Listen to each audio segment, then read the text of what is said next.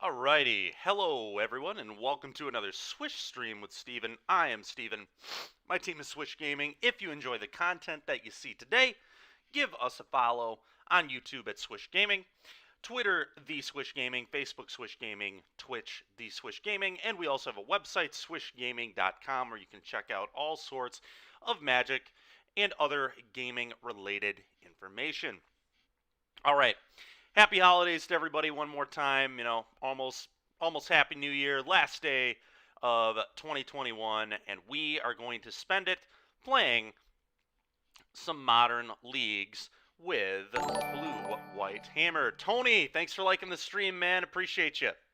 But we're going to play some Blue White Hammer here. I'll go over some of the card choices in just a second. It's going to be one of my first times playing Hammer. Honestly, I played it a little bit like when it first really started getting popular. Had some pretty okay leagues with it, but it's not typically my style of deck. This deck is fairly similar to Infect. Today is the day Michigan wins a playoff game. Yeah, it definitely could be. It's going to be a really good game. I expect a lot out of that game. Honestly, both games could potentially be really good. I think Cincinnati is a lot better than people give them credit for. So I think that game will be also interesting, at least. If not, I think it'll be interesting for a little while at least. We'll see exactly how good Cincinnati is. I mean, they haven't lost a game in 2 years, so that's a pretty impressive feat, no matter what conference you play in. Honestly, winning like 28 games in a row or whatever is absolutely insane. But anyway, back to the Magic talk here. Got a little sidetracked with the football talk. We're going to try this Blue-White Hammer Time list. And, Mario Gomez got first place on Christmas with this deck in a challenge, and then the following day got 17th place. So clearly the deck's pretty solid, and Gomez also has, I believe, 7 trophies, so which is nothing to scoff at all. It's definitely top tier in the trophies, about top 20, somewhere around there. But it's very, very solid, very respectable, and had a just absolutely wonderful showing in the recent challenges with this particular build. So let's go ahead and talk about kind of what's going on. They lost their bowl last year, but yeah, they are good. Oh, fair enough. I forgot they lost their bowl. For some reason, I thought they won. But anyway, doesn't matter. Impressive nonetheless. But let's get into some of the card details here. So the first thing you're going to notice is probably some of these blue lands. Obviously, I called it Blue-White Hammer.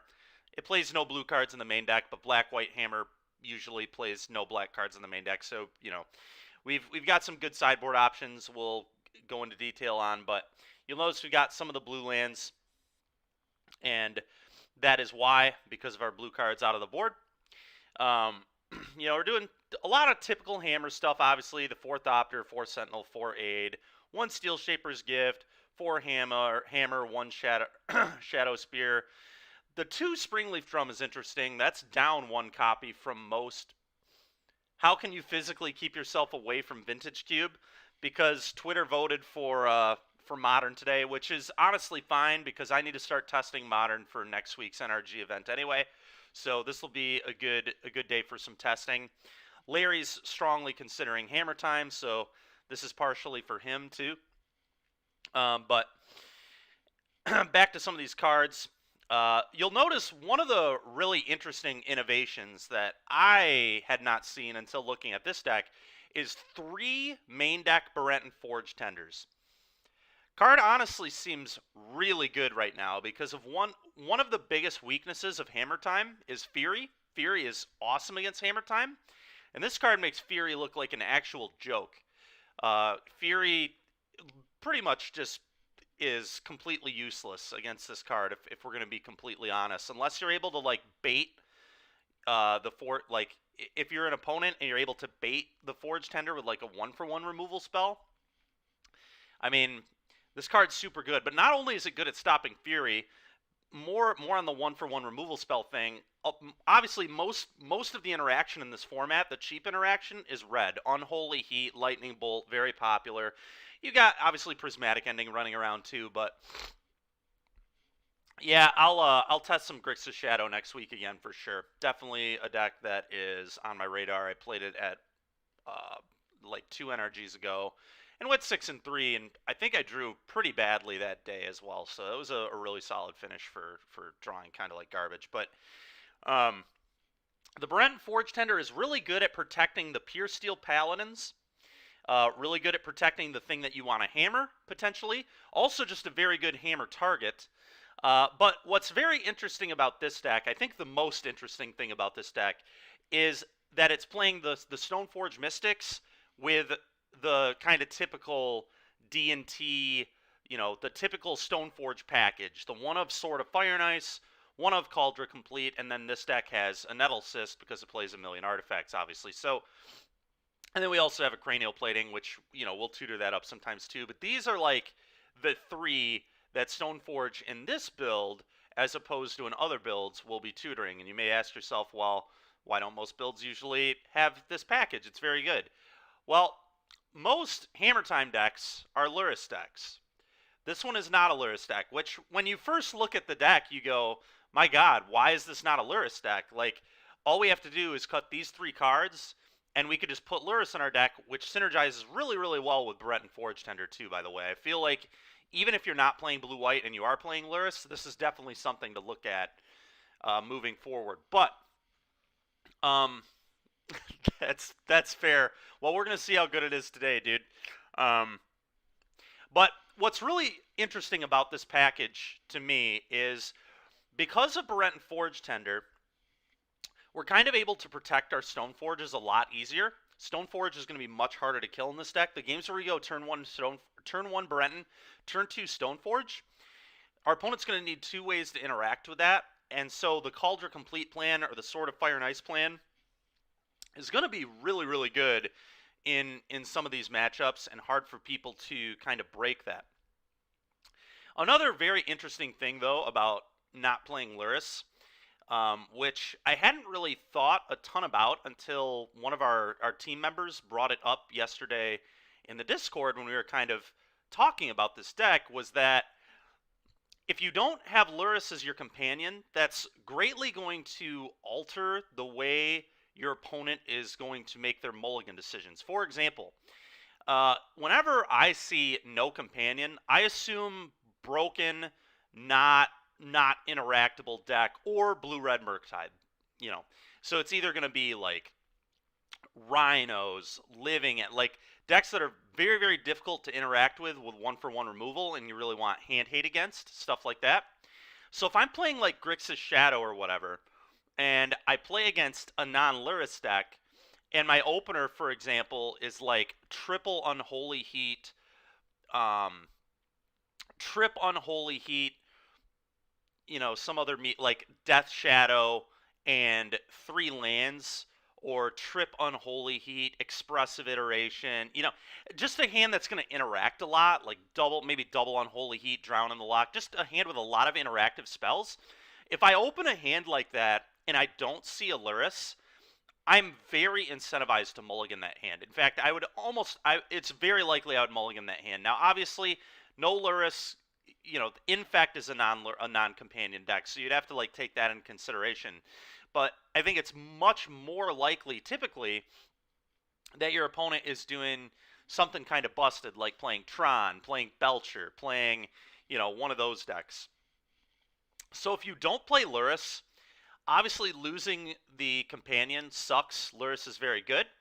But you do gain this package, and you also gain information, like hiding information, concealing information in game 1, which definitely has, good value to it. So, obviously the companions, if they have any weaknesses at all, the deck restrictions are, quote unquote a weakness, although a lot of them, these decks would still display, Yorion, it's hardly even a weakness most of the time. Sometimes when you sideboard stuff and need to find sideboard cards, that can be a weakness of Yorion, but typically the 80 card thing is not too bad for the Yorion decks, as we've obviously seen for the past, however long these cards have been legal. Really, Yorion has just been good in like every format, despite 80 cards being supposedly a detriment. Then, obviously, Kahira is just like, here is pretty medium, but, control decks can play it for free. The Elementals decks have been able to abuse it, which want to play all Elementals anyway. So it's just, their deck building restrictions are supposed to kind of be a weakness, but some of the times they ended up not being a weakness. But if there is a true weakness to them, I really do think it's the information thing, which is pretty. That is worth something. Like when you reveal a Lurrus, your opponent knows that they need to interact with you quickly because you're almost certainly playing either Ragavan Darcy or you're playing Hammer Time. It's one of those two things, right? Pretty much every Lurrus deck is doing that. You might you're gonna run into the occasional mill guy who's playing Lurrus and Crabs, but for the most part, thank you, dear. For the most part, you're giving away information. There's like a 50-50 chance that you're playing, deck X or deck Y. So being able to not give up that information will be pretty cool, and we'll kind of see how it goes. One more main deck thing worth noting here. There are 2 Sanctifier Envex in the main deck, so it's very clear that Gomez did not want to lose to Shadow. This is when I look at this deck, and I've played a good amount of Shadow. When I look at this deck, I'm like, man, this deck has a plan for sure for the Shadow deck. So I'm really curious to see how that matchup plays out when we run into it. But like, very annoying in the main deck, and then we have 2 more copies of these and 1 more copy of this in the sideboard. So we're just gonna have a million very, very annoying cards that our opponent's gonna have to deal with. Next thing, let's kind of check out the sideboard here. So, our sideboard, let's first talk about the blue. So we got the 4 mana leaks, which are going to be very critical cards against combo decks in this format. Stuff that we would like to have counterspells for. So decks like Charbelcher, mana leak will be cool. Decks like Rhinos, mana leak could maybe be cool there. Decks that are doing busted stuff that we want to potentially have counterspells, we've got mana leak for that. Next card is Thieving Skydiver, and this one is going to be really, really sick in the mirror because it's a 2-mana 2/1 flyer, and then it has Kicker X. X cannot be 0, so you've got to pay at least 3 mana to get this effect. When Thieving Skydiver enters the battlefield, if it was kicked, gain control of target artifact with mana value X or less. If that artifact is an equipment, attach it to Thieving Skydiver. So this is absolutely absurd if your opponent has a hammer in play. You just pay 3 mana and make a 12/11 flyer. But not only that, it's also very good against like Urza's Saga. Good, maybe you need to steal your opponent's Springleaf Drum in the mirror. Who knows? But this just being able to steal all the stuff is straight fire, and I expect this is going to be a big player in mirror matches. How do you quantify how much value the information hiding is worth? I really don't know how to quantify that. Like 0.5 mat, yeah, I don't know how to quantify it. I would have to think about it pretty in depth to try and figure out exactly how much I quantify that. But information is, it is a key thing in Magic. It really is. I wonder if Mana Leak is better than Spell Pierce. Yeah, I'm not sure. I don't know. I don't know if Mana Leak is better than Spell Pierce, but we're just gonna play the list as is and see what happens. Maybe catching creatures with this is relevant in some matchups. But anyway, let's kind of look at some of these other cards here. A classic, Menriki Gusari, 2-mana artifact. Equipped creature gets +2, +1/+2, and has tap. Destroy target equipment. Insanely good in mirror matches again. And then it's equip 1. It's a pretty cheap equip cost. We got the 1 of Pithing Needle, which is going to be really good with our Urza's Sagas. Just a solid thing to have in the board to beat things such as Planeswalkers, Engineered Explosives, stuff like that. We got 2 more copies of Sanctifier and Vec because, screw red and black cards, I guess. Might as well have a ton of this card. This card's very, very good against red and black. Why have I never seen that card? I don't know, man. Which one? Are you talking about Thieving? There's no way you're talking about Thieving Skydiver, right? That's a cube card. Then we got 2 copies of Cathar Commando. 2 mana, 3/1 flash, sacrifice it, destroy target artifact or enchantment. Going to be another reasonable card in the mirror. Going to be, good in a fair amount of matchups. Know that equipment. Oh, and Riki Gusari. Yeah, sometimes it's a one of in Legacy D&T. It's been a one of in this deck a few times for the mirror match specifically, but it's a cool card. We've got 1 more copy of Berenton Forge Tender. 1/1 pro red, you can sack it, prevent all damage a red source would deal this turn. And last but not least, and just another gem from Modern Horizons 2 that I didn't even realize existed, but this card seems ridiculous, as most of them typically do when I look at cards from Modern Horizons 2. 1 white mana, target permanent gains hexproof and indestructible until end of turn. If it's an artifact creature, it gets +2/+2 until end of turn. Well, obviously, we can use this card to save our creatures from removal, which is like, whatever. That's really not all that exciting. There are tons of cards that do that in Magic's history. But this card gives any permanent hexproof and indestructible until end of turn. So what that means is we can protect Sigarda's Aid with this card, which is really disgusting. I didn't even know a card like this existed until I was looking at this list and was like, oh, what the heck does Blacksmith Skill do? I am almost certain there will be games where against Prismatic Ending decks, we could run out a Sigarda's Aid, leave up a Springleaf Drum, and boom, just blow somebody's Prismatic Ending out, and then potentially just 10 them or whatever on turn 2. So we'll see how this goes. Do I think Rip isn't necessary in sideboards currently? I really don't know, man. I'm kind of just playing this 75, and we're going to see how it goes. I don't think this deck needs Rip because it's so fast that it can usually kill most of those graveyard decks. But again, if we're worried about living end, Mana Leak will be good there. Now, like you said, Spell Pierce could be better. It could definitely be better. Trying to wonder other situations where you would maybe bring in Mana Leak. I wonder if you would try Mana Leaking. I'm trying to think of creatures that you'd want to Mana Leak. And it's hard for me to really come up with many. So, yeah, it's possible Spell Pierce is better than this. We can maybe try that later if we think Mana Leak sucks. But 2-mana green instant. Remember that card? Yeah, I do. Heroic Intervention. But Heroic Intervention, first of all, is green, which typically has that effect, like giving things hexproof and all that. And 2 mana is a huge jump from 1 mana. It might seem small, but having to hold up 2 mana as opposed to having to hold up 1 is going to be really, really big. All right, so that's our sideboard. We discussed the main deck. So that being said, let's hop in a league here. Let's get to work. Let's see what we can do with blue-white hammer time. But yeah, Heroic Intervention is a classic.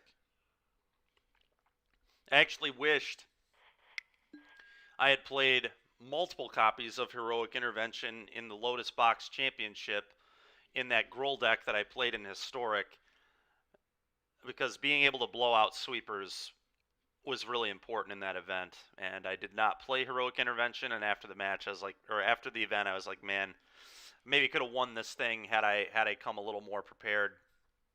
But it is what it is. I think it still had a very solid finish in that. I can't remember if it was top 4 or top 8, but it was a solid finish regardless. But I would have liked to win the whole thing, obviously. I think I got beat. Yeah, I'm pretty sure it was top 4, because I think I either got 3-0'd or 3-1'd. We played a best of 5. And I was playing against the Bant Nexus deck at the time. And it was pretty much impossible to beat that deck if they played a turn 3 sweeper into a turn 4 Teferi or whatever, Or even, just sweeper into Wilderness Reclamation, start doing some busted stuff and go off the following turn or two. All right, let's see how we can do here.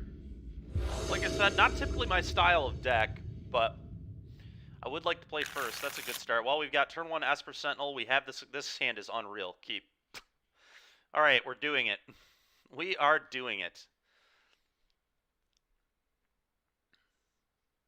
This is just a turn 3 kill. Opponent does not have companion.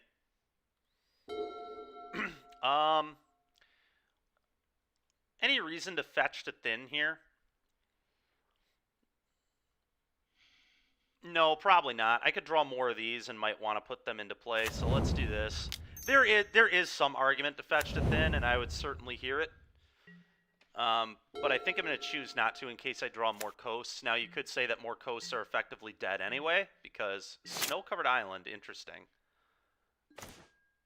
Well, that's a really sick draw. Won you. Play this. How's it look? Apparently pretty good. Snow-covered island, so I'm not certain what we're playing against here. Colossus Hammer, please. Go ahead. Another snow-covered island. I'm a little lost what we're playing against right now, to be completely honest. Have I won any opens? Nope. I have four open top 8s, 2 invitational top 16s, a few PT appearances, a GP top 5, which was one short of being good enough because it was a team event, and we got kind of screwed on breakers. Well, another hammer, huh?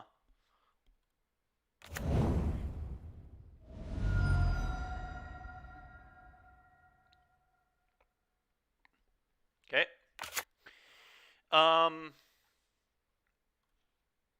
I think I just play the Sigarda's Aid and we see what happens.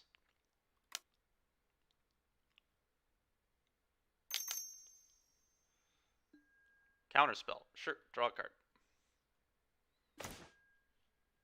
Okay. Play this. This one is going to get Sword of Fire and Ice. Could get Cauldra, but I think Sword of Fire and Ice is going to do more work in the long run. Makes all my creatures just huge threats.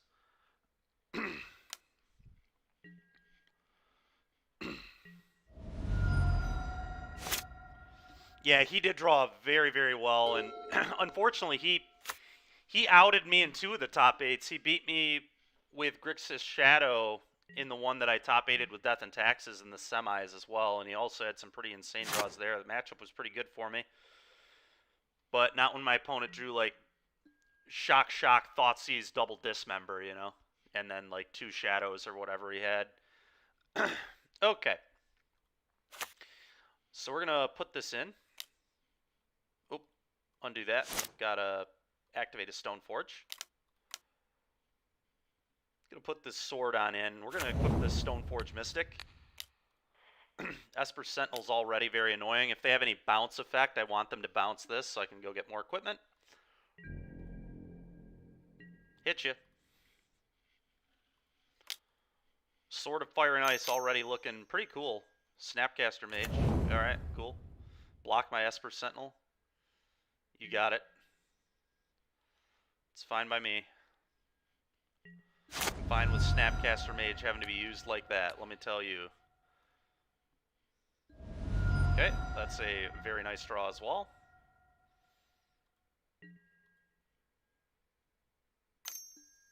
Consider. Sure. Yeah, my first top 8 with Tron was a good one. Definitely a very exciting time. Really have Joe Lissette to thank for that one because his Tron list was super good for that event. He, I think, like top 8'd the GP the week before or something, and I pretty much just copied it. Okay, well, what do we want to do with this hand?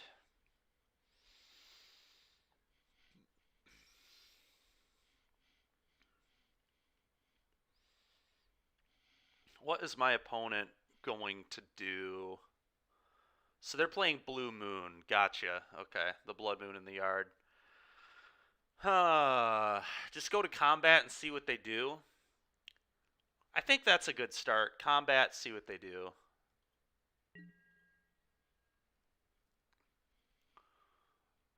Yep, Cryptic Command. Tap my stuff, draw a card.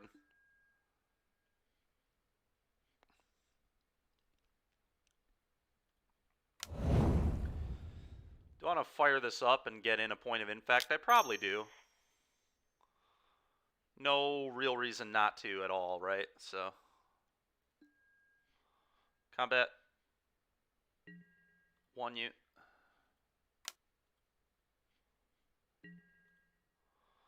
Play Saga, play Plating.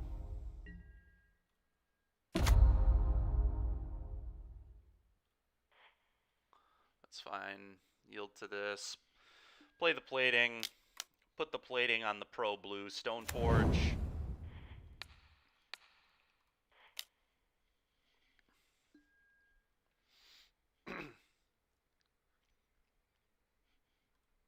I'm actually going to put this into play now as well.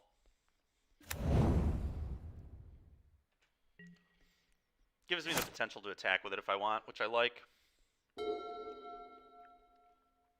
Want to throw the Plating over there. Yeah, it's a Sulphur Falls. You got it.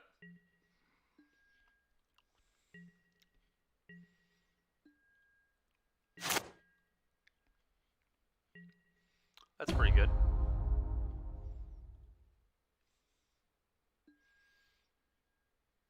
I'd like to play this. Would like to play this.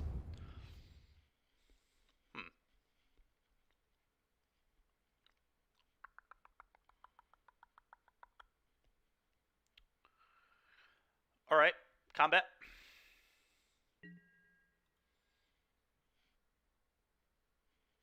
Cryptic tap draw. Sure. You're eventually going to run out of these.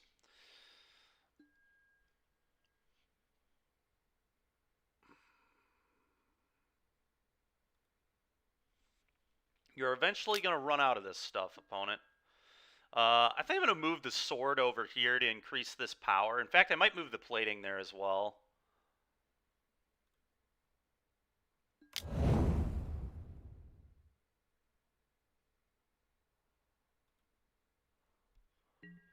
I guess I want to make a construct, obviously, so here I didn't want to get in for the poison because I have plenty to do with my mana. I'm going to move the sword over here. This is just such a problem for my opponent. Like a huge, huge problem. Move that there.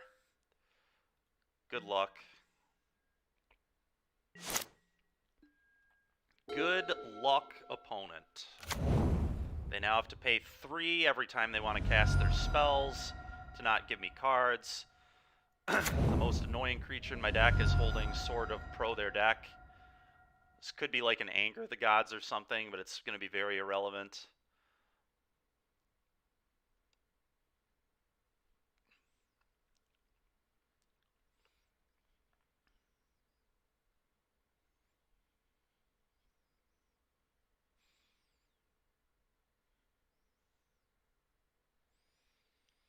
Opponent should be in dire straits.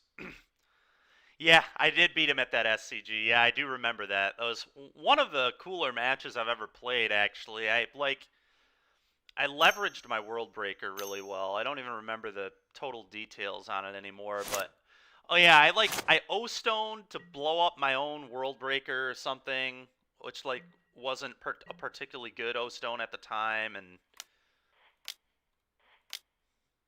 it was pretty cool.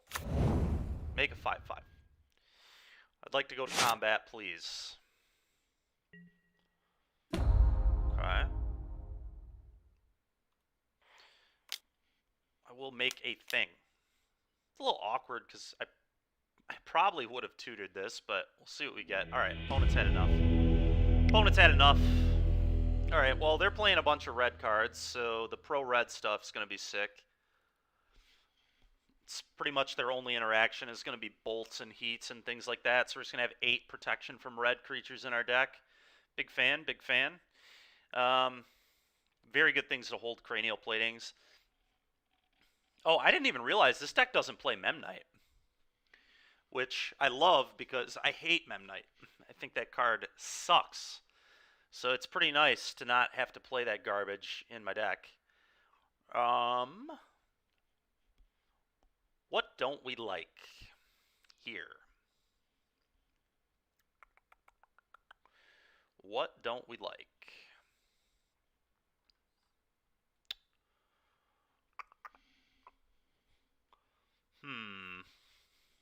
How often am I mean, Cauldras, I guess, just make the Stone Forges so much more potent.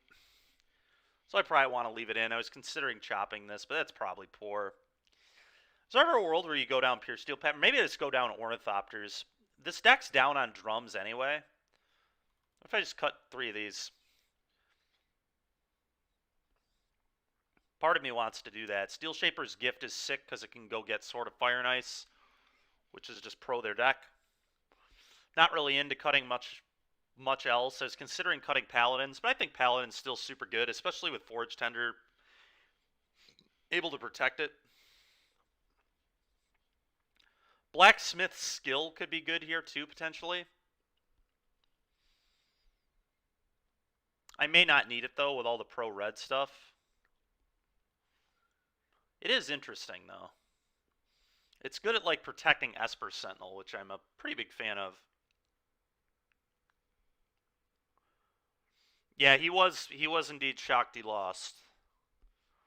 He said after the match, though, yeah, he just, like, didn't see the line or whatever, and it was, yeah, he probably should have beaten me, but he didn't see what I was going to do, which was cool. Do I want the skills? Like, the one more Ornithopter.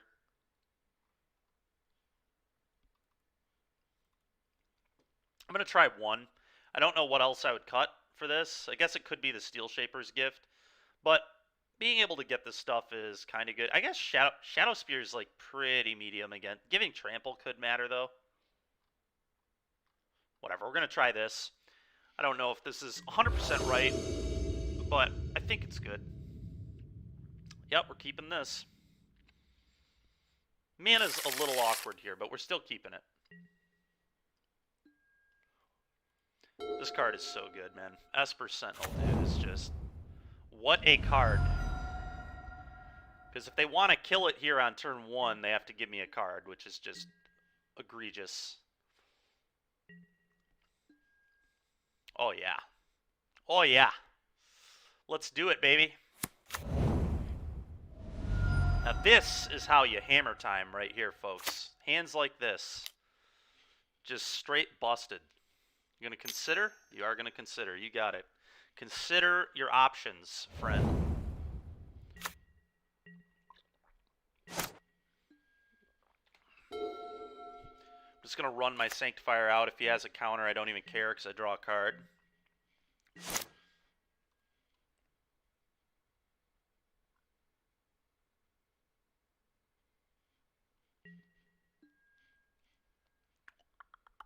Interesting draw.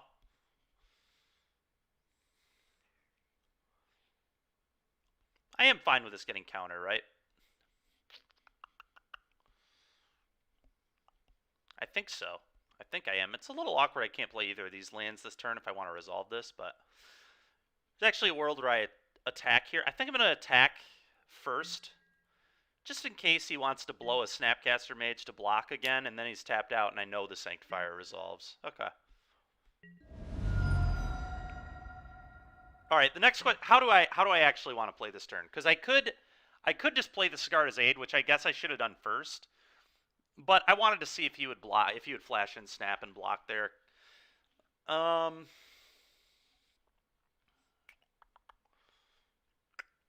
guess there's some argument, I suppose, to run this out and then just play Urza Saga. That's bad against Blood Moon, though.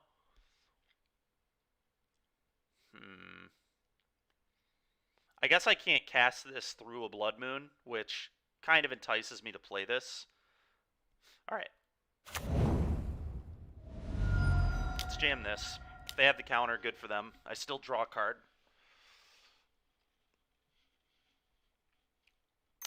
I just, like, beat my opponent through a Blood Moon right here. Sure thing. You got it. Well, that's got to be good for me, I'd imagine. This entering play is nice.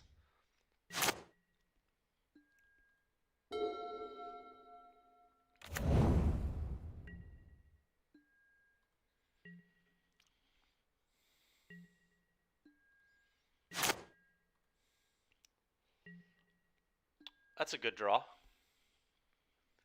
Very good draw. I think I'm going to play Saga and...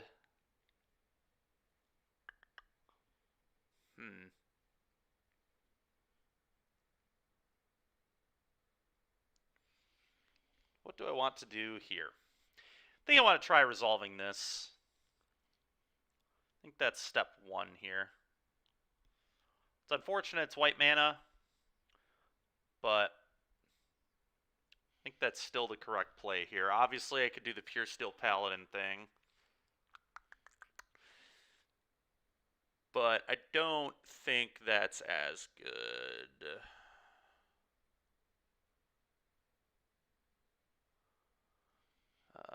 Yeah, let's try and resolve this, I think. Really? Okay.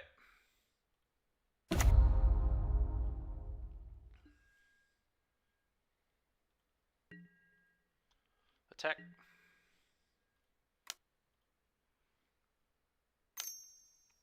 Snap and try and block.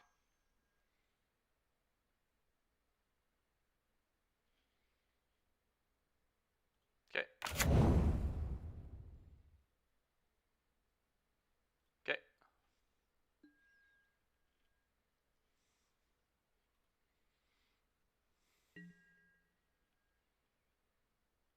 Hammer. Hammer time. Yield. Yes. I would like a 12-12, please. And thank you. Enjoy your consider, opponent. Enjoy your consider.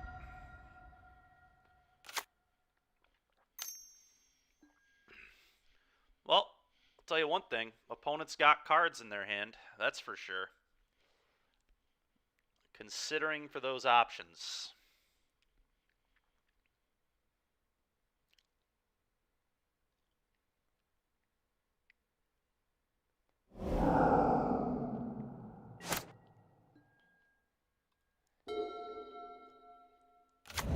Yep. Blood Moon. A Braid. Alright. That's rude. Rude as heck, man.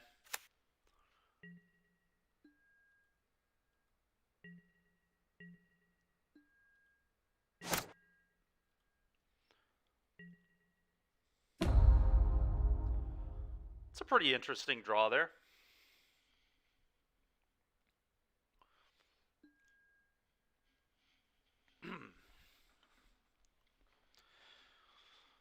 Oh, I think I want to max value on this Saga here, so I'm probably just going to like play this, make a token this turn. Not trying to play... I don't think I'm going to attack either, just in case my opponent has another Snapcaster Mage. Snapcaster Mage is kind of garbage right now anyway.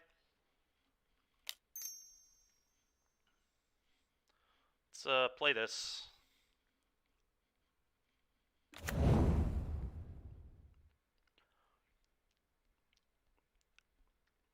Because next turn I can just go get another hammer and equip it. So yeah, we're just going to... No attack here. There's no reason to expose this to a snap.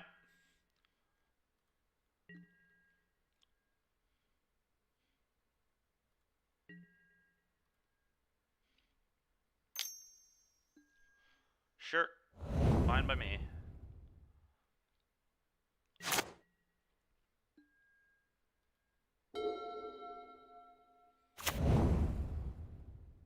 Snap Charm will be annoying.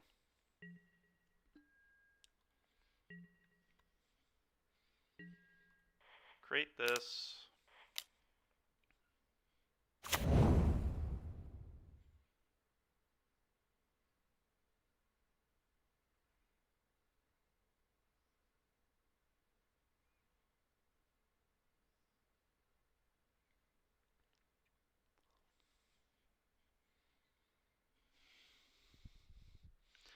I kind of wonder what I go get here. Oh, he has a bolt or something for sure. What is this? Oh, they're going to steal my aid. Probably. I assume they're going to steal my Sigarda's aid. Yep, you got it.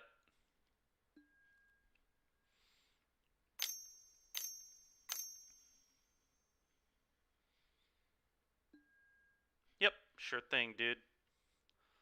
Fine by me. Let's probably go get a Springleaf drum now, I think. Hey, good morning, Pizza 1989. How's it going, dude? How is it going? Playing some Hammer. We are playing some Hammer. I'm just gonna... I guess I get to draw first, so let's do that. But I'm pretty sure I'm making another construct here no matter what. I think I'm also getting a Springleaf drum so I can play one of these.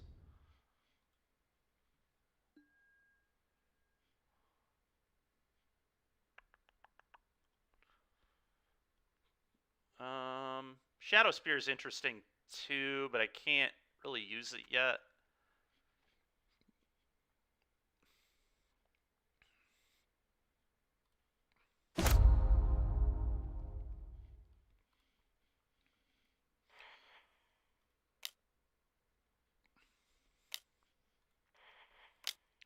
Pure Steel.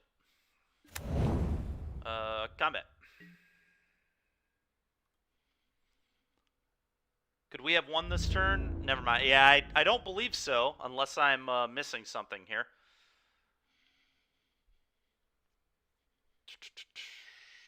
I don't think we're even really close to being able to win this turn.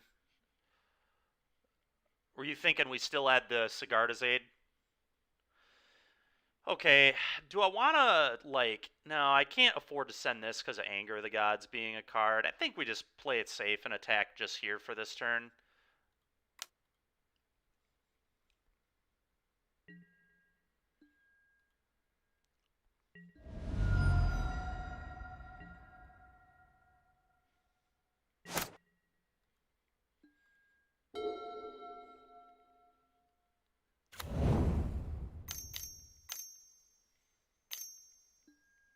Jace.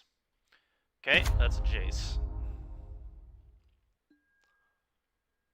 Okay, brainstorming and not dealing with a construct. Sounds good to me.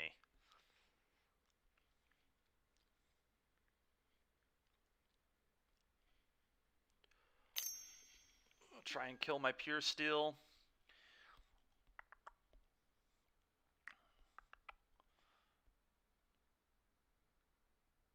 Huh.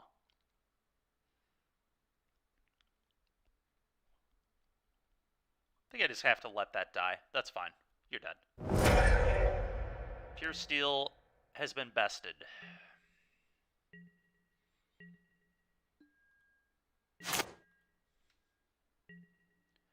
Cauldra. Okay.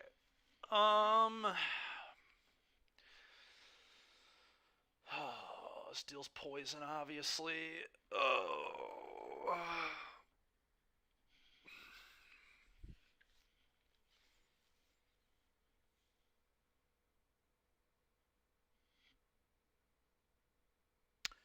I think here I'm going to go Pure Steel, play this, draw a card.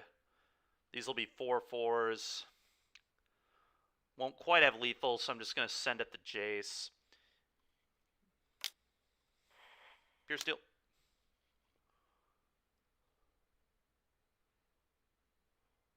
This is a free equip as well, which is quite good. Alright, opponent's had enough.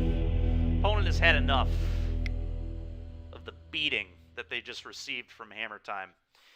Bonk, as the kids say, I think, or something like that. Alright, 1-0. Love to see it. You really do, man. You really do. It's so fun. So fun and exciting.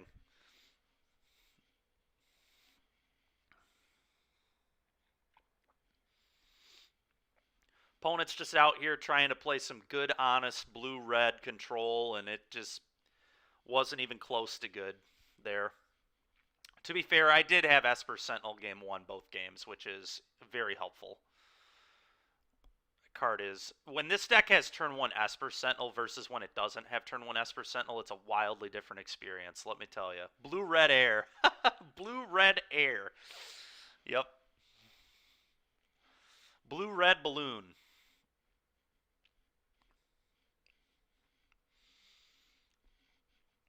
But anyway, the games where Hammer Time has a turn 1 Esper Sentinel and the games where they don't have a turn 1 Esper Sentinel, when you're playing like the interactive decks like Blue-Red or Esper Sentinel, or not Esper Sentinel, good lord. Grixis Shadow is what I was meaning to say there. Am I ready for next weekend? Not even close, man. I'm ready to have some fun and play some Magic, but I have no idea what I'm going to play. You know, it's likely I'll play Elementals again, I think. But honestly, if people are starting to do this Forge Tender stuff, I'm curious how the Elementals matchup becomes with cards like that in the deck. Because the worse Fury is against this deck, the worse Elementals is against it. And like I was saying in the deck tech, I think the Fury is a joke against Barenton Forge Tender, like a literal joke. Opponent's playing Luris. So the question is, are we playing a Mirror or are we playing against the Shadow deck?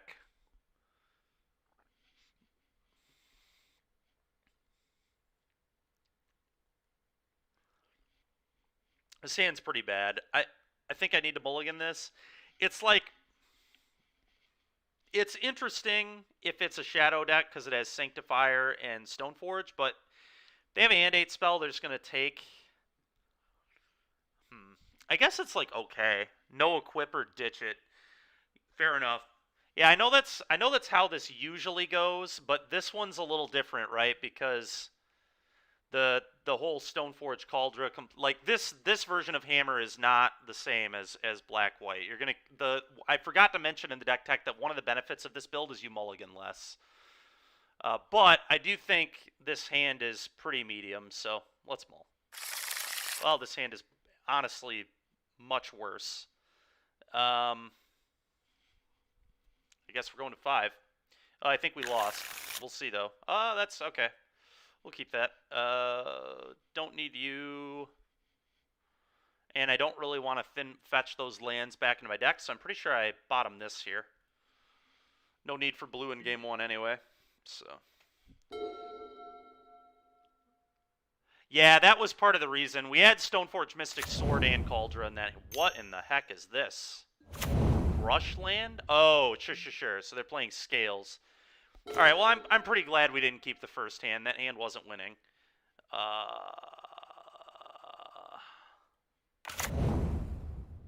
think I Esper Sentinel on turn 1. Try to get some value out of this card. They do play a fair amount of non-creatures in their deck, so...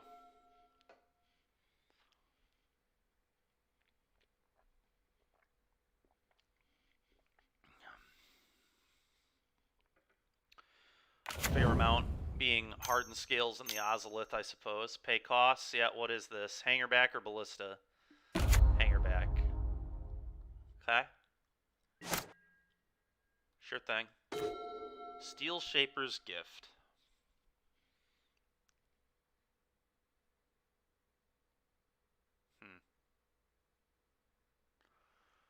What do I need to get with that? Shadow Spear?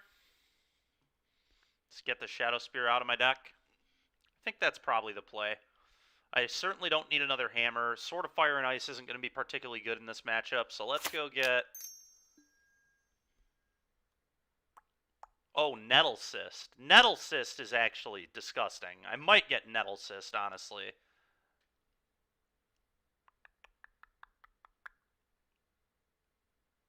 Yeah, it's going to be a pretty big creature, and it'll give me a lot of leverage. I can pretty much make every creature I draw valid with this card. So yeah, let's actually get a Nettle Cyst. Never mind, I forgot that was in this deck, to be honest. F6. Definitely keeping the Sentinel in play. Not interested in trading for that Hangerback.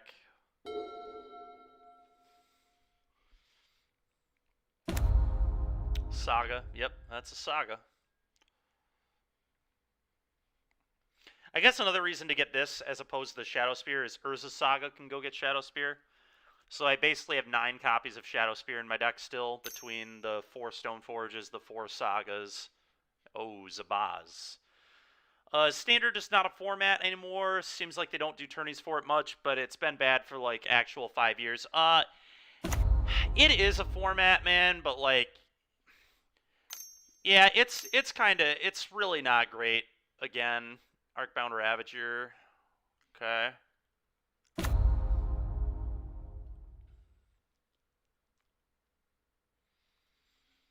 Alright, that's fine. A little scary, but how does this... So this gives flying for white. Then for red, destroy target artifact you control. Yeah, we're in some trouble here. Opponent's just setting up. Kind of just getting to do whatever they want. We had a pretty bad mull to 5. Honestly, our game 1 matchups in the mirrors are not the best anyway, because we're playing all these random pro red cards that don't really do a ton. But sideboard, we're going to have a lot of tools. Yeah, dude, standard is pretty bad right now. It just feels like the last few years, especially, there's just been a very clear best deck, and it's the best deck by a fairly wide margin, it feels like. Like, blue-red is just broken, man. Like, blue-red is just really, really broken. Very unreasonable. That's... Oh, I see. They want to go to combat and put counters on their Ravager, I guess? On their Hangerback. Ah, I see. Gives them more fuel. This makes sense, I guess. Yeah, so they're going to load it up with a counter with the Ozolith. This seems pretty good. I like this play. Good play from our opponent. Get that Hangerback big. Get that Hangerback nice and beefy. Counter on the Hangerback. Yep. Yep, good play.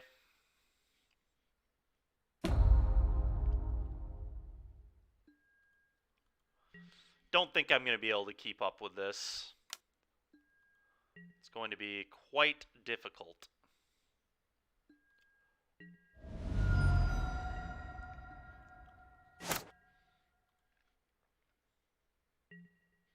Well, that's a really good draw, at least.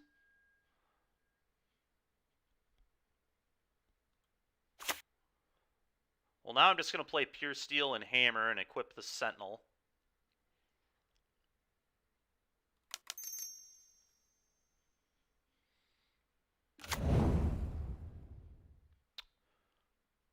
This also taps for any colors. So there's no downside. Let's play this. Trigger, draw a card. Move it here.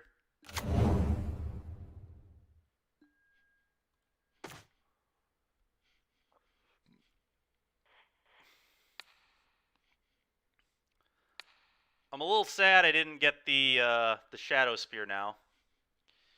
But I think at the time this was still right. I can't just plan on drawing the literal best draw in my deck, can I? I mean, this was, I think, the best draw.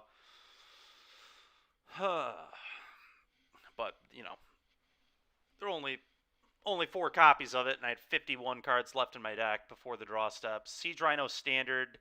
You liked Standard with the Esper Dragons, and then Coco Standard. Coco Standard was okay. It was kind of... I didn't love that one, but it was fine. It got a lot worse when Reflector Mage got printed, too. Yeah, the Grixis GDD deck was awesome. Siege Rhino Standard with Elspeth and Thoughtseize was great. Yeah, that was a good standard. But, again, that one I'm kind of biased because I love midrange. So if I, like, try and remove my bias... do we send this?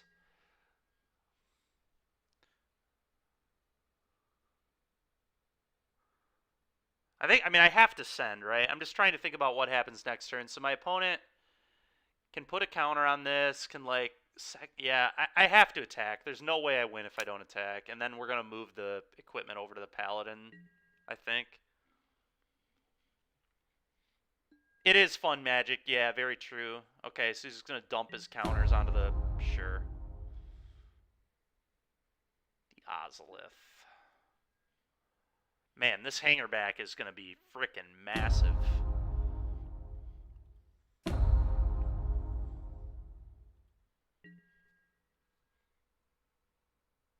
Yeah, I think we do too, for sure.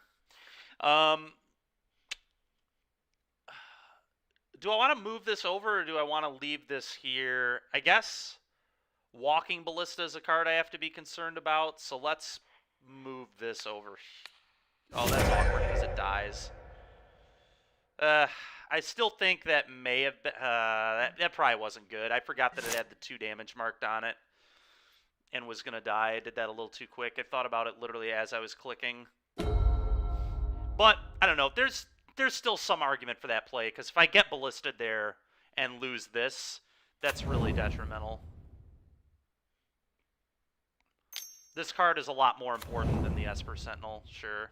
It's a little awkward. I would have liked to draw cards off that with the Esper Sentinel, but what are you going to do?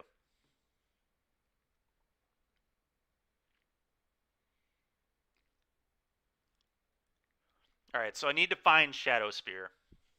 Any of my ways to draw Shadow Spear, and we are in straight business. Yeah, I don't know. Maybe I was supposed to get the Shadow Spear with the Steel Sheeper's Gift. It did not feel correct. I did not have this yet.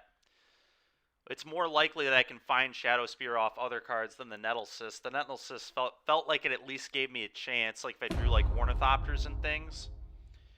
But I don't know. Maybe my thinking was incorrect. Like I said, I haven't played a ton of Hammer Time.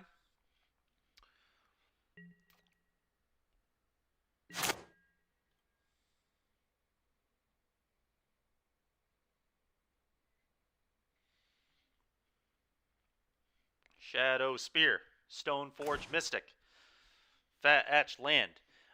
Okay, so I know. I guess I shuffled my deck when I tutored this with Steel Shaper's Gift, so there's no reason to not just play to fetch to thin. So let's do that. I guess I can't play Urza's Saga. Maybe thinning wasn't actually good here, because now I can't play Urza's Saga this turn. Although Saga this turn is kind of small ball. It's not really what I'm hoping to do. Very slow. Very, very slow. I don't know that I have 2 turns to get to the Shadow. Maybe I do. I have no idea. Let's do this, I guess. Ooh, undo that. Whoops. Oopsie. Play this.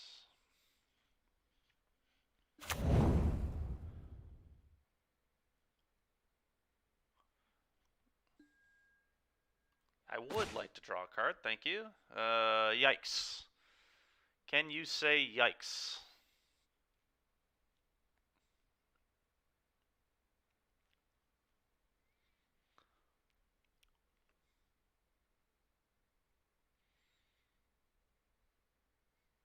Yeah, we're in very, very big trouble because my opponent can put a counter on the hanger back, sack the hanger. I mean, they don't even need to put a counter on it. They're just going to sack it, make 7 1/1s, and then put 7 counters on a flyer, which is really gross. I'm going to equip this here for now. Just give me another relevant body, somewhat relevant body at least. They're just gonna. Is there even a reason to attack?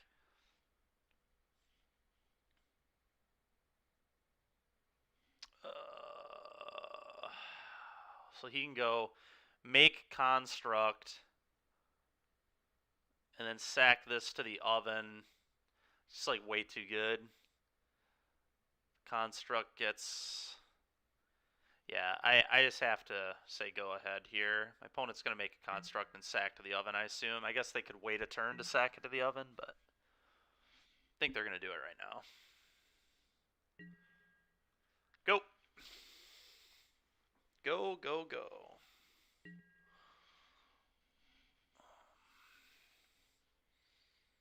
Yeah. Didn't I have 6? I thought I have 6. I guess I have a drum and a forge tender, so F6ing is a little awkward. Okay. Yep. Yep. Build your own 10-10. 12-12. What? Oh, the food. I forgot about the food it makes, too. Jeez. Jeez.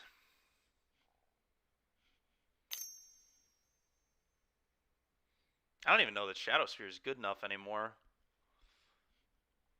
Like, this is crazy.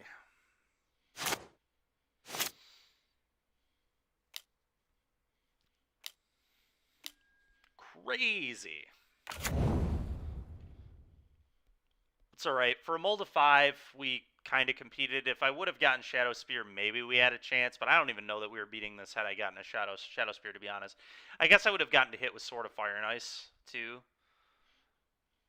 Again, though, I really don't think getting Nettle Cyst was incorrect. I think I just got punished the way I drew. Mathematically, getting the Nettle Cyst made a lot more sense, in my opinion.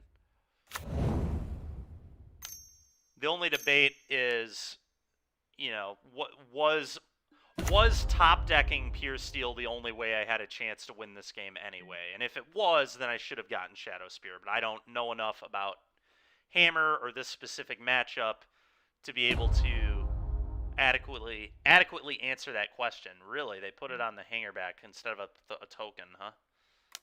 Surprised they didn't just put it on a token, but I guess that's the safe play. Just chump block here.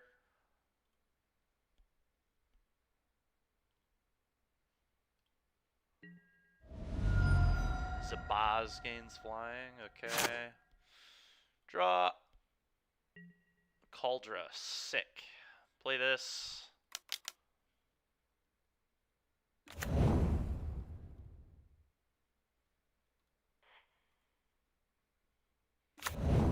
Alright, we have to rip it right now, the Shadow Spear. Dang it! 1 mana short, folks. 1 mana short. Yep, next game, please. Okay. Destroy target equipment. Well, these are good. These are good.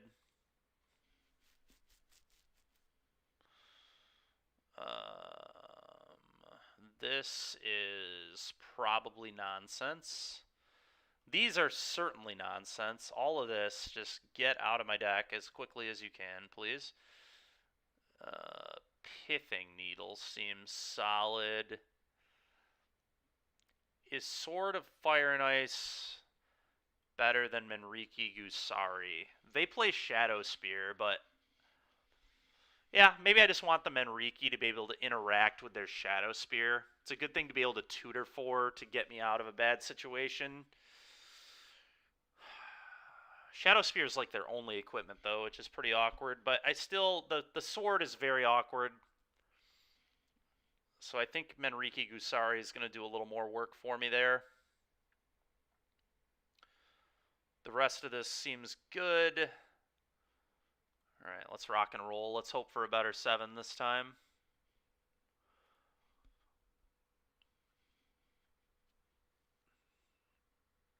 Our first hand, the way things went, our first hand may have been good. The 7 that we mulliganed, they wouldn't have been able to interact with the like Ornithopter Springleaf Drum. So our first hand would have actually functioned pretty well, which is unfortunate. The problem with the hand, though, is it wasn't good against Shadow or Hammer, which are the 2 most popular Lurrus decks, I think. So it was an awkward keep.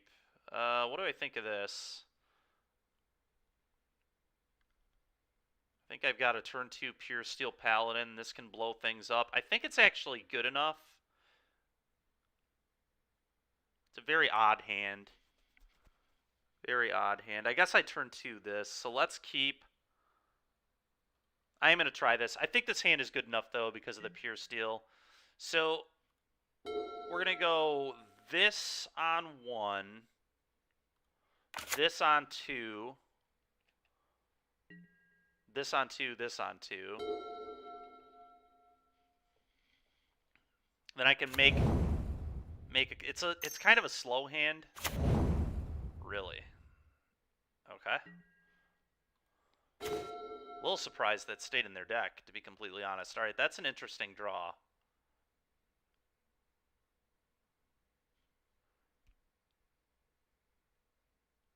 Huh. Well, now I might just run this. Yeah, there's no need to get the Saga going. Let's just run my Pure Steel out. F6, go.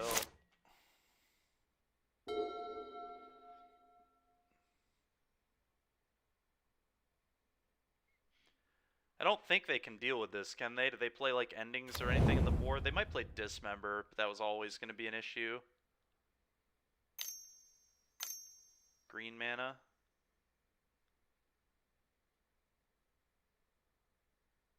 Okay. Pay costs, so it's going to be Hangerback or Ballista, probably. Yeah, sure thing. Draw. Alright, now we're going to play the Saga.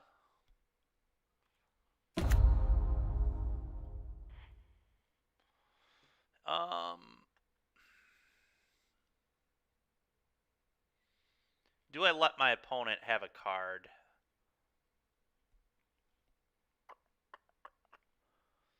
I might have to let them have a card just to be as efficient as possible here. I get to play both these and draw two, so like we're going to be pretty much even on resources anyway. Yeah, they've got to have cards here. It's fine. No. You got it, boss. Yes. Ooh, an Esper Sentinel. Okay, interesting. I'm going to play the plating here. Draw another card. Another Esper Sentinel, huh? F6.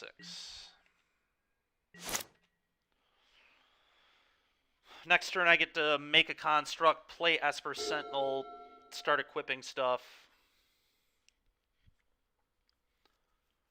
They were in pretty good shape. I'm going to go Esper Sentinel, free equip the plating onto the Esper Sentinel to just tax the heck out of all his cards. Is this an ending? It's very unfortunate for me, as that is what it is. Sure. Well, we still got two cards off it, I guess.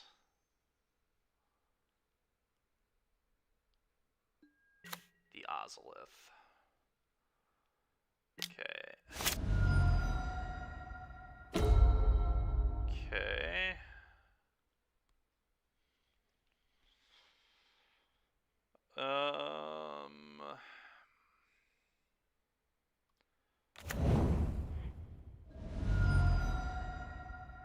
Can still go get a blue with this later, so I don't need to get it yet for the Thieving Skydiver. There's no blue in the kicker cost. If I remember correctly, which I'm pretty sure I do. We're just going to leave up everything here. I can either make a construct, or I can flash in Commando and blow up the Ozolith if he's going to do anything stupid with that.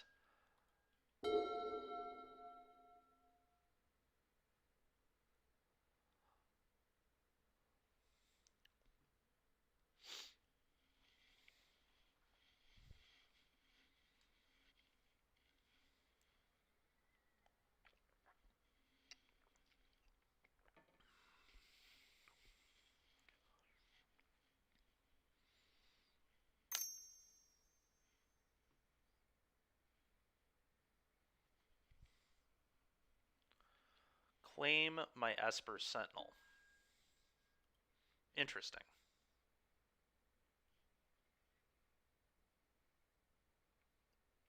I don't understand this play very well. Oh, they're claiming my Saga. Okay. Never mind. I get that completely. All right. Well, I'll make an idiot.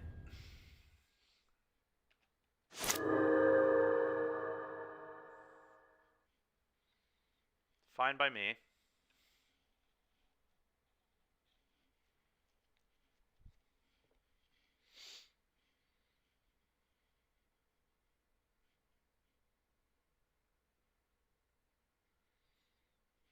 Fine by me.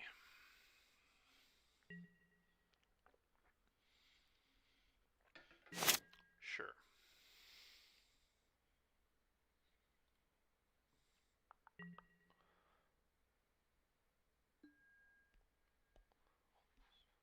Okay.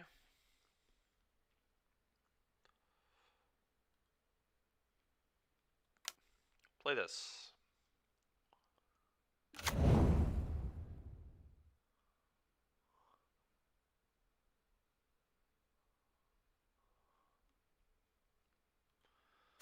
Play this.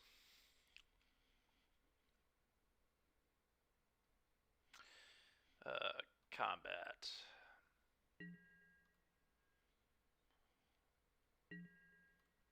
Attack. They'll get to make some counters here. Or they'll get to put a counter on their hanger back and block, and then I'll blow up the Ozolith with the commando once they've done that. Sure.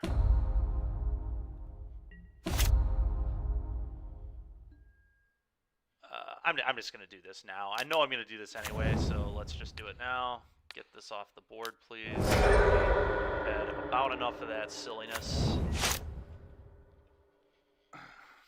About enough of losing to the Ozolith. That's pretty much why we lost game one. One of the reasons. I mean, there were a lot of reasons we lost game one, but that was a big one. Was the Ozolith.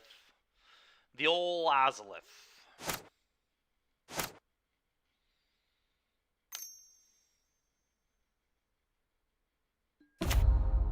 Zabaz. Zbz. Witch's Oven. Nice. I'm going to get to draw at least one card here. Pretty happy with that. Sure. I'll draw one. Okay, not a very good draw at all, but whatever. Makes our construct bigger, I suppose. Opponent is somewhat in the abyss, I guess.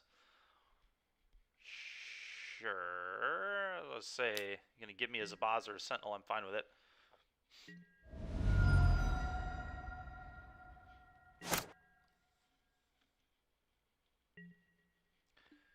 Okay, that's quite a good draw. I'm just going to go get Shadow Spear with that,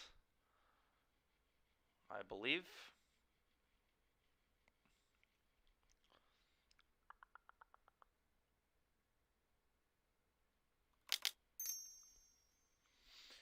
Shadow Spear.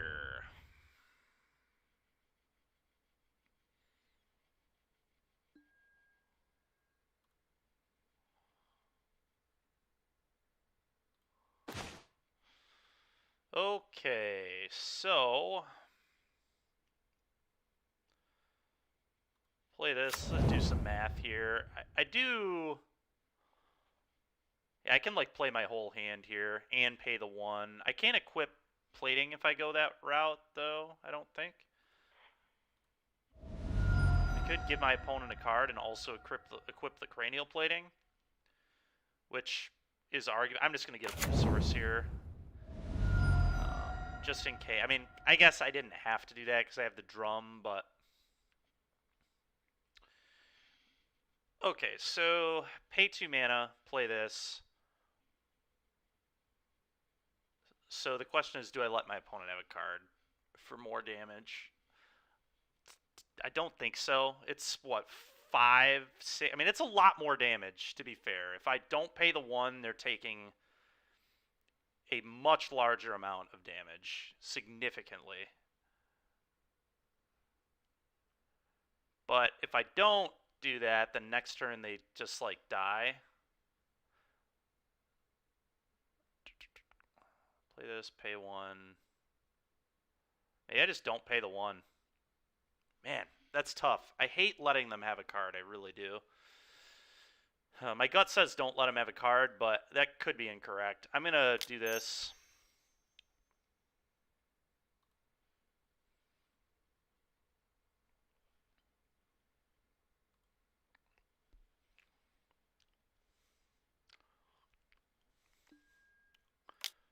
Yes.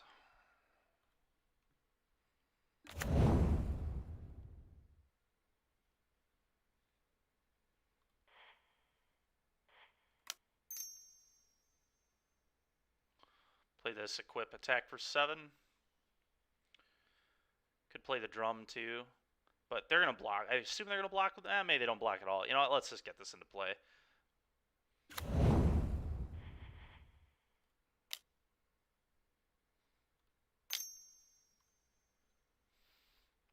I would like to equip.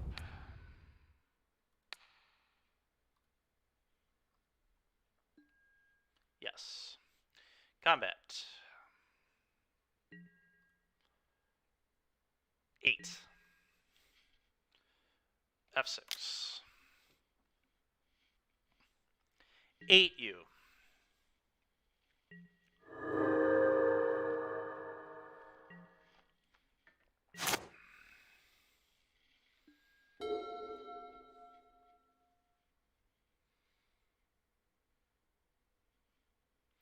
Next turn I can throw Cranial Plating on Stoneforge Mystic and make that a real attacker as well.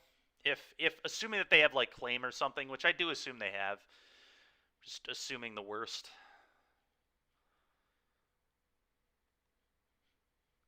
Just kind of try and put them in the double abyss.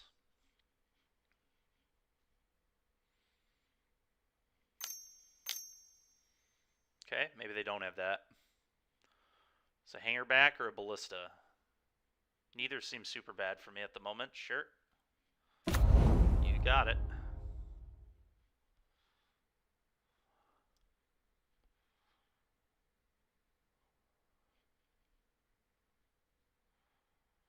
You have got it, opponent. F6. What in the heck is this? Okay. I can't do it. Oh, sure. Put a counter on it. Gotcha. Kill both my sentinels with that. That'd be annoying.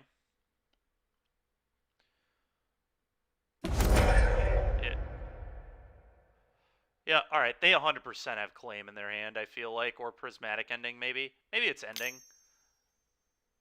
Okay, maybe I lied. Oh, I see. They just want to keep the Ballista in play.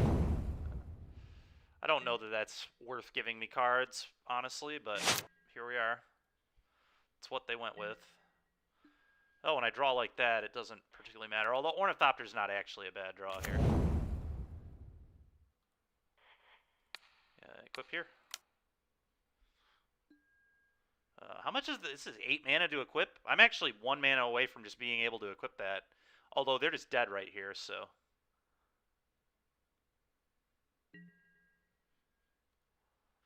Right, just literally dead to the 15 power Trampler. Am I missing anything? No, I'm not. Attack. Nice. Alright, game 3. Game 3. Is Manriki Gusari nonsense? Should actually... I mean, Sword's not great either, but should it just be Sword? Blacksmith Skill, I guess, is kind of interesting too. Protect my stuff. They have a little bit of interaction, obviously. They have Nature's Claim. I assume Dismembers in their deck.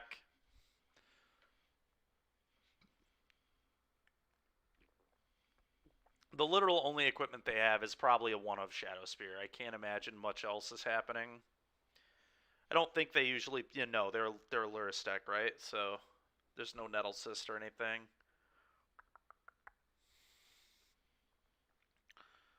This only blows up equipment, so it's like not...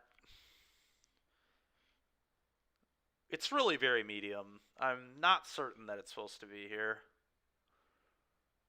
The upside to it is if I fall behind a Shadow Spear, I can tutor it up.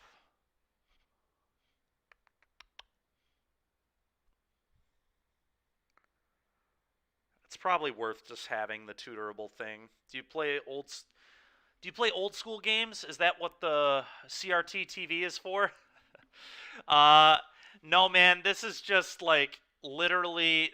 This is the TV I was gaming on when I was 7 years old, dude. And it's, you know, this is literally this. I still live at my dad's house from when I was growing up, and this was like my childhood bedroom TV. Which is technically where I'm still streaming from right now, although it's not really my bedroom anymore. It's a guest bedroom. But the TV, Julia's been wanting to get rid of this thing forever, but I don't want to deal with carrying it out, and I also don't really want to pay somebody to carry it out. So that's kind of just a thing that will probably happen eventually. We will get rid of it eventually, but it's not something I'm super in a hurry to do, I guess. But I played all kinds of old school games on it, like Super Nintendo, Xbox. The TV has been used for much gaming.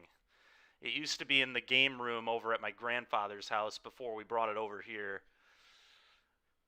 A lot of gaming has been done on that TV, so I guess it's fitting that it's in the stream room. They were just going to do this.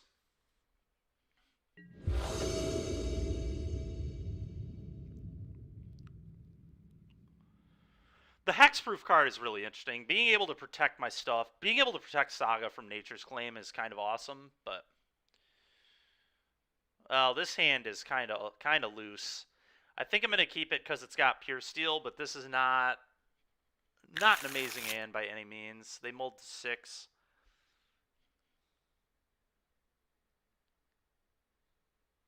Yeah, I mean, I am going to keep this. I could be wrong here, again, for anybody watching. Like I said, I'm not the most well-versed with Hammer, but I think because it has Pure Steel, it's good enough. It's not an exciting hand by any means, though. Nothing beats the old, reliable tubes. That's right. The old, reliable tubes are pretty sweet.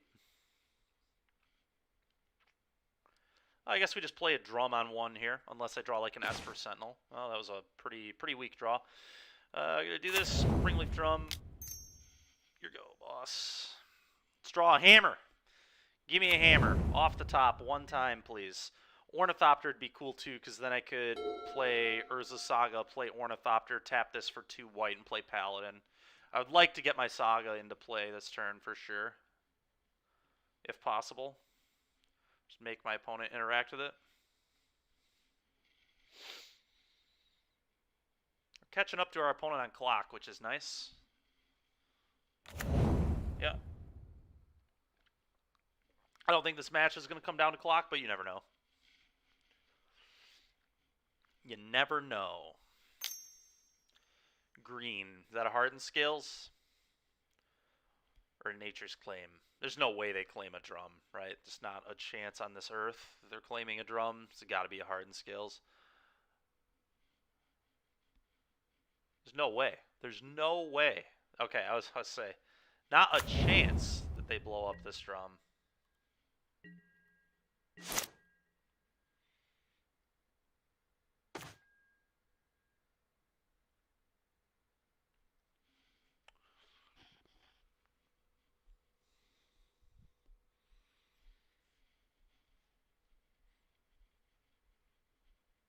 I think I'm actually going to run the Saga. Make him have a claim for this. I don't want to expose this to a Ballista at all. That seems really terrible to me. I really want to get value out of this. That's why we kept the hand. So I'm going to force my opponent to have the Nature's Claim right now. And if they have it, they have it. It sucks for me, but just cannot afford to just throw this into a Ballista mindlessly with how bad... Like, this hand is actual trash because of drawing 2 lands in a row. They're pretty terrible draws, but... Alright, Arcbound Ravager. That's fine. We can go get a Pithing Needle if they don't have the claim. They have the claim, too. Jeez, oh, Pete's, dude. Oh, my God, man. Alright. It's fine. It's not fine. It's very bad. Where were you last turn? So it wouldn't have really mattered that much, but... I guess I get to play Inkmoth and play this, which is pretty cool.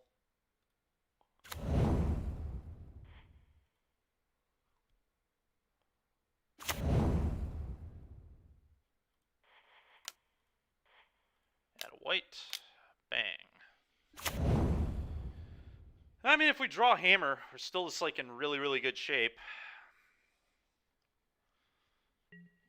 We have, 10 copies of it in our deck, effectively, so pretty high odds to hit it, I guess.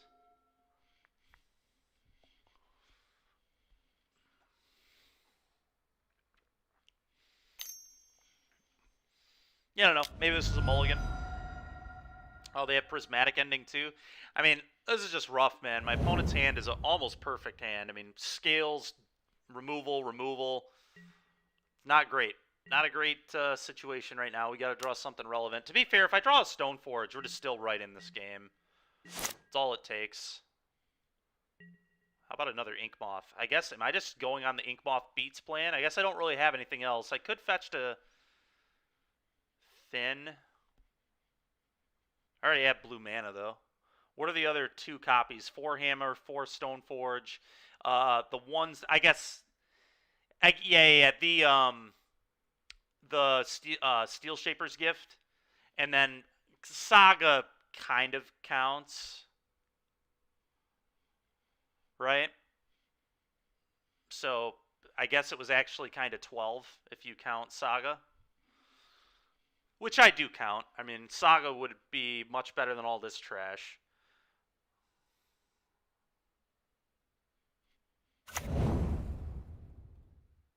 How do I see newly controlled?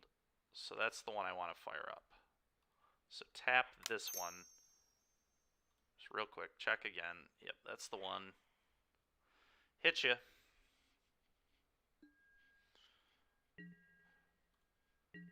To be fair, I'm like one good draw away from being able to be in a pretty okay position.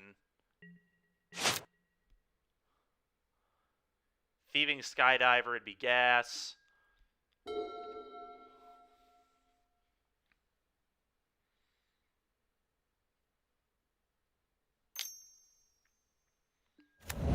Double hardened skills, yikes. Yikes, dude. Esper Sentinel. Sure. Oh my god, do we need to draw something good. Holy moly, we are in some trouble to this Arcbound Ravager. Forgot about Gift, yeah. Yeah. I don't know, my hand was loose. I maybe should have mulliganed, but I thought it was good enough. They've had an insane 6, man. Like, interaction for Saga, interaction for Pure Steel. They probably only have 3 to 2 copies of things that can interact with either of those. Like, I highly doubt they're playing 4 claim, 4 endings. The odds that they have an answer to 1 is pretty low. The odds that they have an answer to both is absurdly low. And they also are still just, like, doing their thing. All right, well, I guess that's a good draw. I mean, it's honestly a very medium draw, but I'm not going to complain, I guess. I do think I want to fetch to thin here, because I can just tap the Ornithopter to play this. I still have Ink Moths to block. I cannot draw another land. Cannot. Honestly, at this point, it can't even be. Like, a Saga is probably just too slow.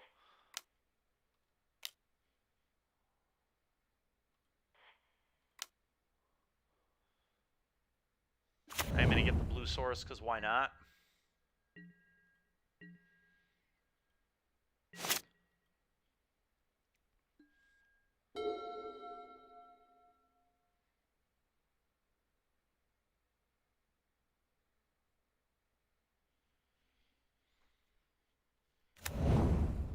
Okay. Assume they put Luris in hand. A very easy Luris into hand here. And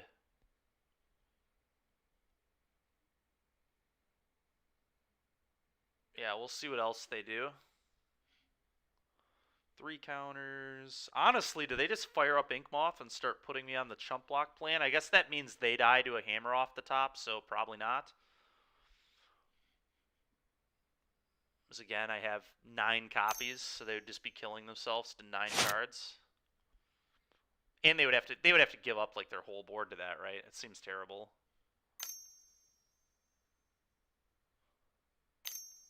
Yeah, Luris into hand.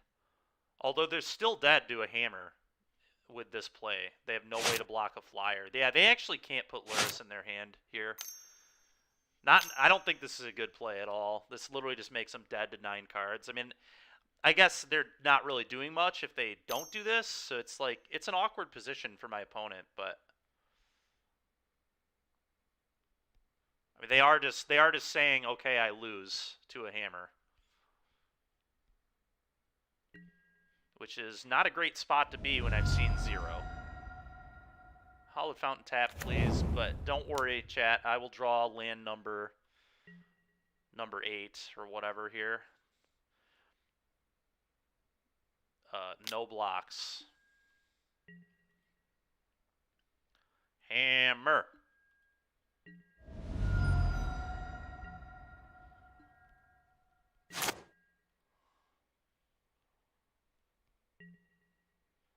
Pithing Needle. Well, that's honestly not that bad at all. let's cast that, and we're going to be naming Arcbound Ravager.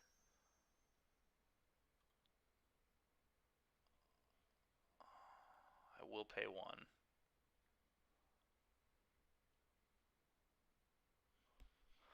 I will pay 1. Okay. You've done it.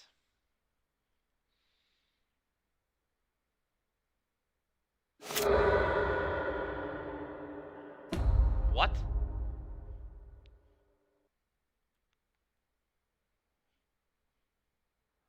Are they trying to draw a card off Ravager here? Just put a bunch of counters on the Sentinel? Interesting.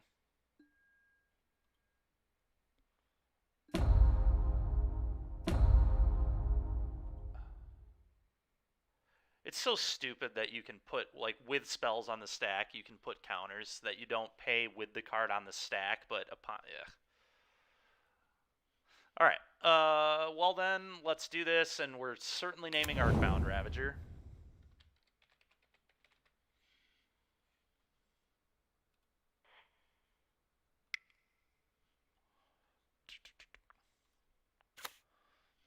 Fire up, fire up.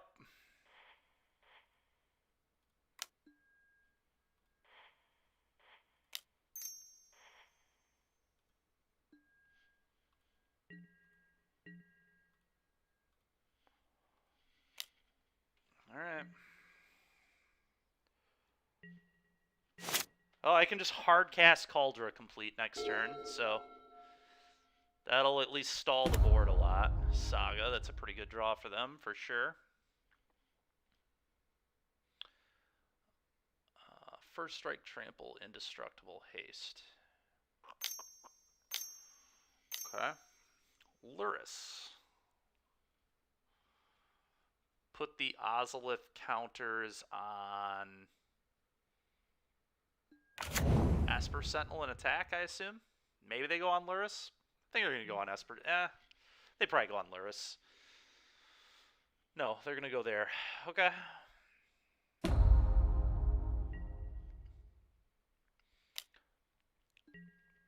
Do I chump block this? I probably have to. I don't just want to die to a Ballista. I still have enough artifacts if I draw my stuff, so chump block there. Give me a real card, for the love of God, please. Oh my God, that is unbelievable. Okay, well, that was indeed a real card. I can never complain about anything in my life again. All right, so let's play this.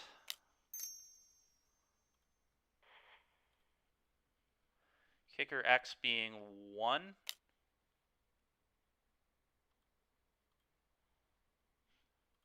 Thank you for your 15-15.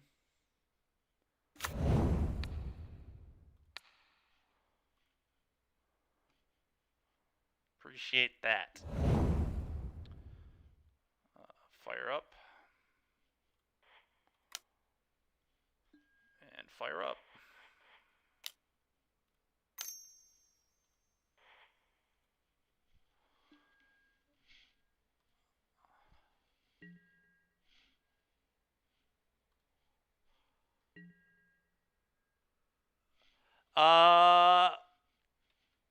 It's always hard to tell.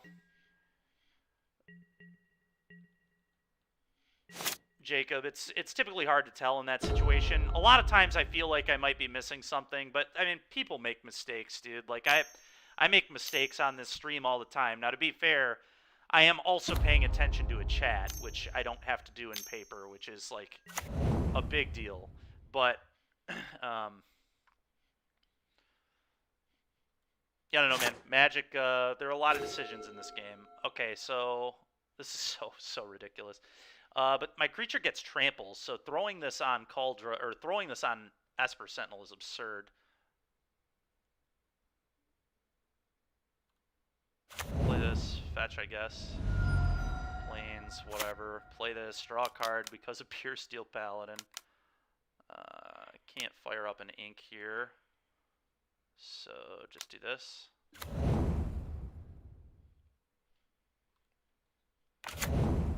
Always yield, please. Yes. Classic. All right. Equip 0 here. Combat. Send this, send this.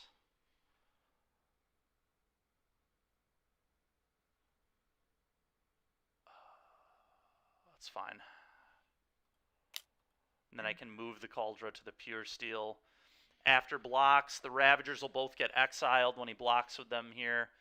Opponent goes to 2. I guess I should have sent this as well to get rid of the Luris, but the Luris is pretty much irrelevant. Hopefully.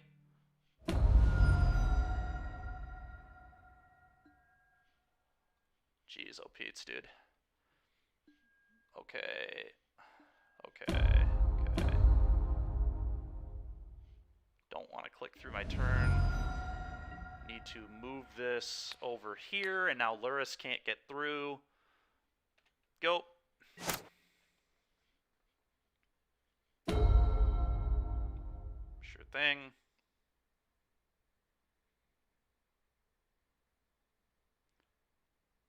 Wonder what they get with this. This just Pithing Needle? Needle's not good enough is the funny thing. Needle named Cauldra? I mean, that's probably what they have to try and do. But then I just poke them for 2 in the air. Maybe they'll draw something that beats it, I don't know. I guess I should have swung with the Pure Steel last turn, I think, thinking about it more. It forced them to block with Luris. If they, like... What did they get? Oh, as a Baz? To give their guy flying? Interesting. Okay. Okay.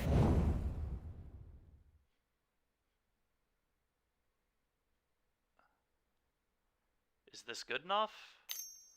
I don't think this is good enough. From my opponent here. A 2020 trample. It's going to be a little too good, I think. Sure. I'll block.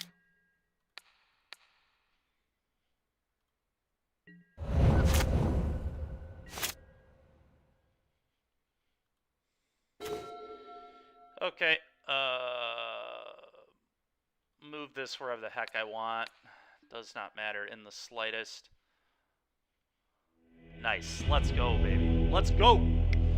Take that, Scales. Alright. 2-0. Nice. Nice. Good stuff.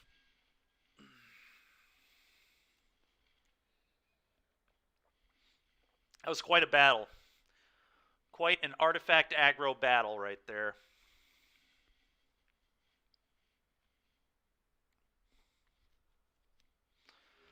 Dykeman is the Urban Meyer of Magic. Dude, is that even good? I don't know if that's a good thing anymore. Urban Meyer at a... What is this? Luris is in their opener, or in their companion zone. Well, this hand's awful no matter what I'm playing against. I mean, that's not true. This hand, if I drew a white source, this hand could be insane. But I don't believe this hand is going to be good. I thought I disabled one land, let's go. The Tom Brady. Ooh, thanks. Dykeman doesn't party with... Jesus Christ, you guys. Come on, land. You want to keep this? Are you nuts? There's no way we keep this, man. There's no way. You think we keep this? Oh, my God, dude. Do we keep hands like this in Hammer Time? Am I just being too passive? See, this is what I mean when I say I don't enjoy deck. I hate having to keep a hand like this. You might be right. I might have to. Because if I do draw the land hand's ridiculous. I mean, is it even ridiculous? Like, if they have a way to interact with this, I just die. Snap keep. Not usually. Okay, yeah, I'm going to mull this, guys. I can't do it. I'm sorry. I'm a wuss. Which card goes on bottom? This hand is gas, by the way. This hand is straight fire. They just get rid of the Steel Shaper's Gift. I have the Stoneforge anyway. Could be the Ornithopter as well, actually.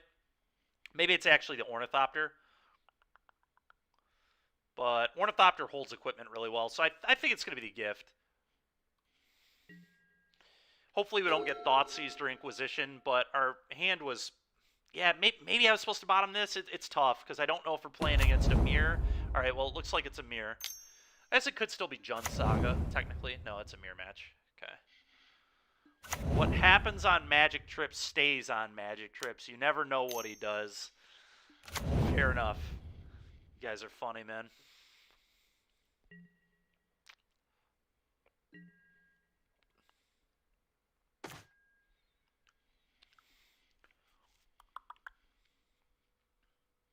I've been on many of trips with this man. Yes, Tegan, you have. So is Jacob, to be fair. That was a hell of a win. Yeah, that last one was a hell of a win, Burger Flower, for sure. All right, so I don't really want to draw more lands, so I'm happy to fetch here. I think I just want to play the Aid, or do I want to get the Sentinel in to maybe draw more cards? Does Aid even matter this turn? Aid doesn't really matter yet, so I guess I'm going to play this. This could maybe give me value. This gives me almost nothing right now. Play this. No reason to hold that. F6.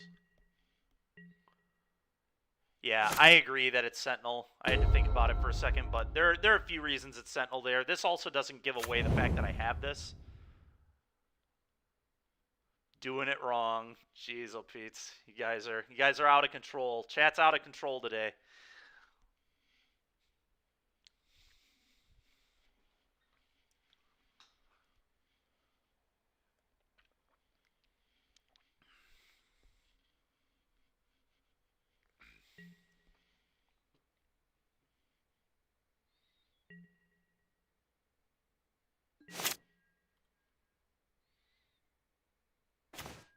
Well, that's pretty good.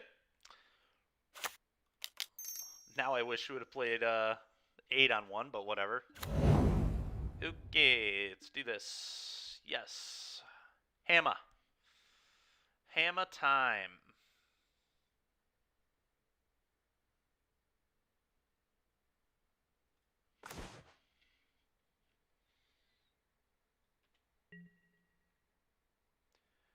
Getting Cauldra complete actually would have been interesting too. Just try and stall the ground, but I don't know that I'm really trying.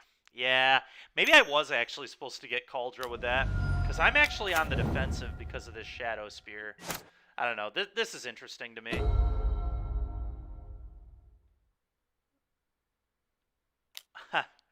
That's funny, man. No, I would not know what to do at 1. You're not wrong. Yeah, I think I actually screwed up a little bit. I think this should have been Cauldra complete. I think I'm the defender right now, which is super weird the way this hand is. But I had another hammer in this right here, right? So it may have been a little off. But I guess this lets me play defense too, so we're all right. I'm all right. I'm fine. Another Ornithopter, huh? All right.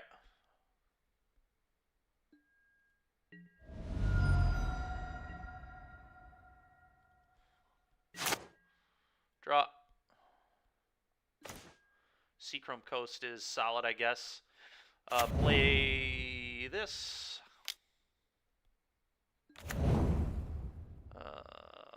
Pass. I guess I just sit here and we're going to throw this on the Sentinel.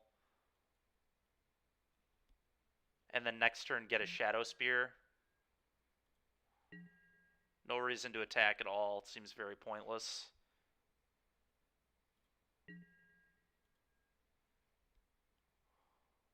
If they put any non-creature on the stack, probably do it in response. Throw it on the Sigarda's Aid. Huh.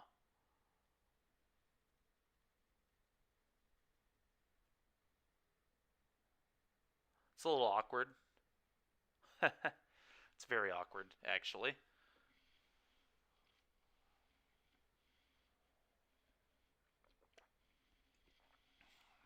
Okay, I'm just going to let them have this.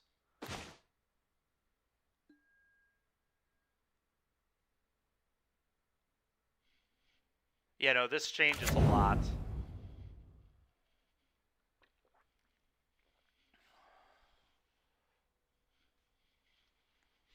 I'm pretty confident not attacking was right, but again, maybe that's not correct. I, am not the most experienced hammer player.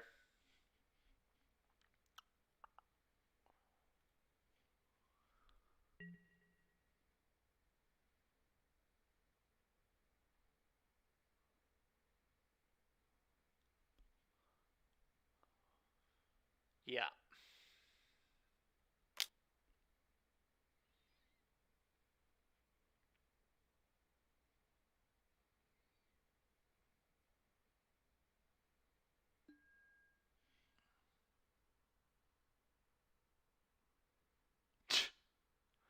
The good old days indeed. Um.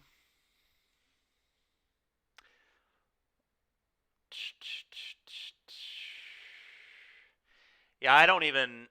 What do I guess. So the way I win is I go block, block, block, block, block, block, and then I can double hammer this next turn and still win the game. So I just go to damage here. I guess I could actually just hammer this right now and force him to hammer there. That uses his mana. Well, I guess he... Wait. He doesn't have a mana. My opponent has no mana here. What? They tapped all their stuff. They screwed up. They have no mana, unless I'm missing something, which I'm pretty sure I'm not. So I can just very simply... Yeah, I didn't even have to block this way. I mean, now I'm just going to equip the Esper Sentinel, I guess. Loses flying. Just equip the Esper Sentinel and kill that. Yeah, my opponent has no mana, so I can just do this. Didn't even realize that. Here, please. And thank you. Yes. An all-American punter.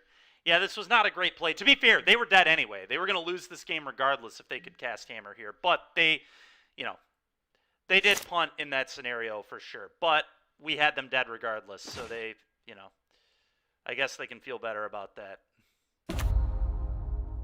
Always yield, play Stone Forge, get another hammer, kill you, good game.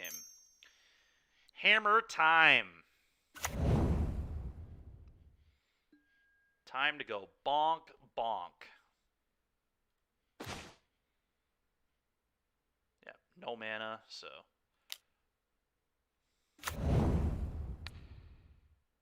Put it here, I guess. Sick. Alright. Enrique, Skydiver, Pithing Needle. Commando. I am going to try this skill card, and we're going to see how it goes. This sucks. All this pro-red nonsense sucks.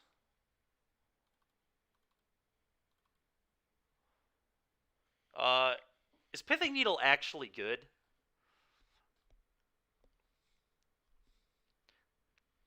Seems actually very medium to me.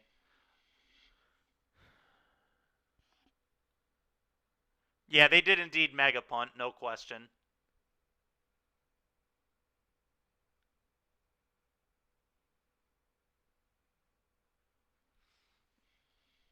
Okay. Well.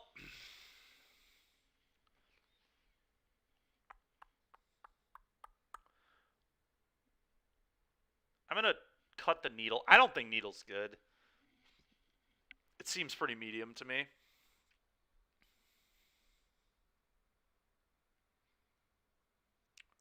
Pretty medium. I mean, I guess it's fine. It like shuts off their Shadow Spears, but then I'm also shutting off my own. It's just awkward that whatever you name, you're also shutting off your own stuff.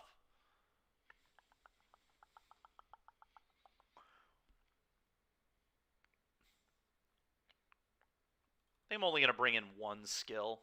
Is Storm still good? It's fine. It's like not... I wouldn't say it's like good.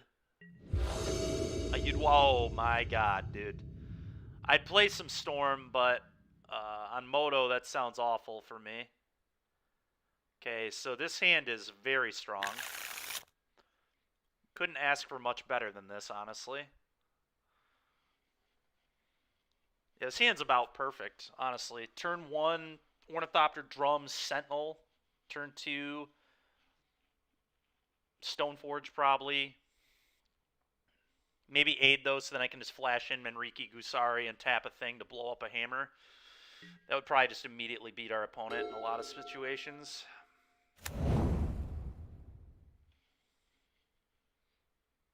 you getting Thought Seized? Does Thought Seized even come in the mirror? Probably not. Oh, that's really annoying. Okay, that's fine.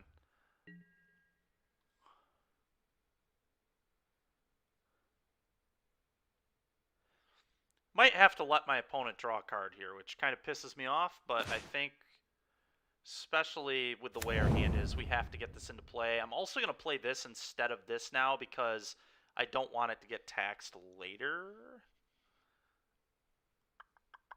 Maybe that's actually not reasonable. That might not matter.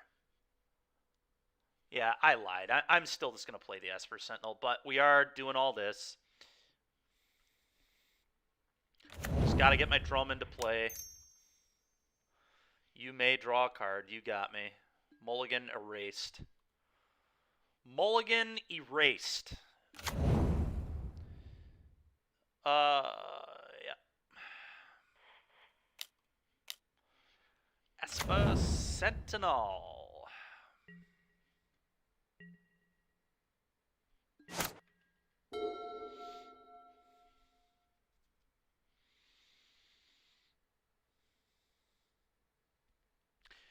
What if I just go get Kaldra? Go get Kaldra and just cheat it in and just start whooping them. That's a pretty real option. Okay. I don't know that I'm going to do... Okay, well, this changes things. Okay, that's a good draw. Oh, wow, they don't have another land? Let's go, baby.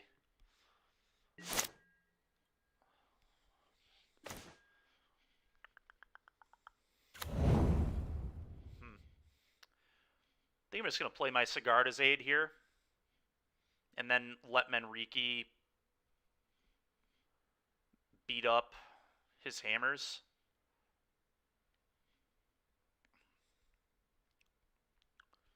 In the following turns. I really do not want to give my opponent cards at all. So...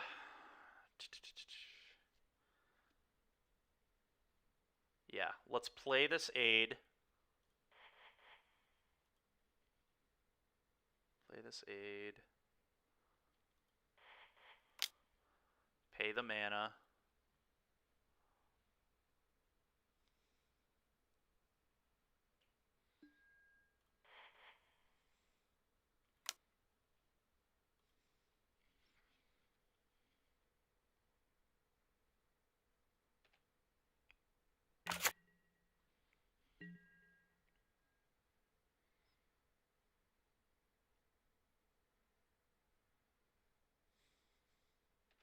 Go.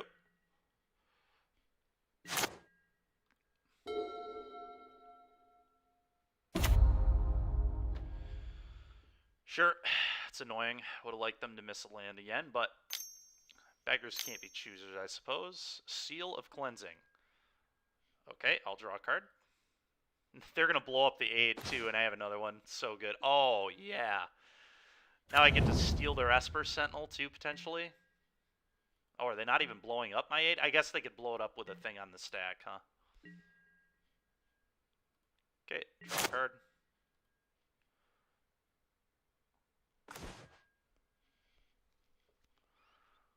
Part of me wants to just skydive their Sentinel and just start drawing all the cards.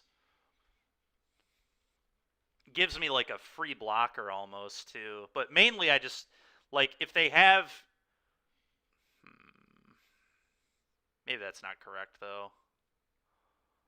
Let's see. What is the best way to play this game? I would love mana, dude. Mana would be nice. Nice, nice, nice. I think I am just going to steal this Sentinel. I really do. I'm sick of their Sentinel taxing me. And I want more cards. This could be wrong, but I don't think it is.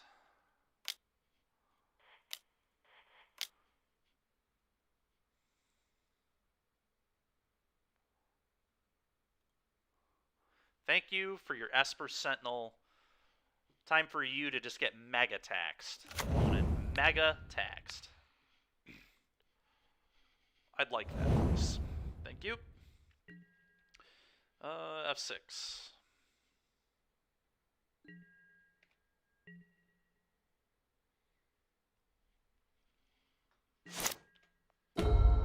Sure.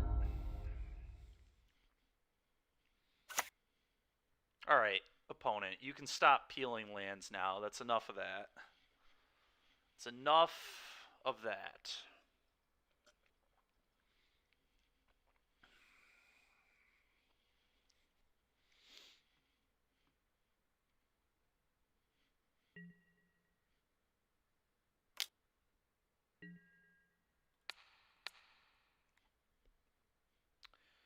I guess this play forces the hammer out, huh? Which I'm pretty into.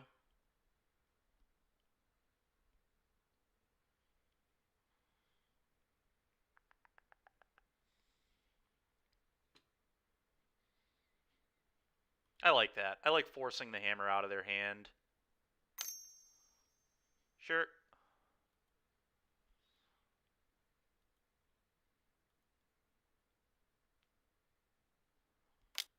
Sure. Sure.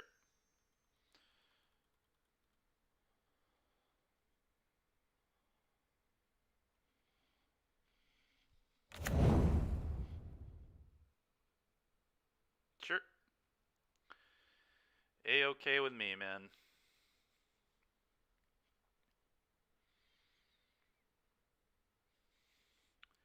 A-okay with me. Next turn, I get to play this, play Shadow Spear, draw a card, equip there for 0, attack, equip to the Ornithopter, have a good blocker. That's a good draw, too. Thank you very much. Do I even want to play that yet? Let's see.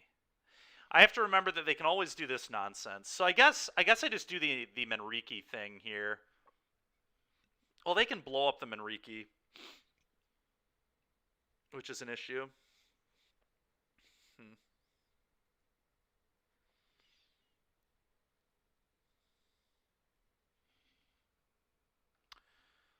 Let's play this.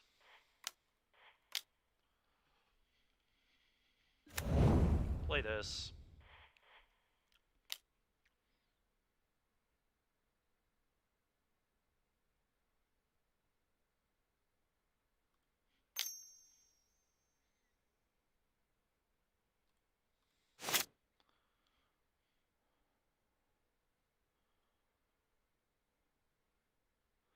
Could just go Stoneforge here, but I think the Shadow Spear kind of forces some stuff out of my opponent.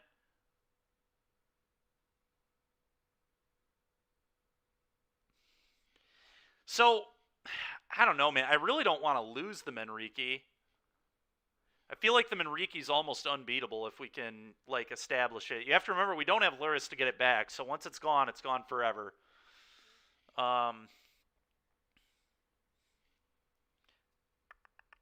But maybe you're right.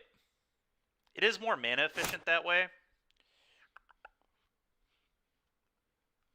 What am I afraid of here? Shadow Spear. I'm afraid of Shadow Spear plus Hammer.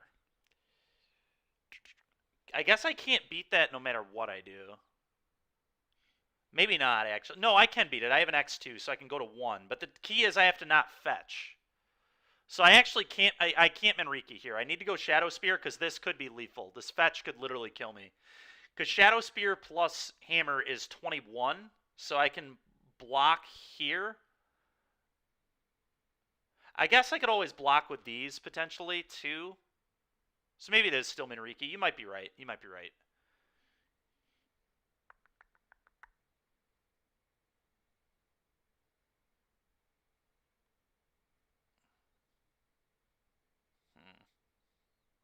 Yeah, it's close.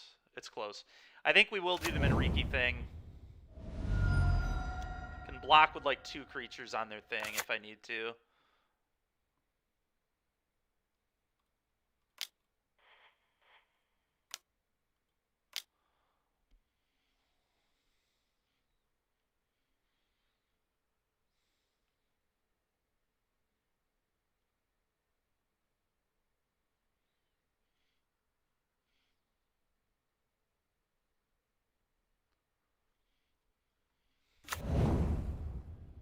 Draw.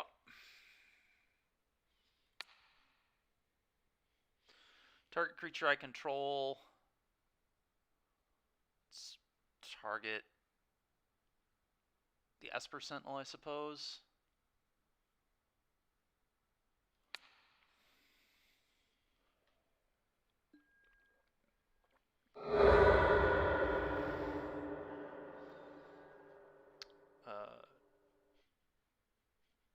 Whatever. None of that matters. Obviously, I would like to draw a card of my Pure Steel Paladin. I'm not even going to attack. I don't think there's a very good reason to attack here. 1 damage is not going to be the difference, and I'd rather have the 1 toughness to block in case it's relevant. So,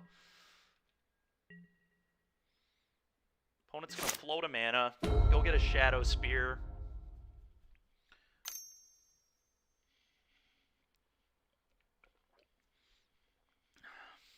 And then I have to double block this. Sure thing. Another hammer. So they just have the spear in their hand. Okay. Well, we're not dead at least.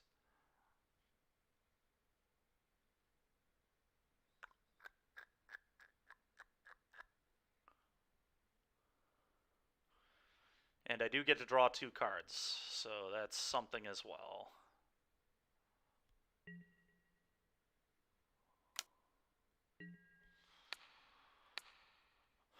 That's 19. I'll block with my copy because their copy they can replay.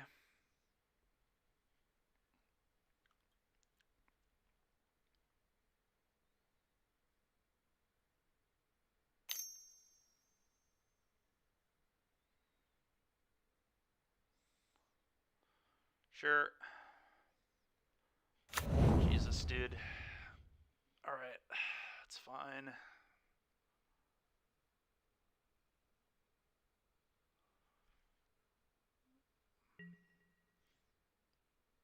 I'll go to 1.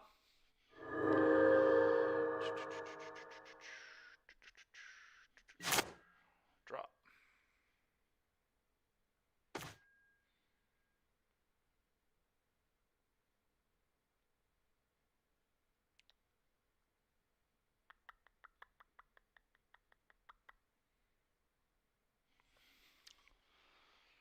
Okay. That was a pretty good draw. Play this, draw a card, I guess.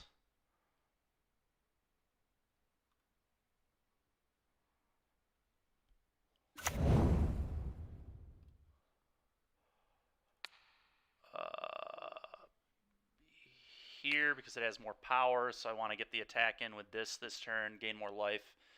Sure, why not? Always yield to this. Yes, another Pure Steel. Okay, I can't play that this turn.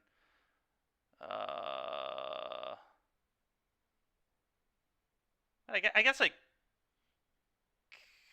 could play that, but I don't really want to because I want to be able to do that. So I'm going to cast the Shadow Spear. Actually, undo that. Maybe I do play this, go get Hammer.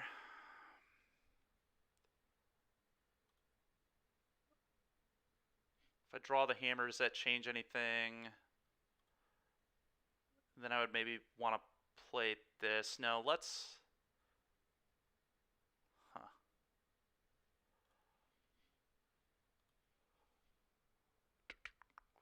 This is where I want my equips to go post-combat, I think. So...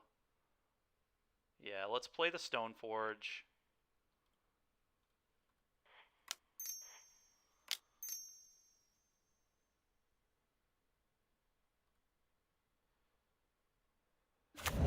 Okay. Yes. Hammer number 2.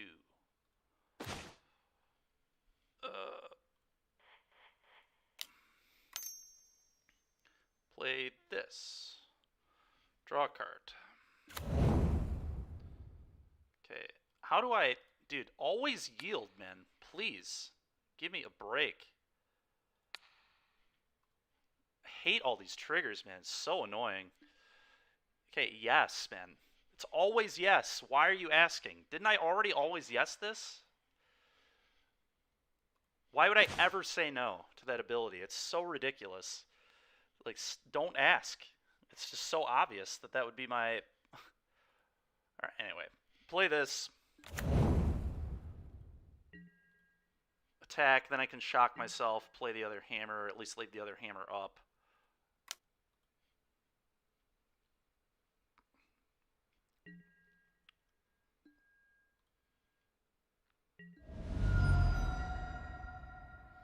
Yeah, I can.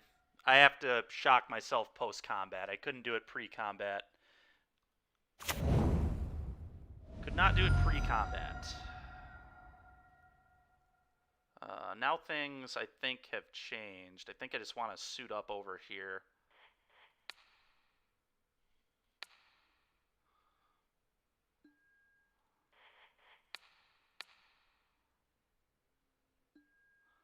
I don't really need to play the other hammer yet, so let's not even do it. I'd like to maybe get more cards off it. Just pass.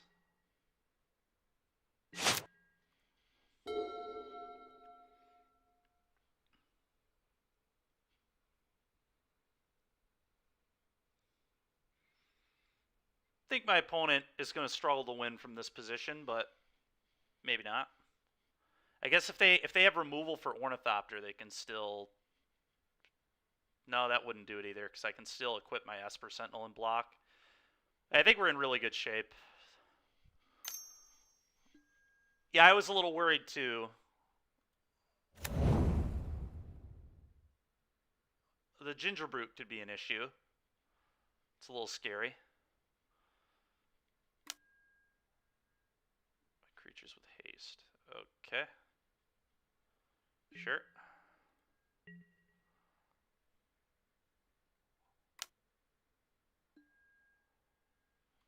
Cast this. You know I have this. Why are you making this attack? This attack is nonsense. Oh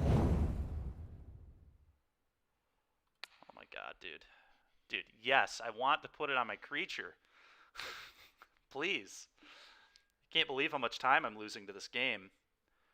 Too many triggers, dude. Thank you for all the life, opponent. I appreciate it.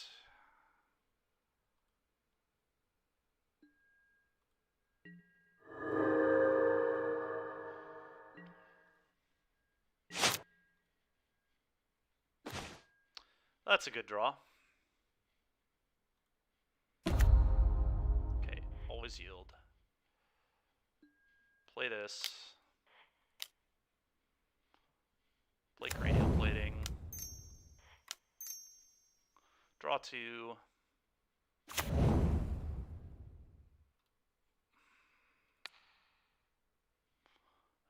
There, I guess.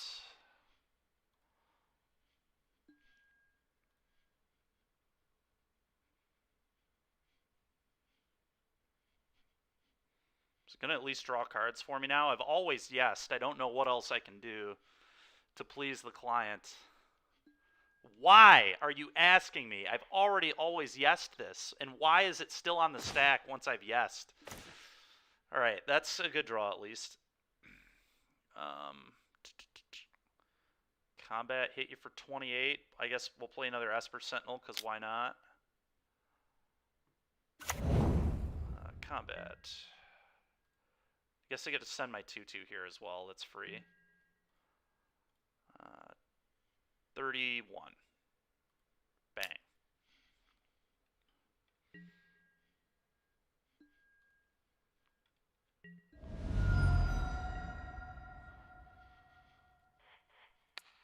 Equip here.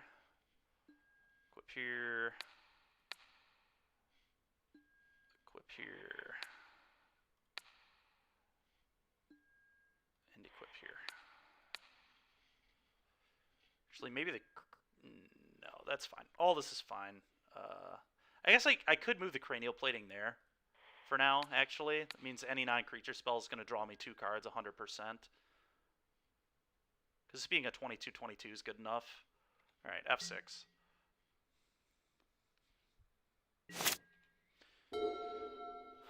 $61 life. Gotta love it. The Hammer Mirror, folks. If anybody was interested in how the Hammer Mirror goes, here it is.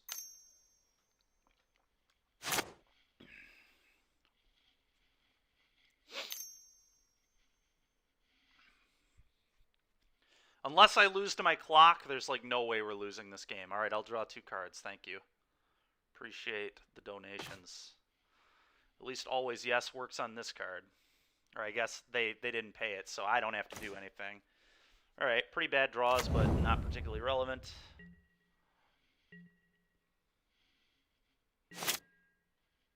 Draw. Always yield. I'm just yielding to that. Okay, play this. If I blow this up, my opponent's pretty much dead, right? I'm gonna play another Saga.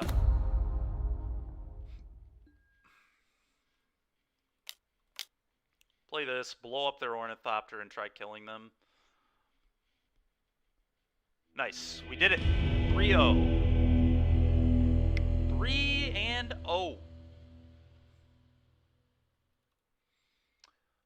Just bonking away here on New Year's Eve. New Year's Eve day. A little bit of the hammer time. Hammering away. Well, no matter what, we're up value on this league now, so that's always a good spot. Hopefully we can get another trophy here.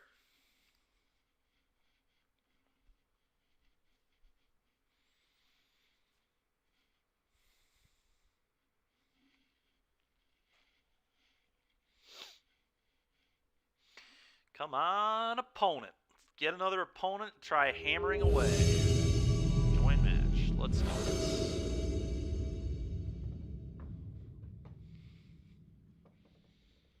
What a hand this is, huh?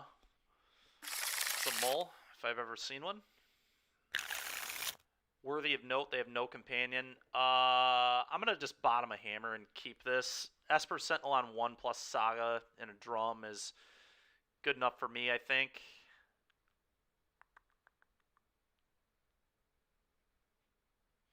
Yeah, I'm not going to go lower than this.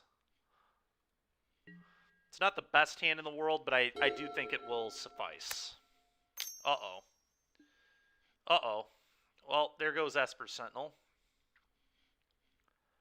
Basic Swamp. Are we just playing against the 8-rack? This literally might be 8-rack. I would not be surprised at all. Huh. I'm going to play Inkmoth just to give me the option to attack for poison on turn. Then I can't play. Let's do this. There's like no way. I'm not going to play this. I don't need to play this anymore. And if we are playing against 8-rack, I just want as many cards in my hand as possible. And I do think we're playing against 8-rack. I really do. Yeah. It just feels... This just reeks of 8-rack. Just ugly, disgusting basic swamp. Reeks of it. So this is just, yeah. That's just going to hang out in my hand forever to be fodder. Oh, interesting. So maybe they're they have a black-red elementals deck. Could be. They could be a lot of things. So I guess I'm not really sure what they are anymore. Saga. Go ahead.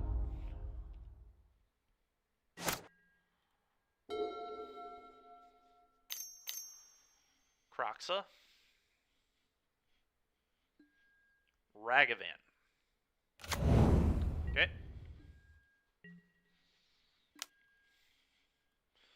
It's fine with me.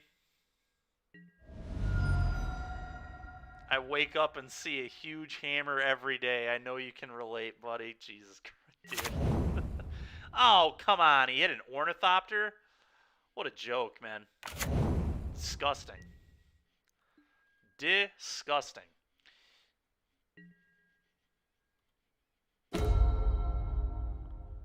Alright. I have a feeling this might be pretty good. Just a feeling. I'd like to really not draw many more lands.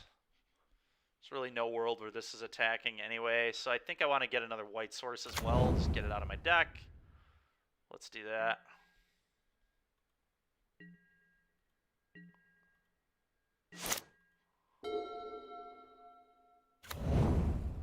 Yeah, no, they're just playing red-black elementals, I think, dude. So here comes... Yep, that's a good one. That is a good one. Thank God I played my fetch land. Holy. Yeah, they're playing Hand Hate spells and Blood Moon. A good recipe for victory.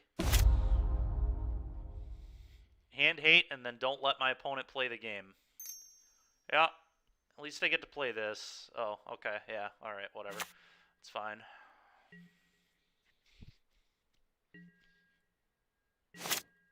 Sigarda's Aid. Well, that's pretty good. That is pretty good there.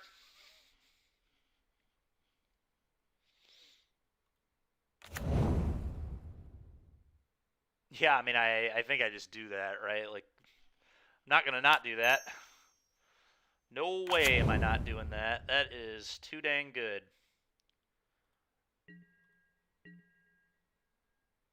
Attack you.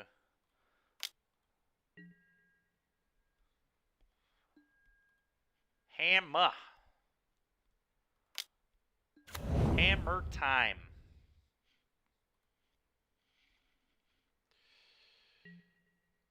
Very tilted that they hit that Ornithopter. That Ornithopter is so annoying there. The good news is, though, this Sword of Fire and Ice is a big issue. It's actually just lethal. Okay, Springleaf Drum does not block my construct, so I'm fine with it.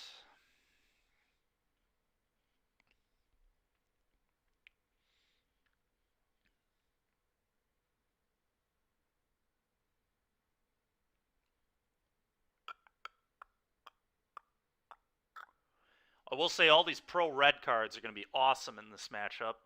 4 Berent and Forge Tender, 4... God, dude. Man. Alright. Well, I guess I got to get rid of this because I just need to have pro Ragavan, I think.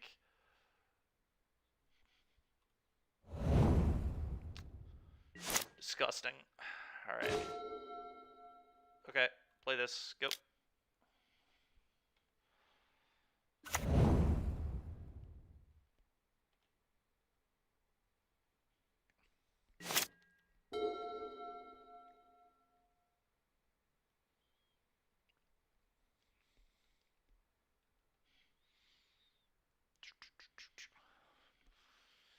Oh, this game's going to get pretty interesting now. Really need to dodge like Croxa. Croxa would be pretty bad on this turn at least. Hand 8 spells would be annoying. Fatal Push would be annoying. Liliana Edict would be annoying. A lot of things would be bad for me. Is this just Grief? Yeah.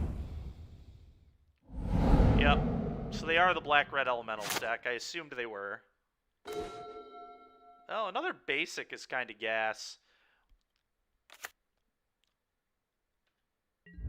One turn too late, unfortunately, but it's alright.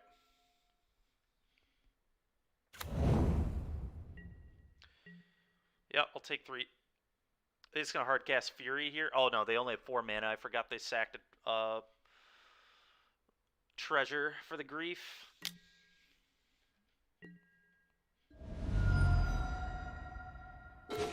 Well, that was a lucky draw. I was about to say, it's like the best draw on the deck. There it is. Take that. Take that, opponent. Main deck Sanctifiers. Boom. Big brain energy. I could have punched for 1 there, and maybe I should have punched for 1 there, honestly. No, I'd probably rather double block. Never mind. I'd rather have the double block as an option, because I think I will take that double block. That's pretty annoying. Okay. Opponent is going wide. Yeah, I have to double block this. I don't think I have a choice. It's just too much damage to be taking every turn. Just gotta hope to keep peeling creatures, but this is also just like exposing me to bolts and things of that nature too. If I don't block it this turn, next turn they just send... Would they send everything? Yeah, they probably would, and I would take 5. Because I would have to go block, line up the block here, and then the block. It actually takes 6. Which just put me dead to double lightning bolt. Yeah, I've got to do this. Let's draw a Stoneforge. Stoneforge. We'll take that too. I'm just going to keep playing my cards. I just can't really... I mean, I would love to get advantage or whatever from this, but just not a realistic situation. Nowhere near Metalcraft on this. It's unfortunate I didn't play the drum, but I really did think we were playing against 8-rack. Logan, what's up, dude? It's a fatal push. Fatal push, they would have killed the... Oh, Village Rites. I forgot they played Village Rites in this deck. Honestly, that might be a new innovation. I don't think I've seen Village Rites in this deck, typically. Playing Rhinos at the NRG? Nice, man. Sick. Very cool. I think it's a good call. It's a good deck.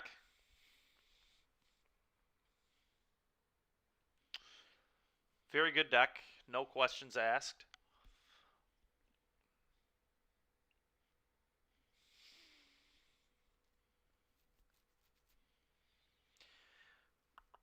Between that and mono white hammer, yeah, that's... I mean, we're playing blue white hammer, which is... I mean, all of them are basically mono white hammer, right? I mean, it's just... Yeah, sure, kill that. Yeah, we are in just a world of trouble, folks.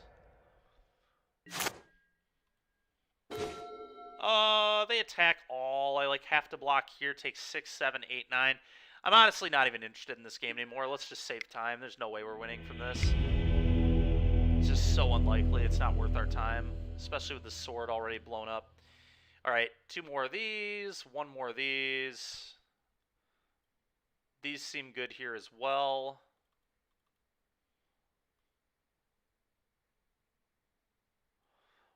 Ornithopters mostly seem like total poo, so let's get those out of our deck.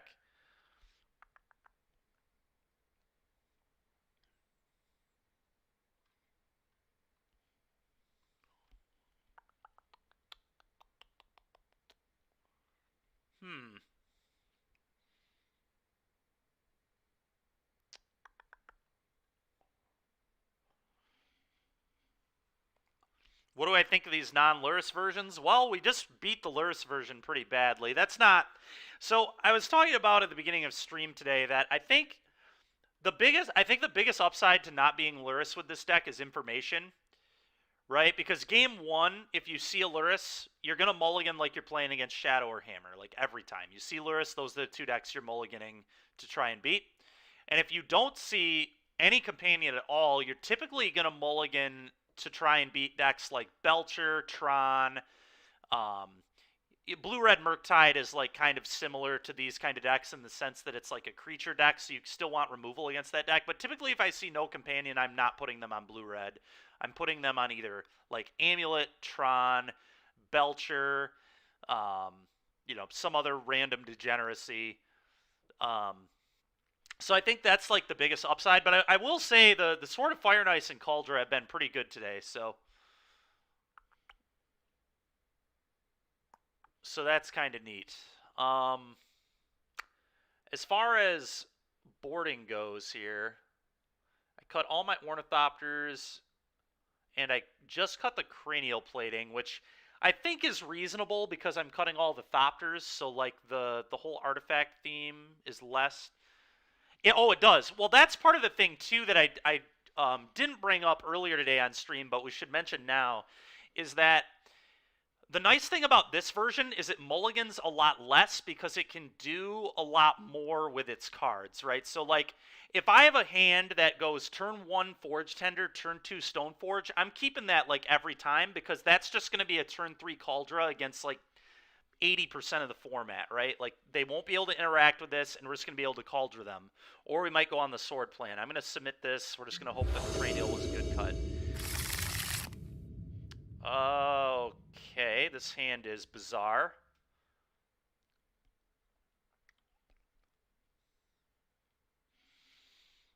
Oh, this hand is so bad to removal or a hand hate spell. Just so egregiously bad.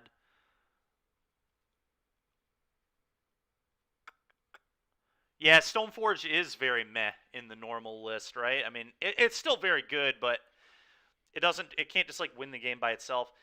What do we? I mean, my opponent. I guess I can just play. Whatever. I'm just gonna keep this. We get to put the 8 into play against a deck that can't get it off the board, and we're just gonna hope to draw well. That's kind of what you have to do against these hand hate spell decks anyway. We have so many pro red creatures in this deck. We have 8 of them, just 8 things that my opponent can't touch. So even if they have the hand hate spell for the Stoneforge, this hand still just immediately kills them if we draw any of our 8 pro red creatures. So. And they have to have the hand hate spell too. Like, if a removal spell is kind of whatever, because at least I get to sword. I get to 2-for-1 them. I get to probably go get the sword out of my deck. Okay, interesting. Ink Moth. Well, that's pretty good. Play this. Play this.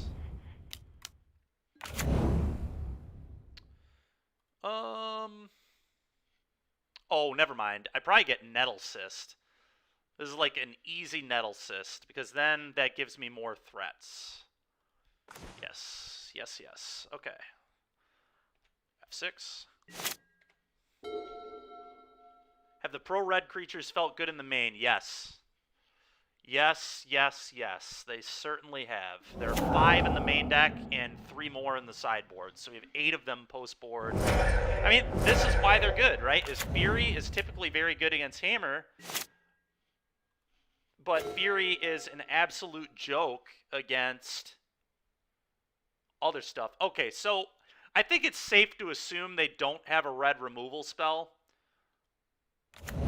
with the way they played there. And it looks like they're F6'd as well.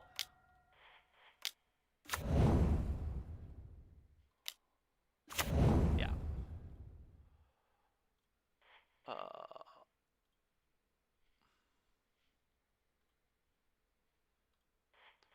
Always yes.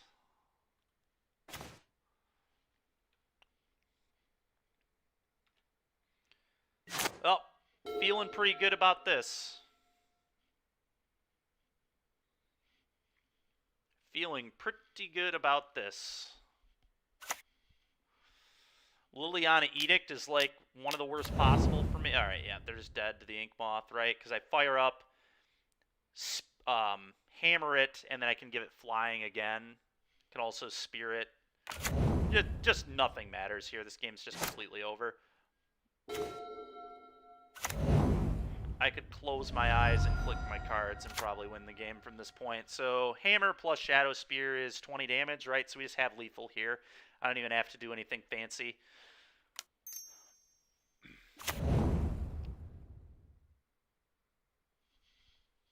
I guess you're right, BJ. I did, but I wanted to go with this just in case they had a response, because I wasn't certain they didn't have a response, and this play also felt unbeatable if it happened.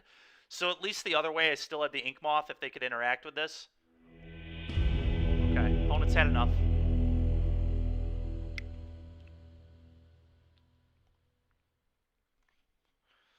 Yeah, I mean, I think we're just going to do the exact same plan.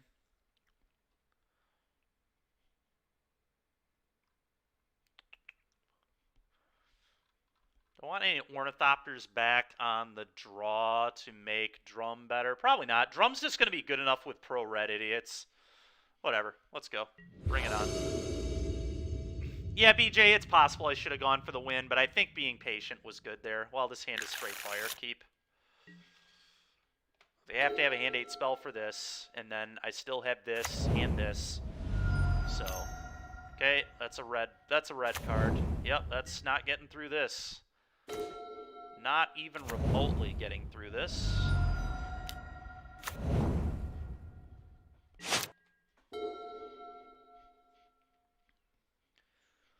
Whoever came up with just 4 of this card and 4 Berenton, or 4 of the other thing, big brain.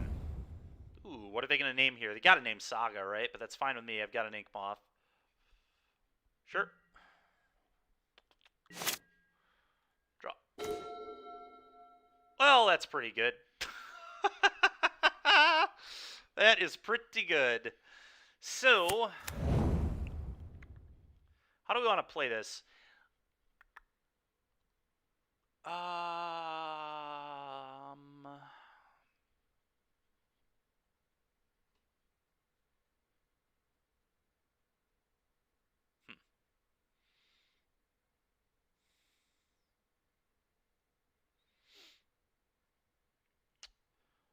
Could just go aid, hammer on this, hit you for 11.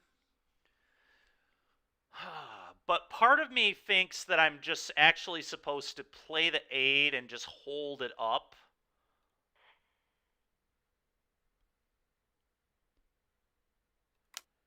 In case I get, like, Lily of the Veiled.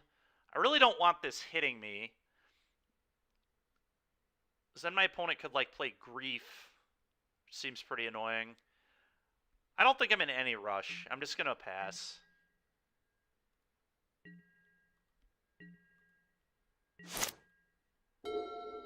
Maybe I'm playing a little too passive again, but I'm really afraid of, like, Lily Edict me. I don't necessarily want to throw these into the den. Season Pyro. Alright, well, opponent lost. Good game. GG. GG. Hammer. Yes. Well, Logan, you can answer the question for me. How good do the Pro Red creatures feel? Don't know. Don't know. They look pretty okay, though, I think. I think we are doing pretty A-okay. Seems decent right now. Yeah, it's been decent most of this league. We've played against Scales and the Mirror and beaten those decks, like, with these nonsense. Like, that's the only downside to these being in your main deck, is they're so bad in the Mirrors. But honestly, this deck doesn't, like, the Thieving Skydivers are, like, so good in the Mirror that, like, post-board, I think we're, like, the matchup's pretty even anyway, right? You think they are bad? Yeah, man, I agree, they're bad. Probably shouldn't be playing them, but here we are. Just 21ing our opponent. Protection from everything in play. Dude, I thought I disabled Nightbot. I don't know what's going on. I need to go back into my... I swore to God I got rid of that thing. Classic Nightbot, dude.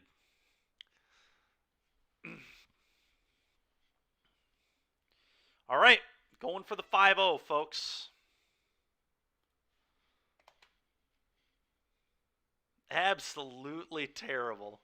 When I saw the Skydivers in the list, I assumed it would be too slow. No, it's not. It's not too slow at all. It's very good. Very, very good. We didn't even steal a hammer with it in our one game. We just stole an Esper Sentinel because it was annoying me. The tax was pissing me off, and I wanted to extend the tax on my opponents, so we just, like, drew 2 cards off all their stuff. Is Vintage Cube still up? Oh, yeah. Vintage Cube's going to be up for another 10 days or so, I think. I believe there's 10 days left on the Vintage Cube. Give or take a few.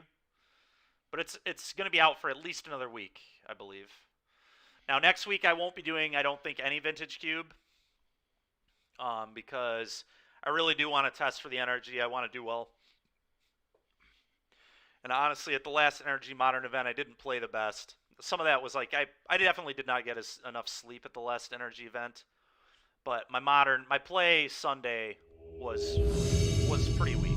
My play Saturday was pretty good, but it didn't matter because I just drew all lands with Delver. It was quite annoying. All right, I would like to play.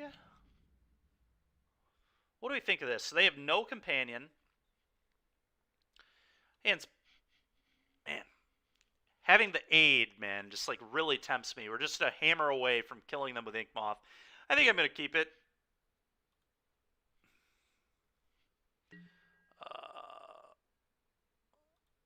We're gonna fetch to thin and play the aid immediately. No companion makes me a lot less afraid of ways to interact with this. Let's do that. Sure, Mountain, you got it. Goblin Guide. Oh, we're playing against Burn. Old school Burn, huh? Good thing I got this in my hand. Oh,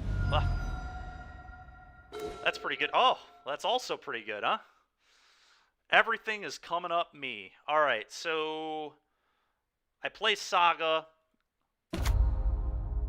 Play the Drum off the Saga, play the Esper Sentinel, and then play the Breton Forge Tender.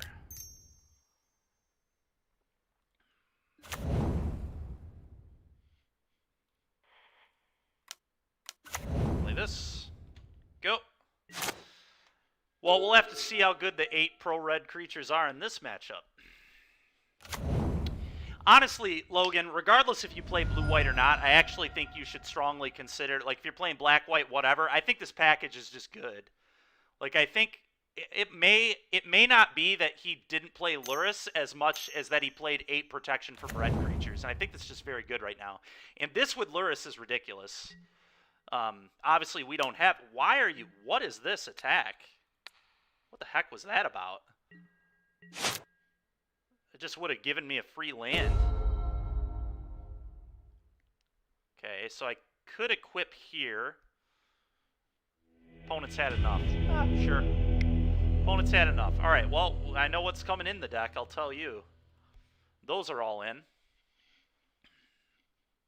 Do I like Mana Leak against Burn? Probably not. It just trades even with their stuff. Still terrible. Yeah, I agree, Teddy. Awful. Awful.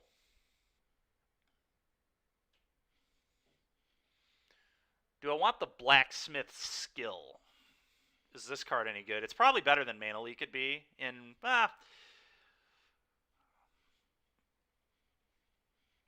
Maybe not. What is bad here, man? My whole deck just feels like straight fire. It's just stupid Ornithopters again. I think I need Ornithopters here to just have quicker draws and to make my Sagas better. So I don't think this is the cut here. I wonder if I, like, just cut some of this. I think I just cut some of this, right? Because I just brought in 2 more 2-drops, so I may as well just cut these. I don't need a bunch of card advantage against Burn. Do I bring in a skill over one of these as well, or do I just keep one? Do I cut Cauldra? I don't think so, because it lets me have the potential to race. I don't know, maybe it should go. I guess I'm typically just going to be getting Shadow Spear here anyway. So that's kind of interesting. If I cut the Cauldra, then I can keep the other Paladin or bring in a Blacksmith skill, but it's probably better to keep the Paladin. Yeah, I guess let's try this. Spear seems way better to get. Well, it definitely is. They're going to have, like, Wear Terror Smash to Smithereens. So we can't, like, rely on this heavily. They also might be playing, like, the 2-mana Vortex card. No, you're right. Paladin is worse. You think, yeah, Teddy's in on Paladin is worse. I don't know. It's close. I don't think there's a huge, like, this card getting stuck in our hand is egregious. And Stoneforge is, like, pretty easy to kill for them. I think I'm gonna go with this. We'll see what happens. I don't think we need the call, because we also just have a Sword of Fire and Ice to get, which is just pro their deck. Which also will help me race very well. I can throw a Sword of Fire and Ice on something that already had, like, just put it on my unblockable creatures and just start drawing and shocking every turn, which is going to be, you know, a Sword of Fire and Ice on a Forge Tender is 5 damage a turn. That's a 4-turn clock still.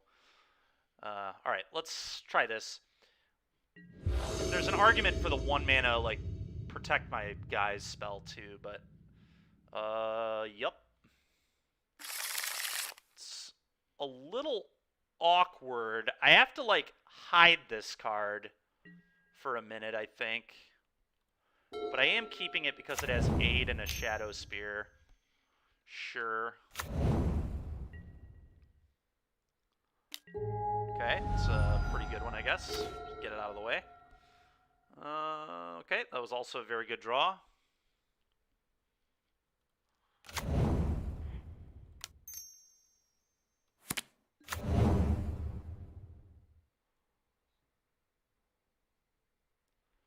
So how does holding this punishes me if they Eidolon, but then I can, like, if I draw a hammer, I'm good. I'm going to take a lot more damage in that instance, though. I think I just hold this. Still, Eidolon will suck for me, but whatever. Just gotta hope to not get Eidolon. Another Goblin Guide? Sure. Another GG? A little GG action here. Seachrome Co. Okay, well, Goblin Guide's just getting all the garbage out of the way. Thank you, Goblin Guide. Appreciate you, friend. Okay, land there is pretty annoying. Was hoping they kept the classic one-lander. Alright. So this gets a hammer, and then next turn I can set up a huge Ornithopter. Which means I probably don't even play the Saga yet. It's probably just Seachrome Coast again. Although maybe just getting another hammer is good enough. I'm not going to be making constructs with this. The problem with this play is if they have like a... if they have Wear Tear, they can attack my mana. Which is pretty weak. But getting another hammer is pretty appealing.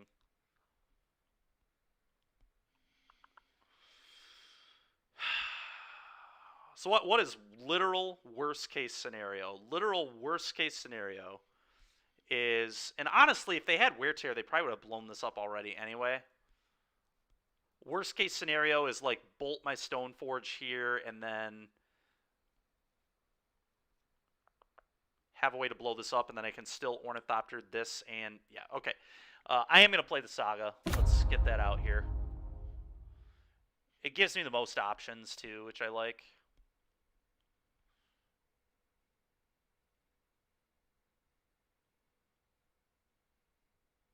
Oh god, do they have... I didn't think about them tearing this with the trigger on the stack.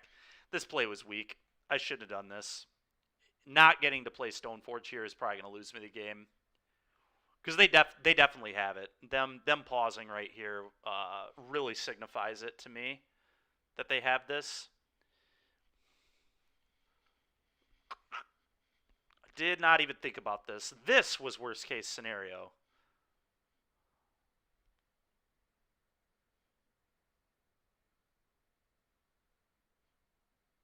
Dude, hurry up. Just make your play. Good lord.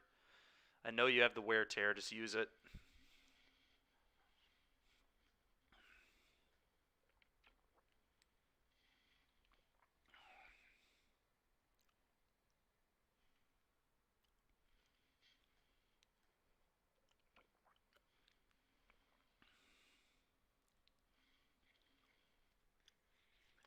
To be fair, them blowing up Sigarda's Aid would have been really bad for me too, so...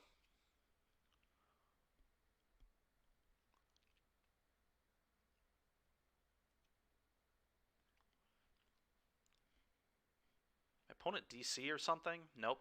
Still here. Still just tanking if they're supposed to blow up this land. Okay, play this. I definitely feel like they have Wear Tear. That felt like just a massive, hey, I have Wear Tear in my hand. I think I like a... Okay, let's think about what is the best if they do have the Wear Tear and blow this up. I'm actually supposed to just get like the Nettle Cyst. Nettle Cyst gives me an extra play next turn. Oh, I don't even have one hammer yet to begin with. I forgot I'm missing a hammer at all. Never mind. We have to get a hammer.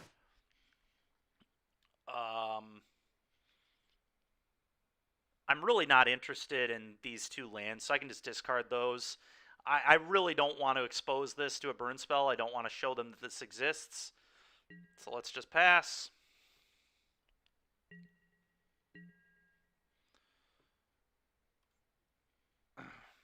Thing that deals me a damage. And is there any world where they would Blood Moon me? It's pretty unlikely, but I just don't need 2 blue, so I may as well just pitch this. Just play around my opponent having some random craziness. No reason to not play around it there. The Seachrome is just strictly worse than the Plains if they do have a moon effect. Ornithopter. Alright, another Ornithopter is kind of gas.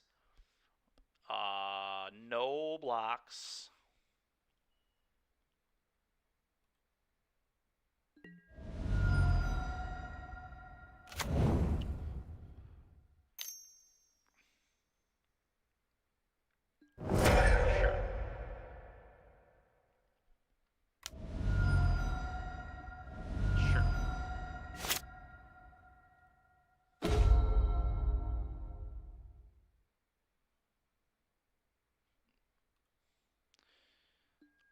All right.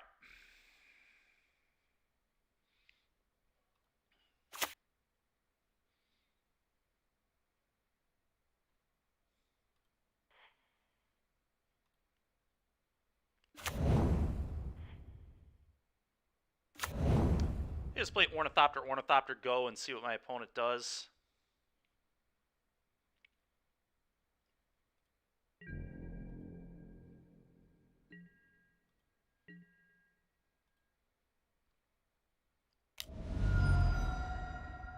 Bolt me.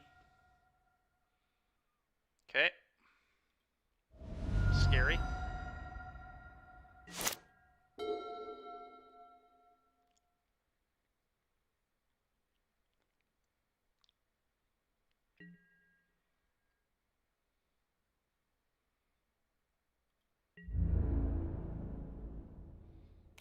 Sure.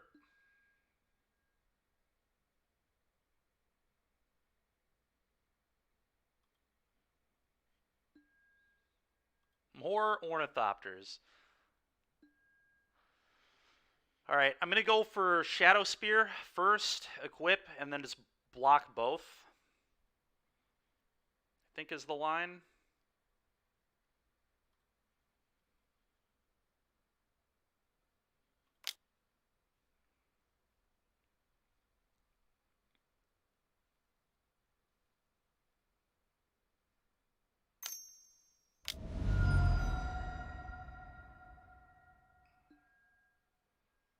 Searing Blaze. They just hammer there and hope they don't have exactly another lightning bolt. Pretty much, right?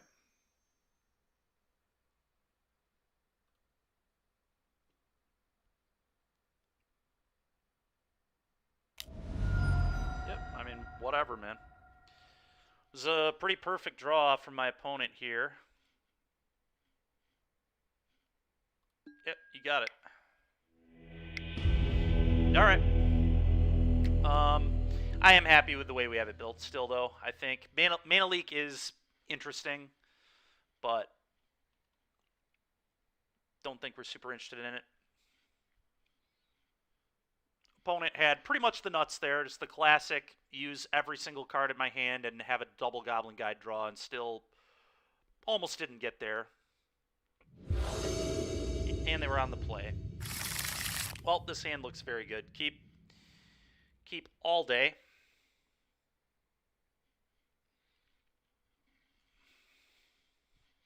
How good are the pro-red creatures against burn? Let's find out. Let's find out. Literally sees one card. Great hand. Yeah. All the rest of it's very good, too, though. I wasn't... no exaggeration here. Just an insanely good hand.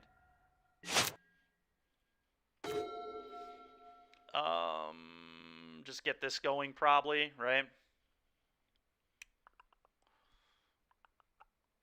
Maybe. What is this going to go get?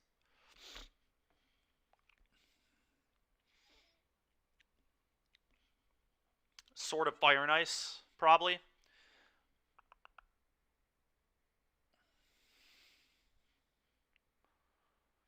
Yeah. Sword of Fire and Ice seems pretty good to go get.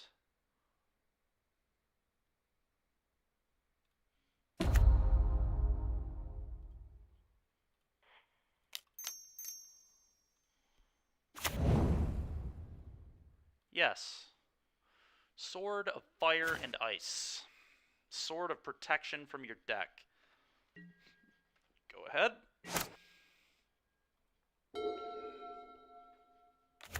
Sure. Yeah, so the game plan is going to be equip Berettan with Sword and a Shadow Spear at some point, and just have a completely unbeatable creature. Okay.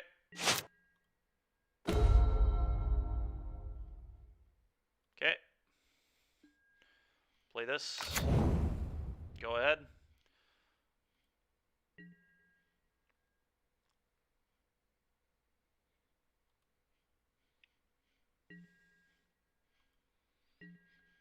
Go ahead, Mr. Burn Guy. They have 5 cards, and I'm at 20 life, so I'm feeling pretty okay about where we're at the moment. Okay, what's this? Searing Blaze. Well, how rude.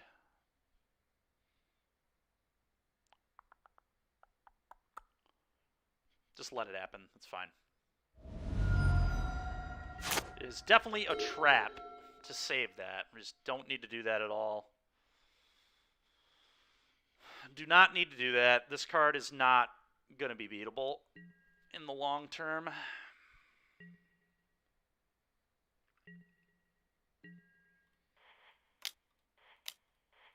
Make a 1/1.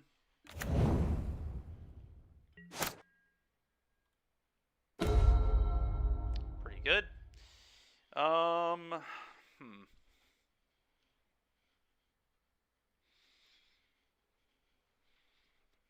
Make another construct.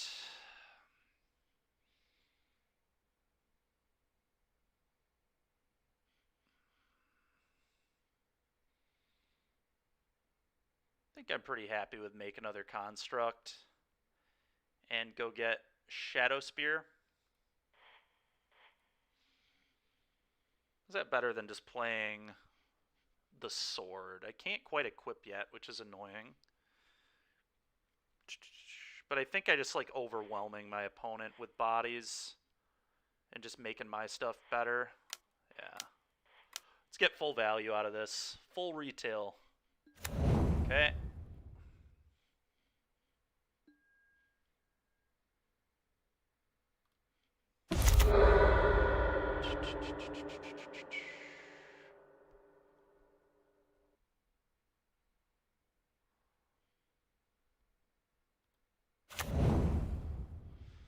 Just gonna F6 here.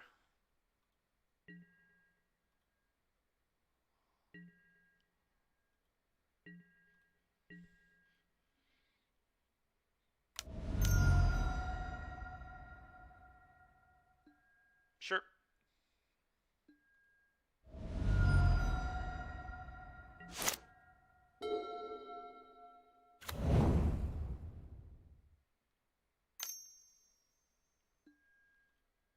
Sure.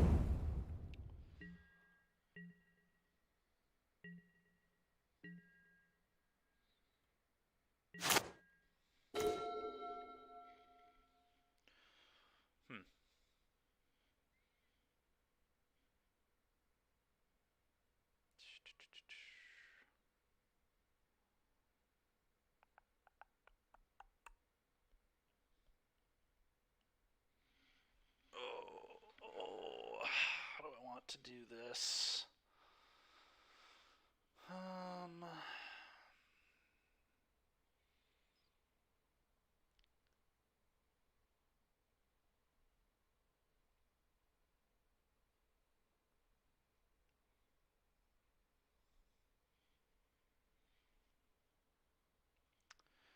Don't hate just equipping one of the tokens and probably attacking with said token.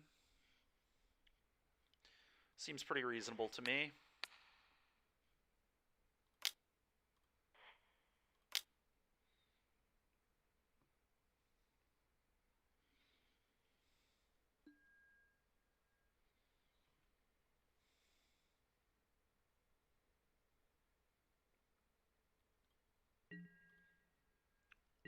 Just that.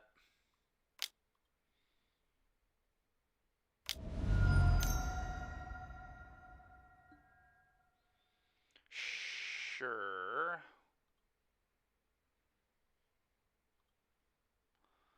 Smash there.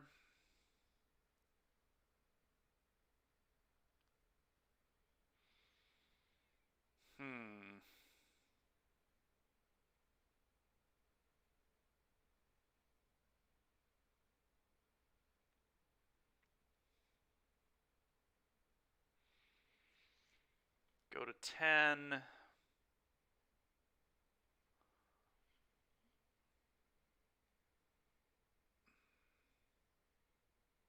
think that's fine. Hopefully my opponent misses that I can animate the Ink Moth. Okay, do I animate the Ink Moth anyway is the next question, or do I just want to play a Cranial? I think I want to animate the Ink Moth. Yeah, exactly.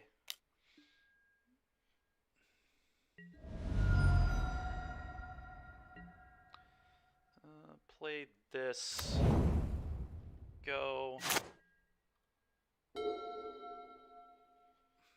Well, let's hope they don't have another smash effect. Okay, that I don't care very much about. Really. Okay.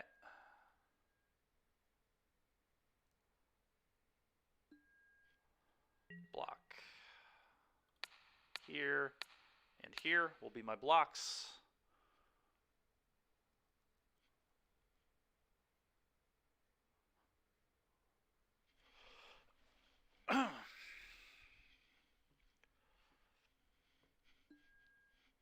Okay, damage. What was on top? I didn't even... A hammer? Okay, interesting. Oh...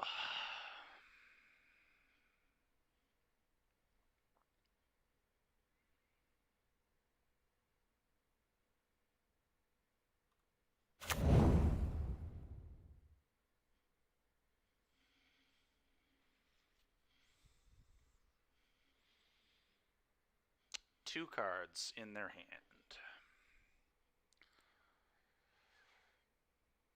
Varenton can give me protection from one... So they literally have to have two burn spells to not die here, right? Because I can go... Yeah, okay. Do I even need to fetch? I do. Let's fetch.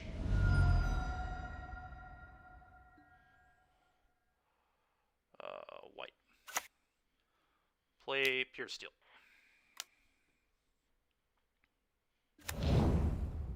Play Hammer, draw a card. Can I kill them with... Well, maybe. I think I'm just going to kill them with Construct Token, though.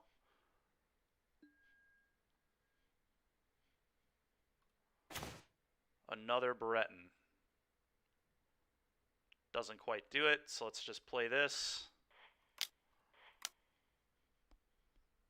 Throw both my equipment on the Construct and go for our 5-0. Opponent needs to have literal Path plus Bolt or double Bolt or something stupid here. Oh, they just haven't done anything? Well, now I can just equip here twice, right? And then they have to have exactly Path.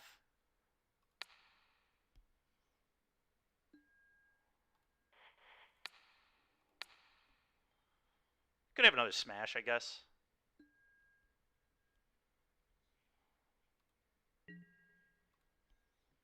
I think I leave the construct back just in case they have a smash or a path or something. So just this. because this doesn't change the clock at all if they blow up the hammer. Let's do this.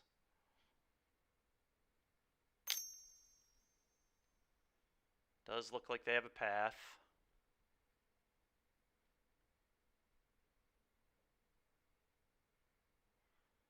Surprised they didn't use it on the pure steel, but whatever.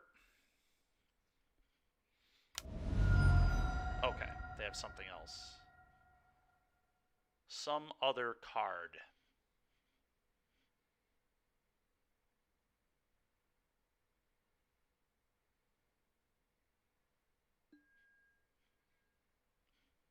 Bolt my pure steel.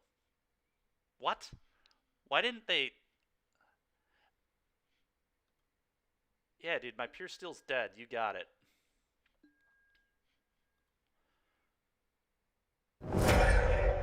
This must be a path. They have path. Jeez, dude. What a lucky dude. All right.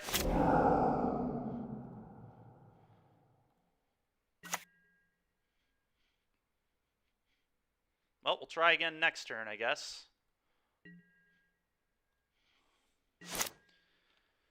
Still think we're pretty much fine. Opponent only has one card here. We've got a 3/3. We've got 2 ways to kill them with the Paladin next turn, so I'm not super worried. That was very annoying. Do I block? I have to in case they have Boros Charm. Okay. Light it up. Interesting. Okay, we win. Probably. We probably win. I guess it's not 100% over. Okay, here. First things first. Play this. So no nonsense. They have to pop up one of these into another path to not die. And they may... Okay. Yeah, they thought better of it. Play pure steel.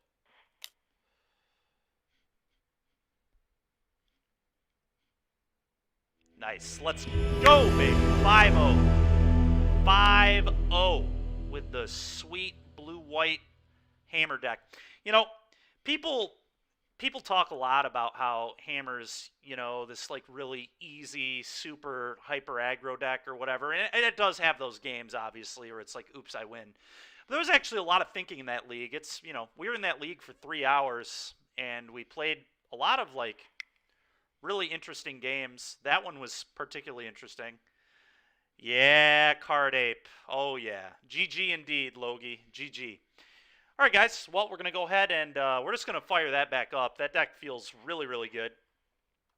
So let's do it again. Let's do it again.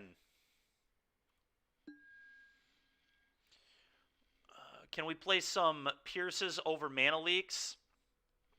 Yeah, we probably should, huh? We probably should. Do you want me to... Well, at this point, I mean, I guess I can still cancel and do that. Pierces do seem... The plating feels pretty bad, too. Yeah, I guess. What do we want to make the plating?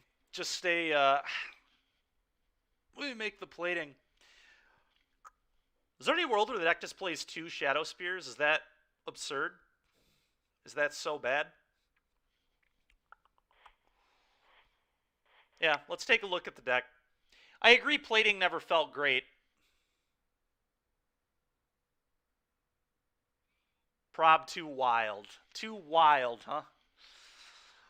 Fair enough. It is very wild. That is for sure. If it wasn't this, could be it could be third drum. It could definitely be third drum. But I think we're up on lands, so I don't... Like, I think this is more than black-white plays by a pretty significant... You like third drum. Third drum's an option. I didn't really miss drum that much in that league, though, to be honest. Especially when I'm cutting Ornithopters in half my matchups. Which I did do. We could...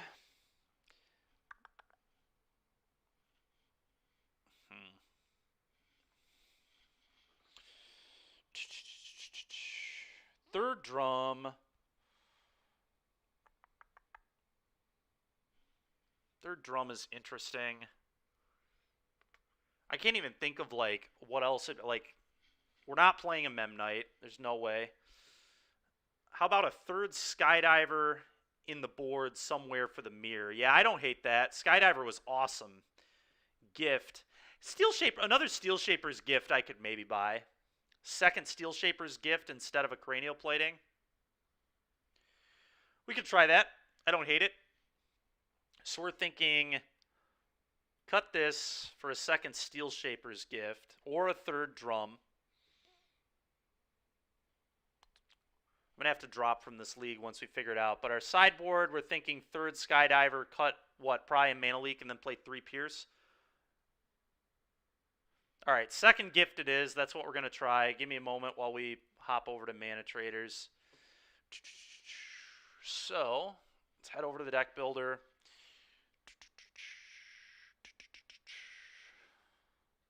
We're going to go up a gift, down a plating. 3 Pierce feels strong. K-Boggs, you love Spell Pierce, dude. It's like your favorite. It's your card, man.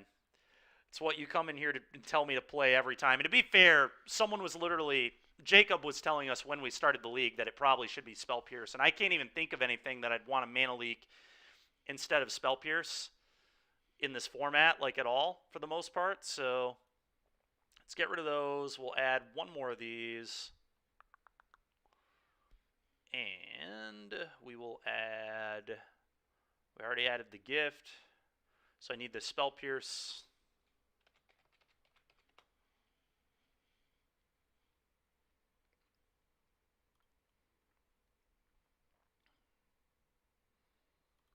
Three of those. All right. Prob just Titan. Yeah, but they like... I guess maybe they wouldn't expect to have to name Cavern. So I guess, yeah, that's where it would be good. Sure. It's probably better than Spell Pierce against Titan, exactly. All right, so if I rent deck again, does it just give me the only the cards that I need, or will it rent all the cards again? I don't even know how this works. Or do I have to give them the cards back and then resubmit? Not saying we would, but it's all I can think of. Yeah.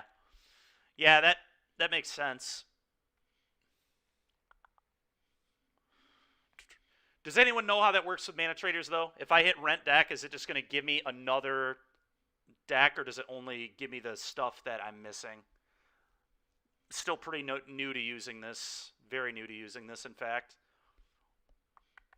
How does that work? Because that's going to probably determine how I do this. If they just give me stuff I'm missing, then I'm just going to hit rent deck. But if they give me everything again, then I'm probably going to return the deck and re-rent. Oh, I guess, you know what I could do? Why don't we do this? I could just get rid of everything other than the Steel Shaper's Gift. Yeah, that's what I should do, huh? Clear deck. Steel Shaper's Gift. One of those. It doesn't even matter where we place them. Skydiver. And Spell Pierce. And these are the only cards we need. 2, 3. Bang. But I've never...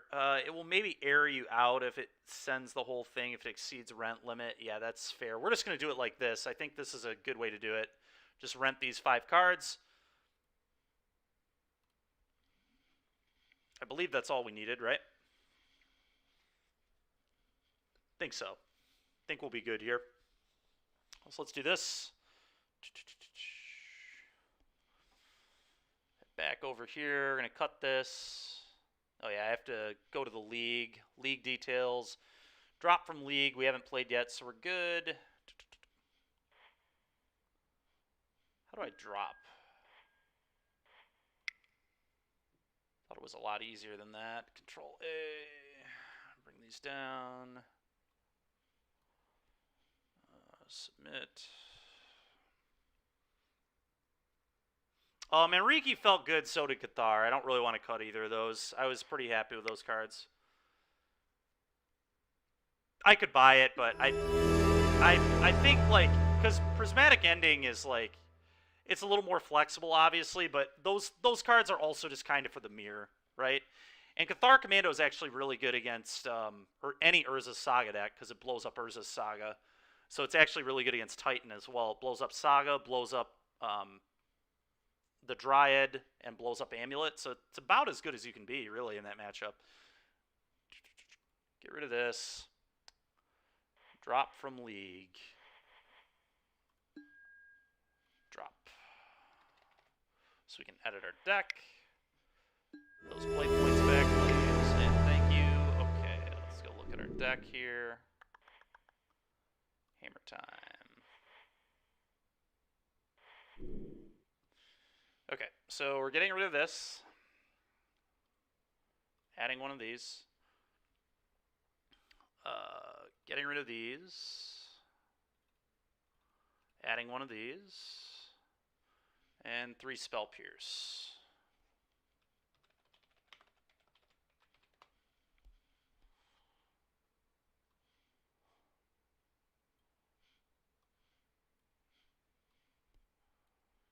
Sick. Oh, these aren't even, that's funny. Those aren't even the ones I, aren't even the ones I rented. Those are the ones I rented. Oh, God, get out of the main deck. Unbelievable. Okay. Let's try this. Right, exactly. That's kind of what I'm thinking. Yeah, K-Boggs, the Manriki is just so good in the mirror. Like, and the mirror seems very relevant. And you're already, I think you're slightly, obviously game 1 you're not favored at all because you're playing a bunch of these, just tons of pro red stuff in the main deck, and all those are pretty much dead. Sword of Fire and Ice isn't very good. Like, I don't think you're great in game 1, and then you also don't have Luris, and they do. So you have to kind of have these, like, really, like, this card is just so impossible for them to beat if they don't draw the seal. It's just so stupidly good.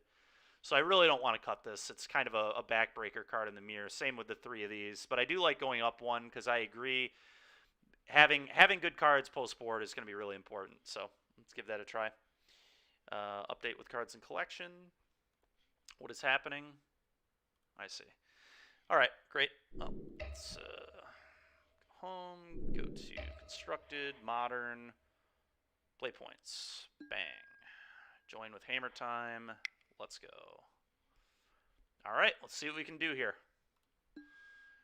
A really good first league, though. I don't really know Bogamus, but I have boarded. I mean, I boarded it in against like the. I assume it's like for Grixis Shadow and stuff. I think there were a few matchups where I should have considered. I thought about bringing it in against Scales just so I could protect my sagas from like Nature's Claims. But I assume it. I guess it probably comes in against anything with Prismatic Ending.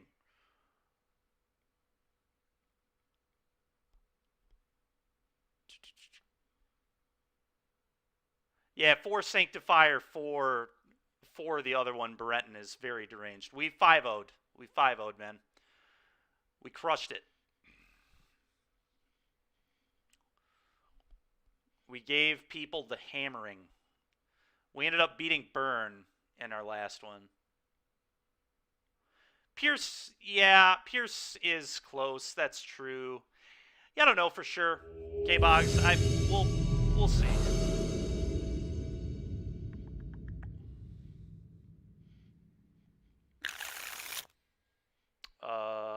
Yep. It's just a turn 3 kill. Potentially is, right? They're a Luris deck.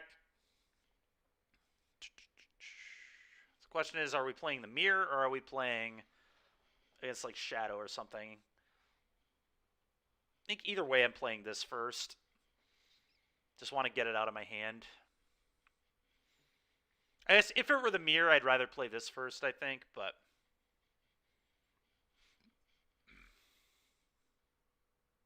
Oh, Soul Strong plays Shadow? Fair enough.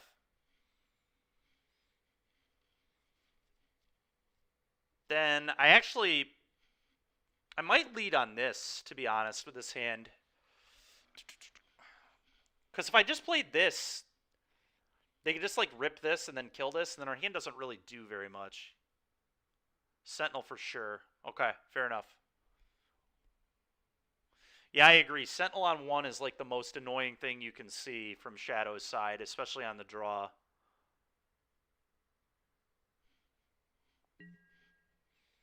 That's also fair.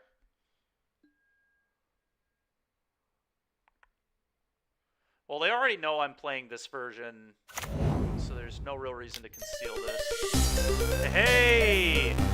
LA Go Dudes! Thank you for the follow. Appreciate you.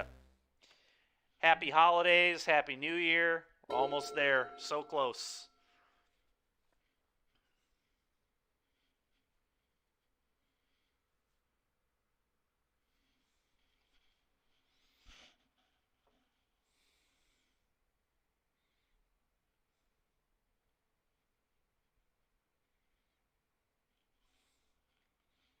Just going to F6 here.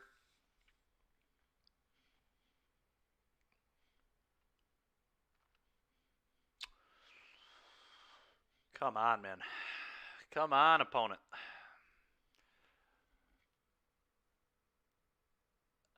Are we talking about Modern? You don't know anything about Magic. Fair enough. If you're just getting into Magic, and we're talking about Modern decks specifically, then I think... Okay, so... Give me a second here. Let me try and figure out how we want to do this turn. I think I want to go Sigarda's Aid Saga. I think I like Sigarda's Aid Saga here.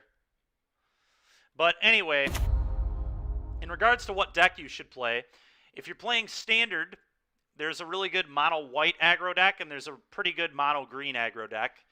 And if you're getting new to Magic, typically being aggressive is a good way to start. If you're playing Modern, honestly, the deck we're playing right now would not be a bad call.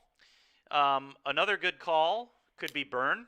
Burn is fairly straightforward, which is just like a mono red deck. It's also one of the cheaper decks in Modern, if we're talking about that. Trying to think about other formats. Oh, a pre-built that you can find on Amazon.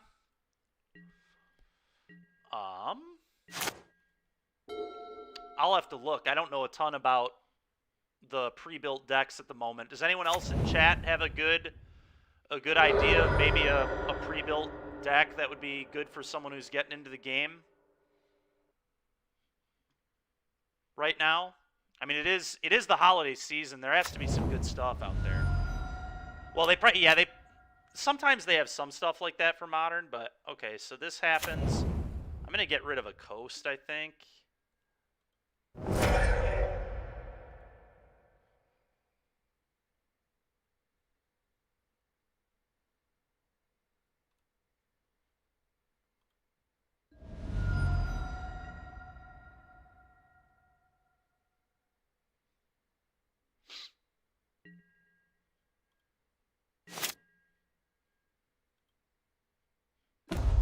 Do this. Okay, not the best draw in the world, but not the worst either. What's the difference between Modern and others? So in Magic, competitive formats are determined based kind of around just how old cards are. So Modern is kind of like the middle tier of cards that exist. Standard is like all the most recent sets. I think it's like the most recent 8 or something. The most recent like 8 sets. Maybe it might be less than that. But I think it's around that, right? 6 to 8 typically. And then Legacy is like way older cards and is typically way more expensive, are kind of the differences. And then there's also an older format called Vintage, which nobody really plays. It's very rare, very, very expensive, very old crazy cards like Black Lotus and Moxen and stuff like that in that format. And then if you play on Arena's like online Magic, there are some other formats as well. And then I guess we're not even talking about Pioneer, but Pioneer hasn't been very popular at all recently. I wouldn't even worry about that right now if I'm getting into the game. Focus on like Modern and Standard. Those are the two that I would focus on. And then obviously if you play Limiteds, really fun too, and that's like when you open up cards and draft and stuff like that. All right, so I could just Steel Shaper's Gift and get a hammer here, or I could make a token.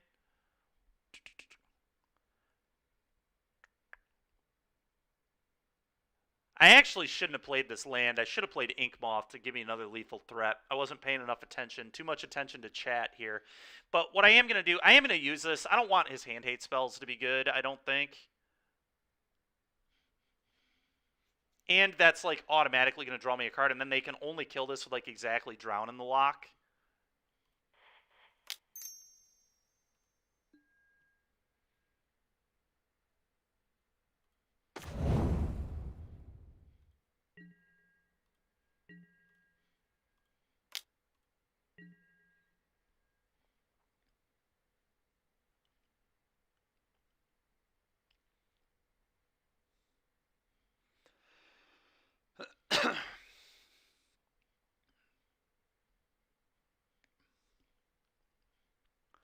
We'll see if he blocks. This is like a real decision for him. I assume he does. He knows I have this.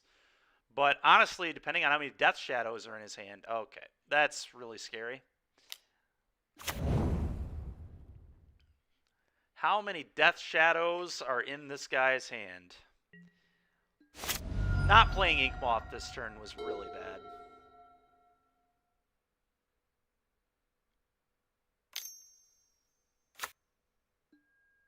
Hey, Happy New Year to you too, man. Thanks for hopping in and joining us here.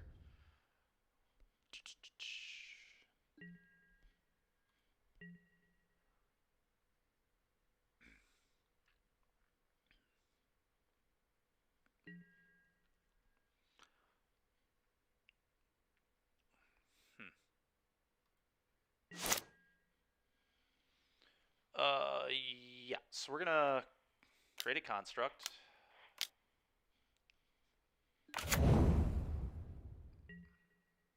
It's not a terrible draw. Gonna get Shadow Spear, equip it to the Sentinel.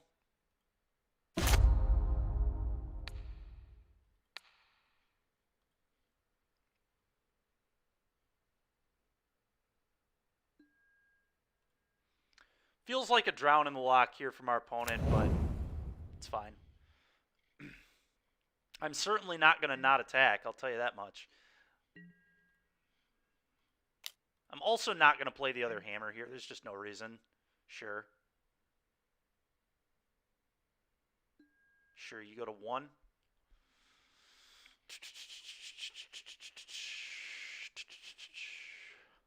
Yeah, that's fine. I'm just going to let that happen. That's cool. No. Well. Maybe it's not cool.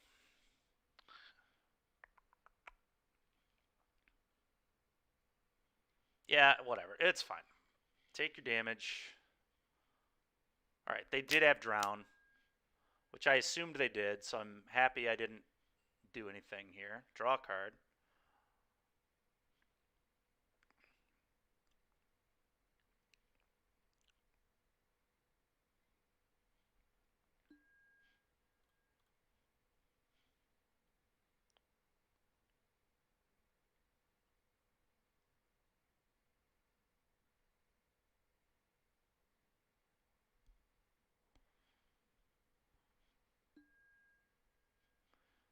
Man, we've drawn a lot of lands here. So the yeah, for sure. Yeah, you'll definitely want to play Arena at some point if you're getting into Magic, for sure. Do I just equip this now?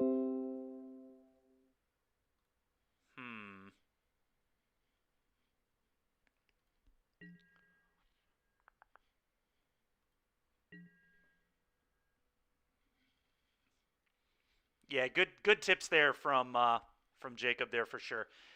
Okay, so do I just hold the hammer in my hand? Or do I just throw it on there? I kind of want to have the blocker. It's a little awkward if I get Croxed this upcoming turn, but kind of just need the good blocker, to be honest with you. I think I am just going to hammer now. I can't let his red cards be good. All right, F6. Got the shadows, so he just needs another drown. I guess dress down screws me here too. But dress down was going to mess me up regardless. Just has the second drown, man. Okay, dude.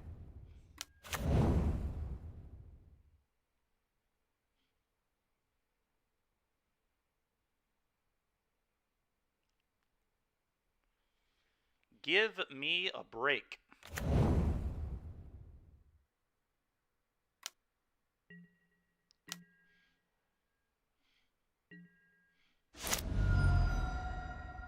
Jacob, I haven't really noticed that a ton, to be completely honest.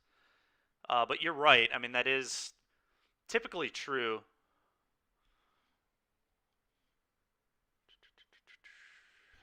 Huh.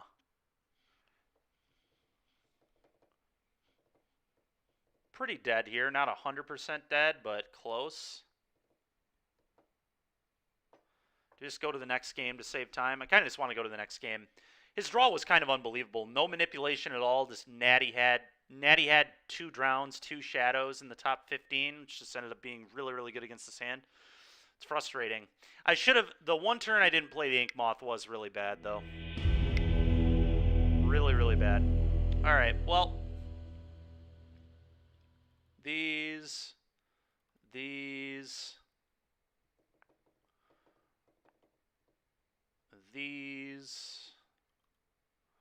Goodbye.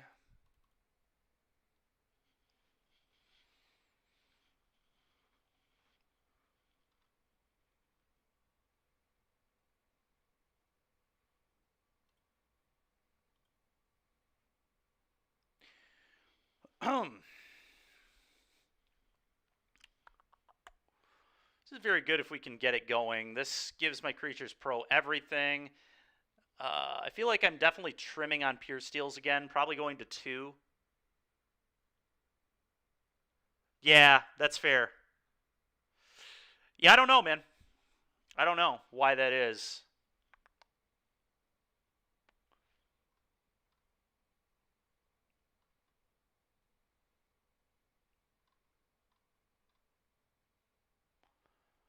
What if I just, like, went down on Steel Shaper's Gift? I feel like I don't really need that. I'd rather just have the pierces and the skills.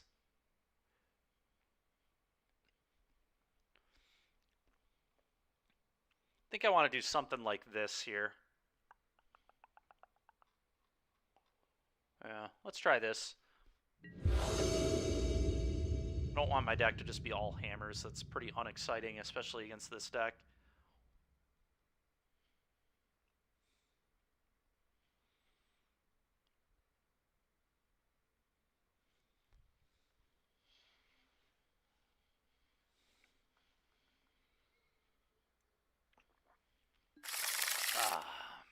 Yep, keeping. Keep. 2 of these. Good enough for me. Do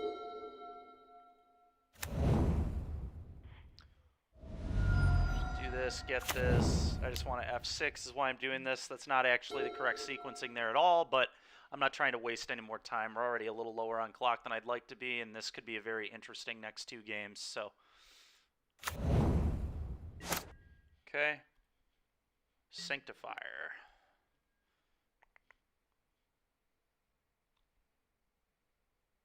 I believe. Yeah, I don't even really know what I'd want to get yet. Probably Sword of Fire and Ice, I guess. Maybe I should have actually fetched here as well. This was a good turn to thin it up. Probably not going to need 2 blue sources, so this was definitely a fetch turn. That was a mistake on my part. When it's free, you should do it. And in this matchup, it's pretty free. All right, well. And now it's awkward because I'm never going to have a great turn to do it again because I want to keep getting Ink Moths into play. I guess I don't want to fetch because it makes Drown not counter anything. They don't play Snapcat. No, they don't play Snapcaster or anything, do they? Combat hit you for 2, I think.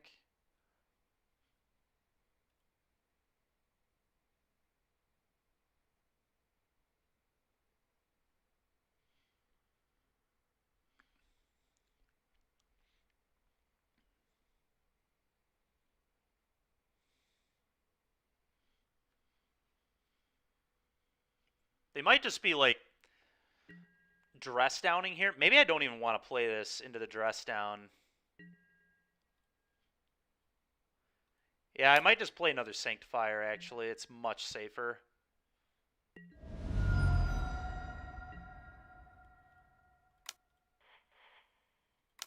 Much, much safer.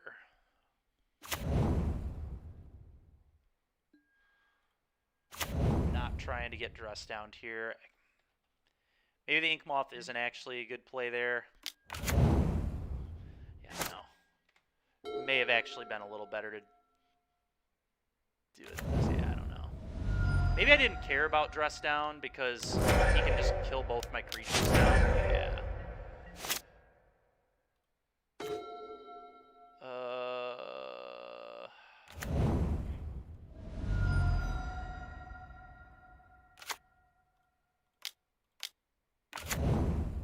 But whatever, here we are.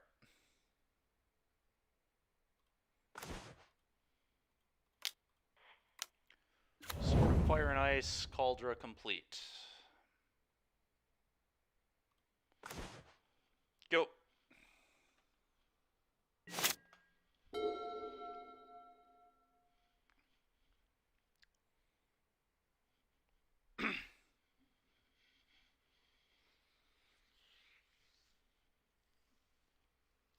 Yeah, no matter what, dress down was going to be really good that turn. It was hard for me to, like, no matter what, these two spells were going to be good no matter what happened. So, not sure if not playing the Stoneforge was right or not. It ended up, I think, working out pretty well for us, but we'll see.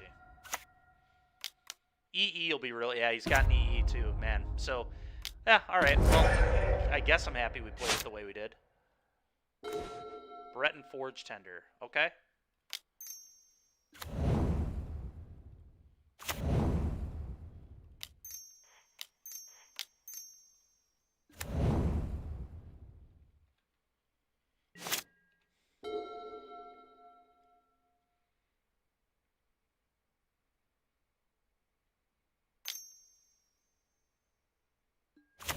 Sure. Sure.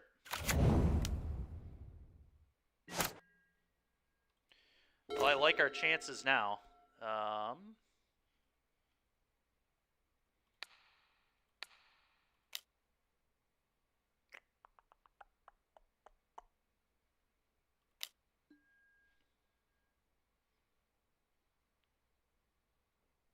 I guess we will be kind of weak against a Shadow.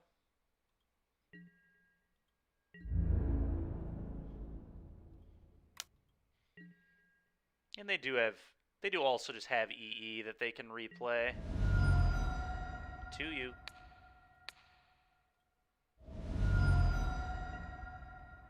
Pretty good. We'll take it at least. Go. Go, go, go, go, go.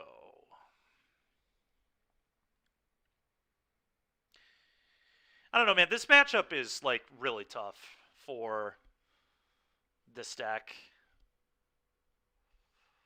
For Hammer. Just, dress down is just so good against it. Sure, that's fine.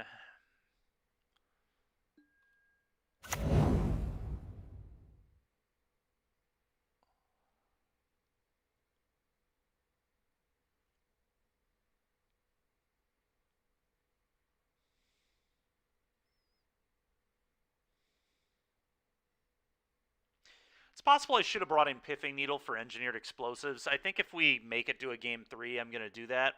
I don't think I did that in this game, and I almost certainly should have.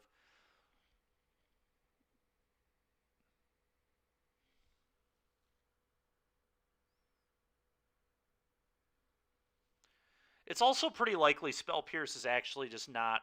They only play 0 to 1 now. Are you sure? They're not on... Not on 2? I can't remember how many I was on the last time I... Oh, that makes sense. Okay.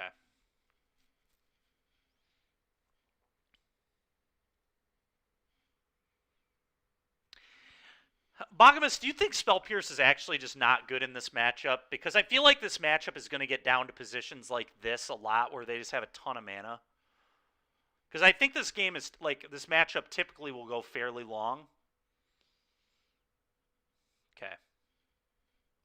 The Hexproof spell I like a lot, but I don't really like Spell Pierce in this matchup that much. Because I feel like a lot of games are just going to come down to this exact situation. Alpine Moon. How about Rude? That is just rude stuff from my opponent right there. Draw a card. Please don't have Shadow. God, dude, you frickin'. Ugh. Well, at least I can try getting him with the Ink Moth.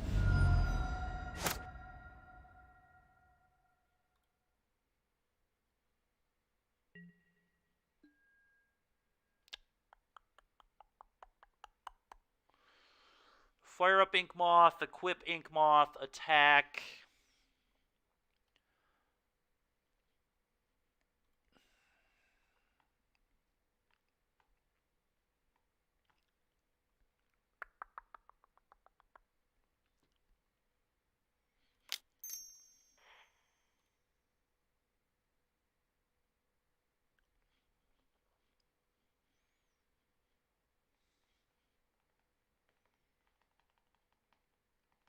It's unfortunate the sword itself deals the damage and not the creature.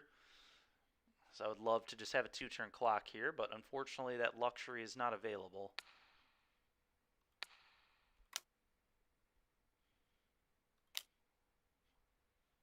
Equip.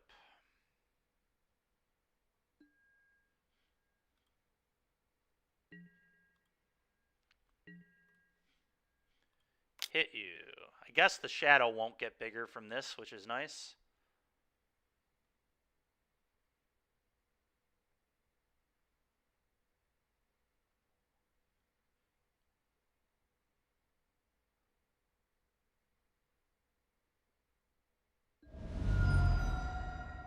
I swear to God, if he just natty has 2 drowns again, he really does. This is unbelievable, man. Oh, it's Dress Down. Oh, yuck. That'll do it too, I guess.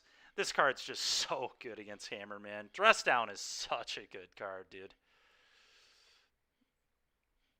I guess Spell Pierce would have been really good here. Yeah, I don't know. I feel like this matchup is can be pretty, like, you really want the Esper Sentinel on turn 1 in this matchup. But it's just tough. You just have so many good cards. It's kind of impossible to play around everything. Block there. It's actually, is this just, no, it's gonna get neg counters, but oh no, it doesn't even get neg counters because I lost the abilities. Sure, whatever.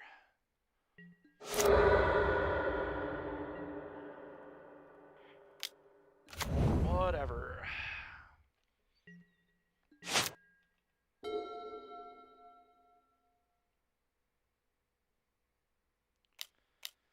Now they can just lure us and start looping Dress Down, which is very bad for me.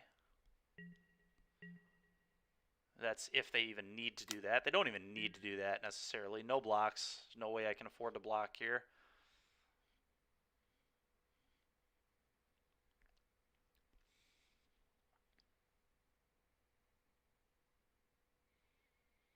If I draw Sigarda's Aid, I can still win, I guess. I guess I just have to draw Aid here. Pure Steel Paladin, technically, no, that won't do it if they do the Dress Down thing. Now, this has got to be Aid. Aid and hope they don't have anything. Hope they don't have a Drown. I mean, now at least he's manipulating.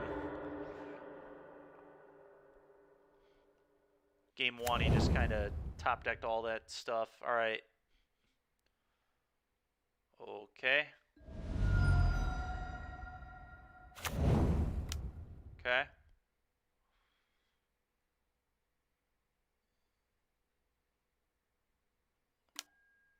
Pyrite. Sure. Come on. Aid. Aid.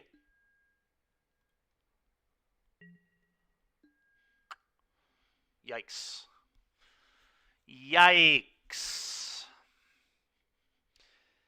All right. Well,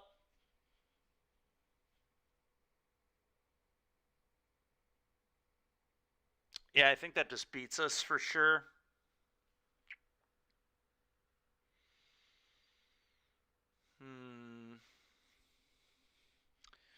It's possible I was supposed to get a different equipment with this, like the Nettle Cyst or something a long time ago. Maybe that would have given us a chance. I don't know that it would have, though. I think it was fine. Like, my opponent had just used 2 1-for-1 removal spells on the Sanctifiers, and then they just had the EE. This guy drew quite well against us. Quite well.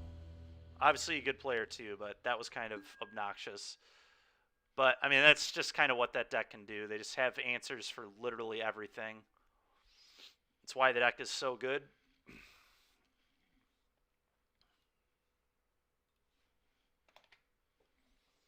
But he certainly drew the right half of his deck. There's no question about that.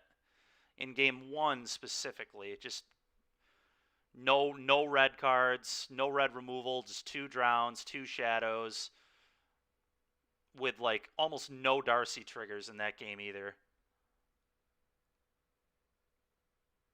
I see.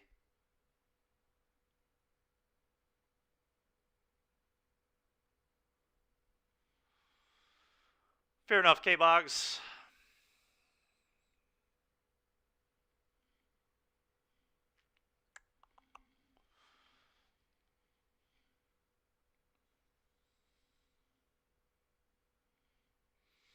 I can't decide if Spell Pierce is good there or not. It probably still is. I don't think any of the stuff we had, like the 2 Pierce deals I didn't have in my deck is questionable.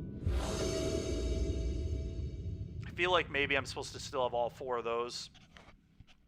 But I have no idea, man. That matchup is just, it's tough. I don't think I personally have not lost a hammer yet with that deck. It obviously can happen. If they win the die roll and play turn 1 Esper Sentinel, the games get way harder. Yeah, I was playing against Soul Strong. I was indeed playing against Soul Strong.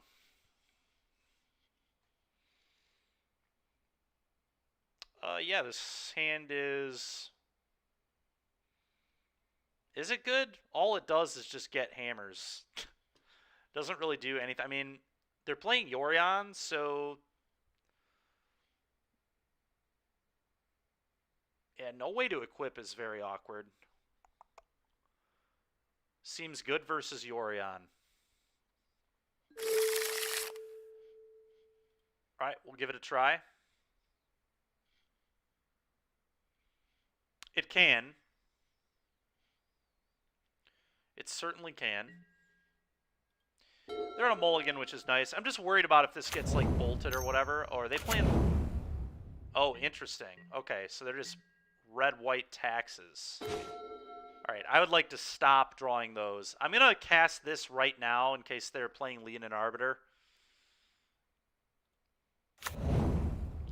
And that being said, I actually think I get the Cauldra with this, because if I do get Leonin Arbitered, then I'll still have it in my hand. I certainly don't need more of this, so this can go get the Trample one now when it hits if they don't have Arbiter.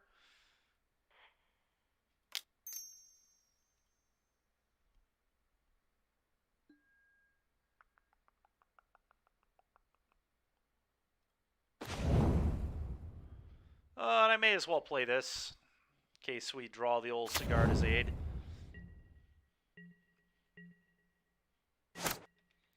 Very awkward third Urza Saga, though. These are going to be a joke if my opponent does play a Leonin Arbiter.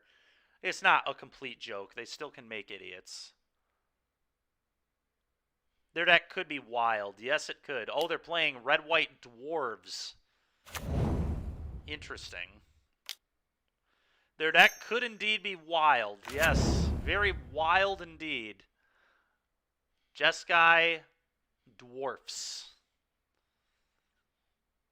Okay. Well, Sword of Fire and Ice seems pretty good on this table.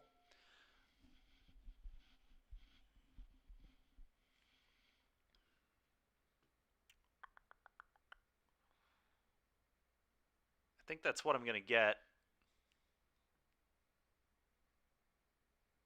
Do I want to play the Saga? What does this do? Tap an untapped creature you control, gains flying. It's pretty annoying. They're going to generate a lot of mana. If they can tutor something with this, I'm a little afraid. And I'm certain they can.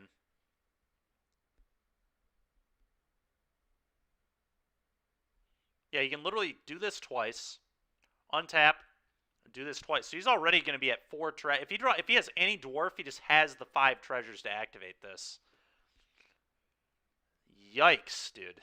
Holy smokes. Question is, do I want to play Saga? The answer is probably yes. Maybe not, though. It's possible I want to get the Cauldron in next turn. I guess let's just give ourselves the option. It's not like I'm short of these.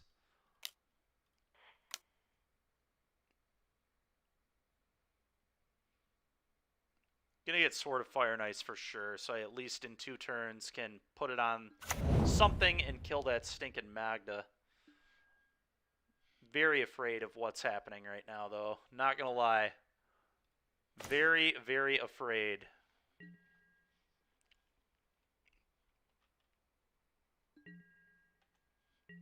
Unfortunately, we kept a hand that maybe we shouldn't have against this kind of deck, but we did not know this was going to happen at all. Seeing a Yorion, I did not expect dwarves, so. Did our opponent just not use their Changeling? Can you only do it as a sorcery? No, they absolutely messed up. Okay. Well, thank God our opponent doesn't know how to play their deck, because they could have just made a bunch of treasures on our end step and chose to not do that. They could have made 2.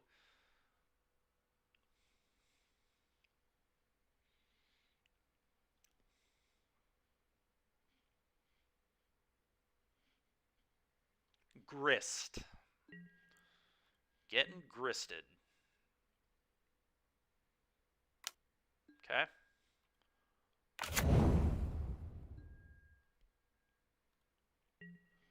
What did he get with this? He got a grit. Duh, he got a grist. Huh.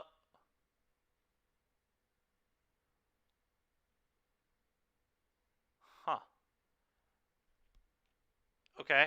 That's fine. I guess I'm just putting Cauldron into play.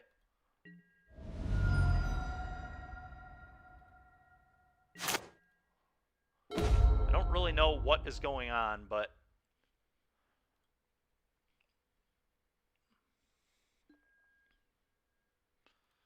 pretty safe to say that Cauldron Complete will be a good play this turn, so let's just do that.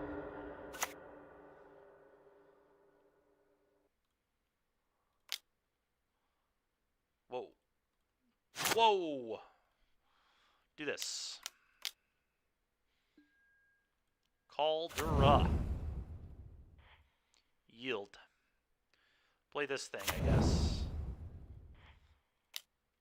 The little Breton Forge Tender that could. Combat. Hit ya.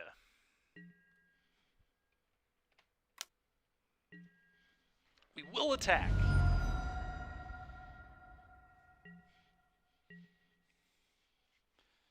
Okay. They still don't know how their Changeling works with their cards. This is unbelievable, dude.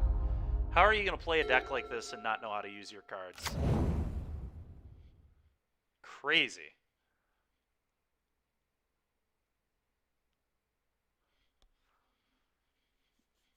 They literally could have 5 treasures right now. I'm pretty sure, if I'm understanding how that card works, and I'm pretty sure I do get it. So can you Violin Grist? You can. That's pretty hot. That's pretty hot. Create a token. Sure.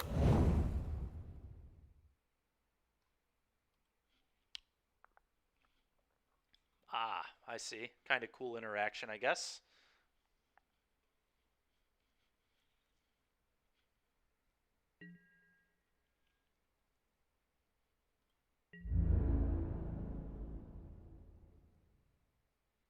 Okay.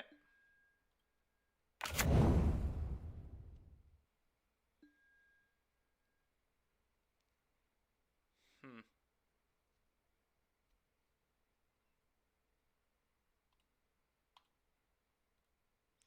Turn those off just in case I had one on. Want to make sure I get my draw before I decide what I'm going to do with this saga. I'm sure I can still make a token if I need to.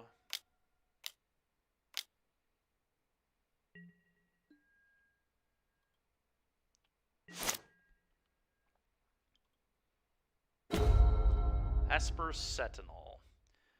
Kind of just want to cheat sword in and equip here. And then attack. And then kill the Magda, I suppose.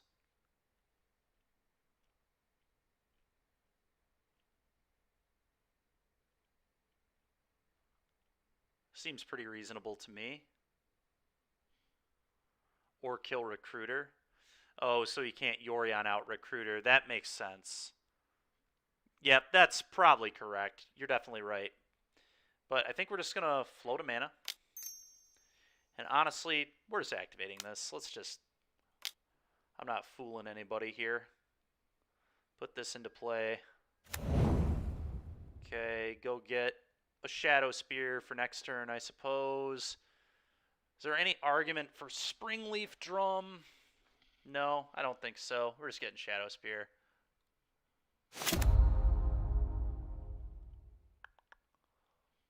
Play another Saga.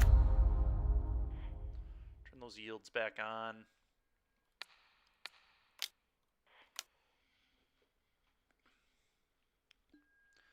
Attack you.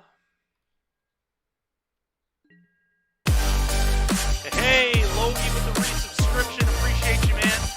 You're a superstar, buddy. Thank you very much. All right, face is the place, as they say. Do the sword thing. Kill this. Sick. More lands. Nice. Well, the good news is Yorion is blue. Probably turn off those auto yields just because I have a Forge Tender.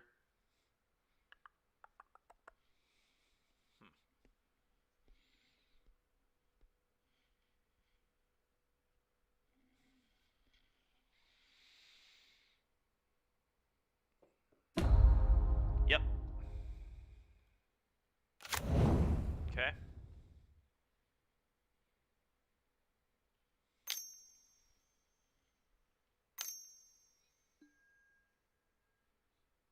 Okay.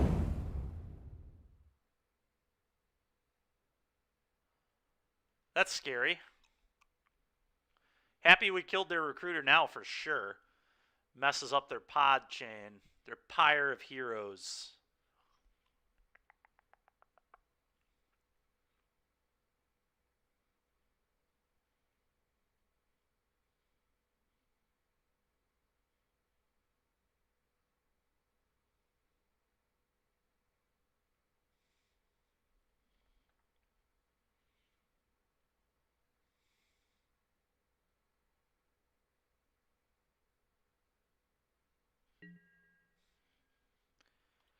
Has to share a creature type, right? Yeah.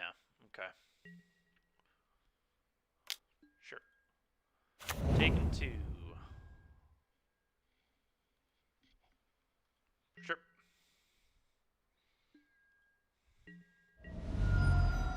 Opponent has 2 creatures in yard at the moment, which is relevant with Grist's ultimate. Need to kind of keep that in mind.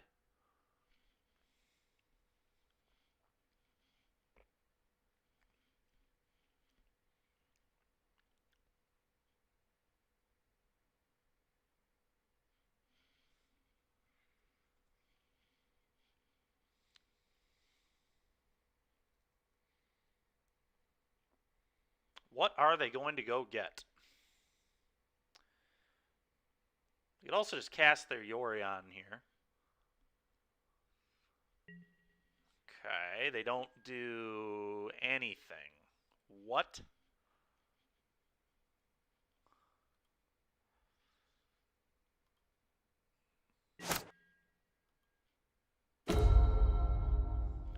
great draw. Another hammer. Sick.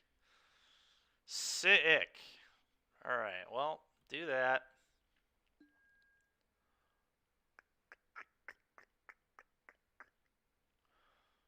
No matter what... What is about to happen to me? Am I going to get, like... Do they play Solitudes in here, too, do you think? He's got 5 mana for a Solitude here.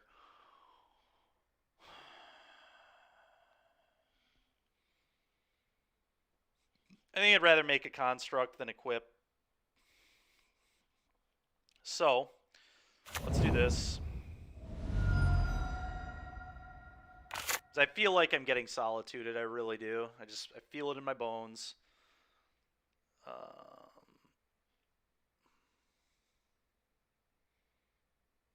there any reason to play this? I guess maybe there is. Let's play this.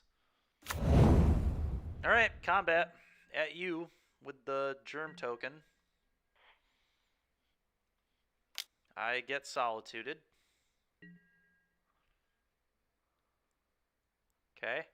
They have to triple block this. Okay.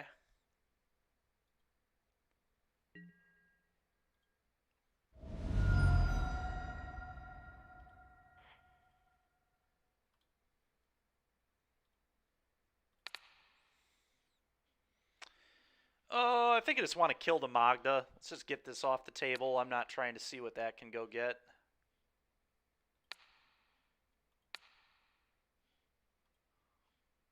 Not even remotely interested in what that can play, so...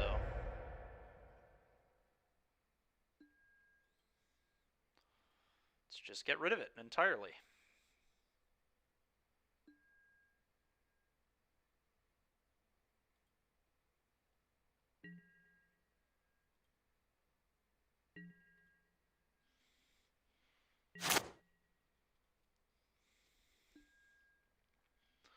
Cauldra doing work this game, I'll tell you what. Being a Lurrus deck would not have been particularly impressive against whatever our opponent's doing. To be fair, our opponent did not use the Magda in this card correctly at all. They missed at least 6 treasures that game, at least. Which could have, like, gotten another one of these, and who knows what would have happened. I have no idea, but... That was odd. All right. Well, we won. Am I interested in these to, like, steal Aether Vial? I kind of am, to be honest. All the pro-red stuff seemed really unnecessary, so those are going to go.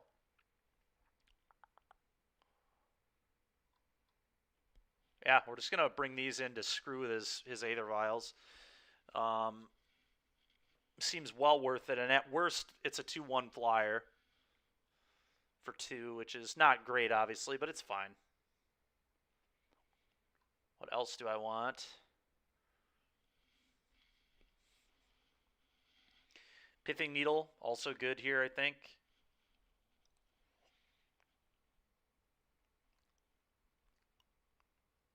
And I guess one of these is good against Grist.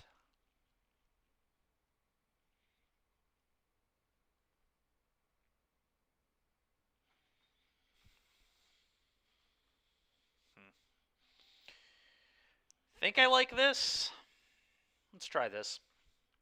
Not really sure. Our opponent's deck is very odd. But fortunately, they didn't play it particularly well game 1, so that was helpful. What do we think of this? I've got Sigarda's Aid, I've got a hammer, I've got this and a way to protect it. Oh yeah, we're keeping this.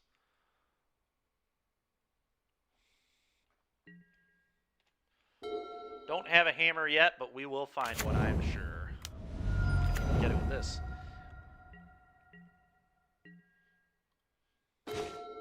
Another Saga, huh? Okay.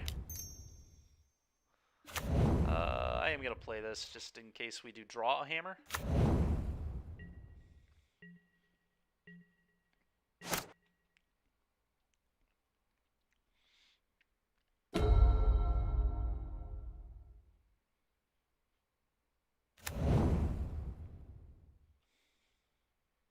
Dragon creature spell? What? Interesting. I guess because these are shapeshifters, they're dragons, huh? Alright. Fair enough. Ugh. Alright, Saga.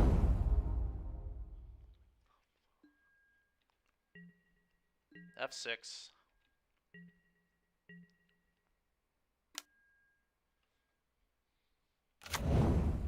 Can't be blocked. Yikes. That's pretty scary. If they send their Mariner, I very well may block with Ornithopter and Pump, just because I want that stupid thing off the board. Oh, yeah, now I certainly want it off the board.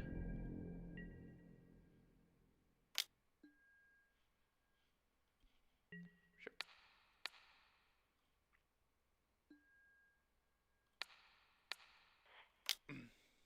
Goodbye. Bet opponent did not see that one coming. Oh, yeah. Pretty good. Pretty good. I wish we had another white source, but it's still quite good.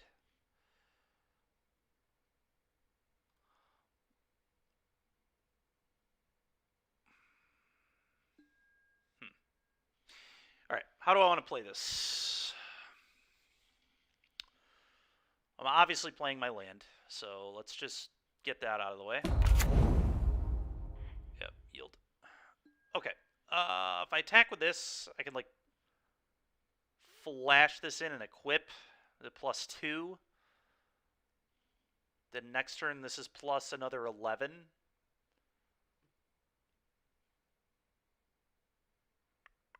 Could just also make a construct.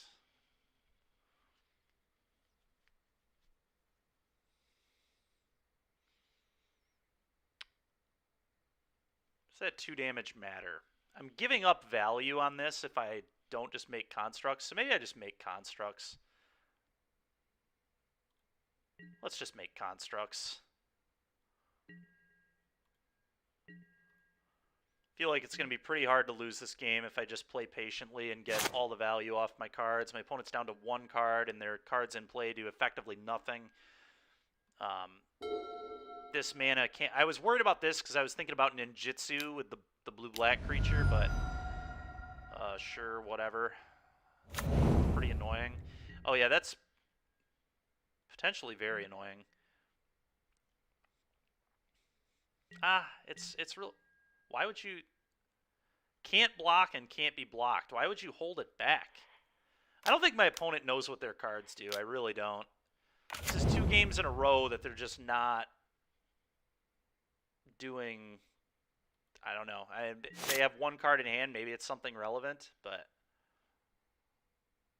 Alright, draw. Main. Oh my god, I had always yield on. Ah! Hold on. What if I... These go on the stack. Right? What is happening, dude? Okay, I can still float a mana. I was about to say, what the heck? Alright. Float a mana. Let that do its thing.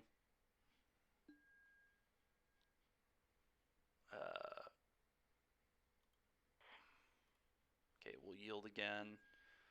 I don't even know, man. Can also get Needle and just name Pyre of Heroes. That's probably what I'm supposed to do. Let's just turn that off so my opponent can't really do anything.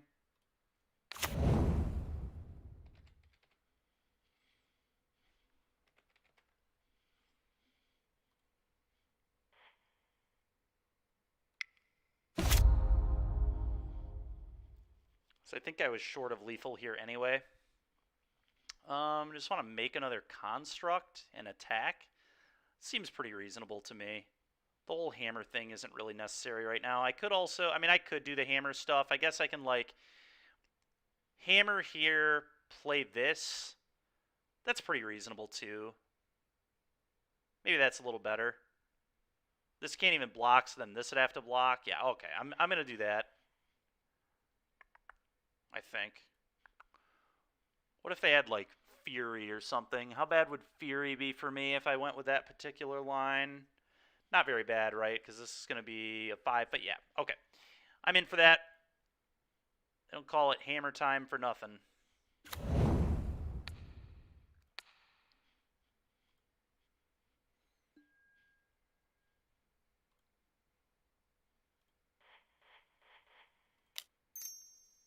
I guess I didn't even need to do it this way. I could have done it in combat, but I'm fine with my opponent blocking. I literally could care less.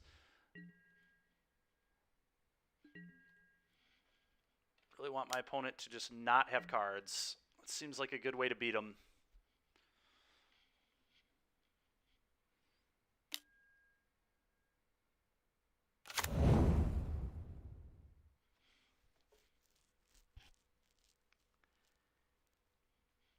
Okay. Well, that was always going to be bad for me, unfortunately.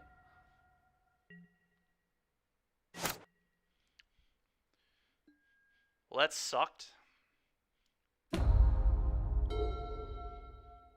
It's alright, though. Their hand really does nothing. Because we got this off, so I don't think they're going to be able to kill me or anything. These can't tap for mana for Yorion. These can. Okay, interesting.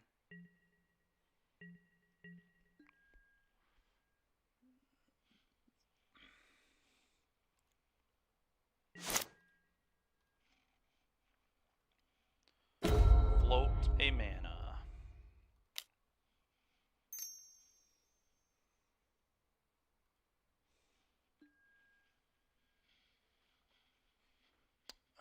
Just get another hammer here, right? Hammer equipped there. Put him into the abyss here. I like that.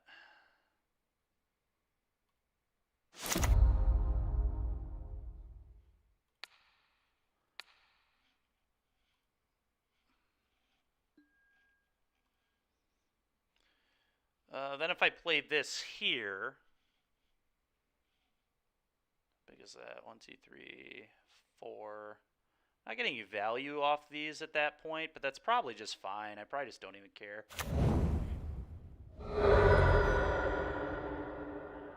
Oh, this also... Doing this is going to turn off their ability to tap Mana Confluence for mana, which means Yorion is not going to be a thing here. Don't think, right? Because that's 5. 1, 2, 3, 4,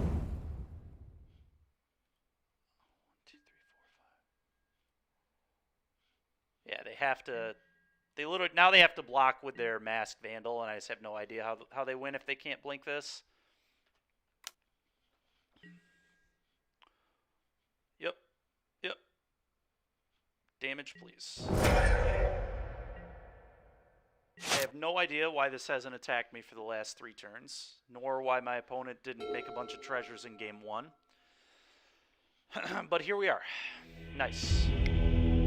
Alright, we beat whatever that was. Whatever that was, we beat it 2-0.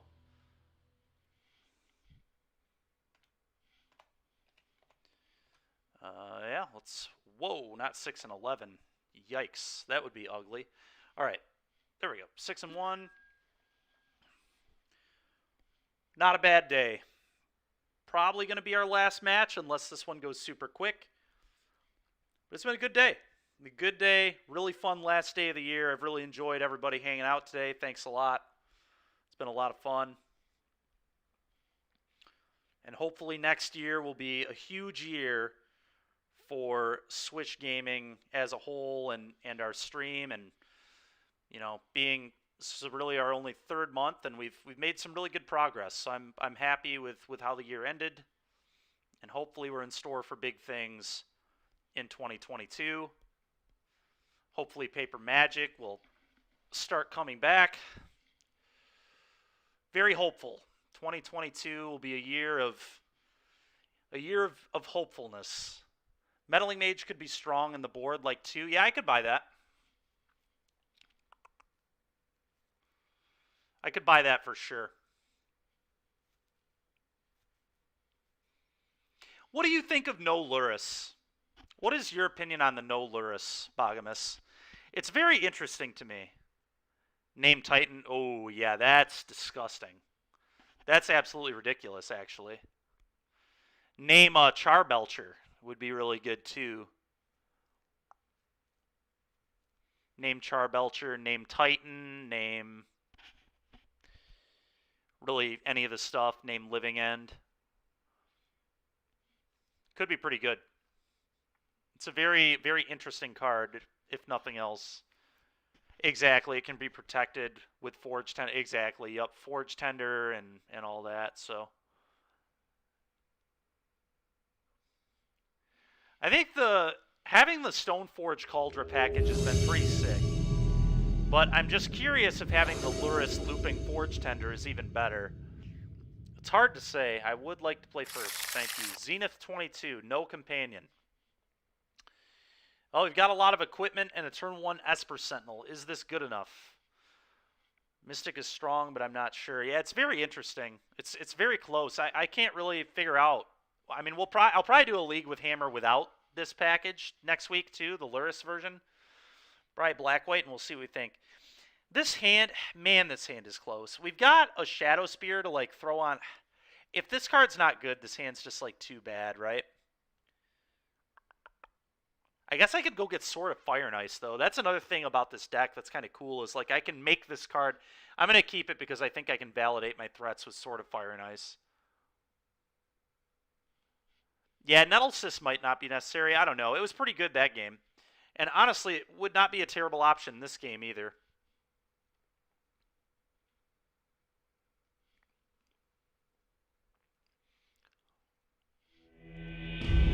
What? Alright, well, we take those.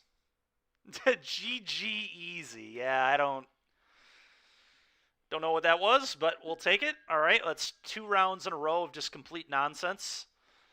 First, we played against a pretty mediocre deck, and then the pilot didn't have any idea what their cards did. Twice. Literally 2 games in a row, they didn't know what 2 of their cards did, it felt like. And then this guy just concedes the match. So I guess we'll take free wins. I'm not going to deny some gift giving here, but I would like to play. I am trying to get some testing in. Stuff like that is just so funny. All right, well, who knows? If we have something else like that happen, maybe we'll just finish the whole league. Okay, this person, thought they weren't going to show up on us. All right, lost the die roll. It's okay. Just give me a good opener. Give me the old turn 2 kill. I've still never done that with Hammer. This is not the old turn 2 kill. It was close. It was close. We needed Sigarda's aid. All right, they're a Luris deck. Magic Dan. Sounds like a Shadow player to me. What do I think of this hand? I think this hand is very bad against... Honestly, it's just bad. This hand is... Like, I could get the Sword of Fire and Ice, but... Hand seems pretty medium to me. I'm going to mull this.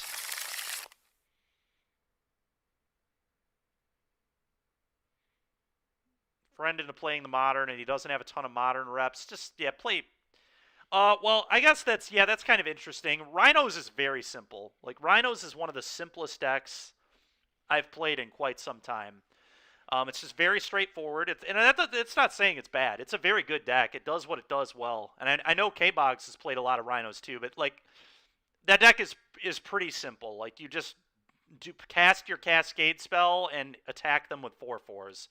And then, like, boarding is obviously, like, always the hardest thing in Magic. You still have to make real decisions there, but... What am I getting rid of here? I don't really need the Steel Shapers. I think I'm going to get rid of that. Springleaf Drum's not particularly good here either, but it could be good. I think I'm just getting rid of this. Could get rid of the Springleaf, I guess. It's a little awkward. Could also just get rid of the Pure Steel. What if I just get rid of the Pure Steel? Then I have 2 copies of Hammer if my opponent has a hand hate spell. It's a little awkward though because this card's so good. Tough call. I think I'm actually going to get rid of the drum. That was a hard one for me to figure out. I'm not sure if that's right at all. It really is very dependent on what we draw. What was the correct discard there? All right, burn.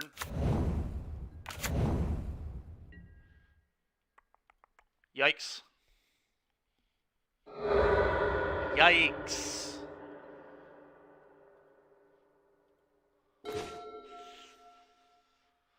Huh.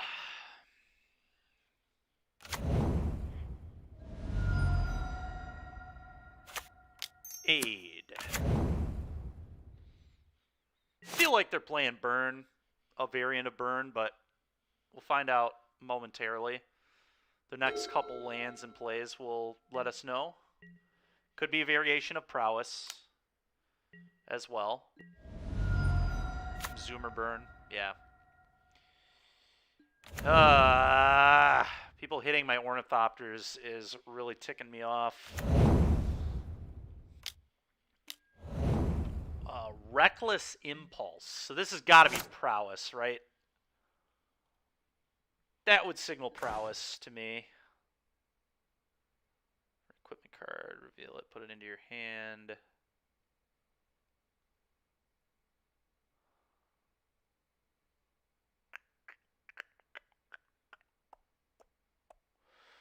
This is very awkward, man. Very awkward.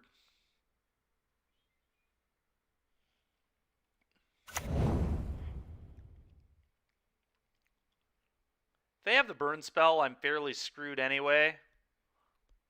So I kind of just want to play this. It sets me up so much better for next turn.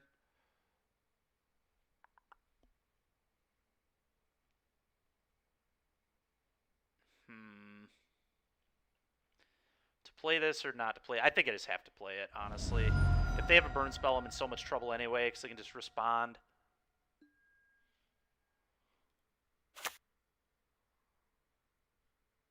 Strong dislike of Bone Crusher Giant. Yeah, that makes sense. Seems pretty medium.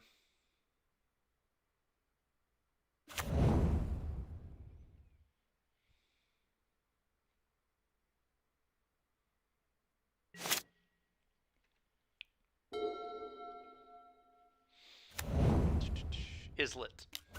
Sure.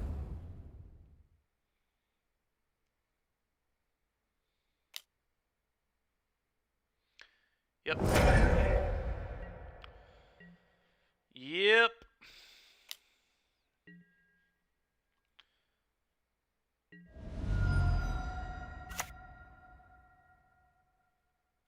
Sanctifier and Vec. That would have been a good one. It's part of the reason I played the guy there was, you know, I've got plenty of other white mana cost spells in my deck, including this one in my hand right now. Okay, that's actually very good. I'm happy with that.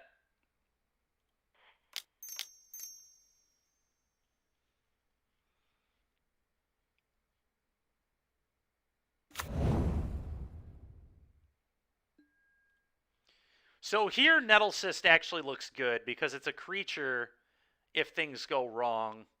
So I'm actually very happy to get Nettle Cyst with this one. I'm just going to leave up, block Ragavan, and then play Shadow Spear.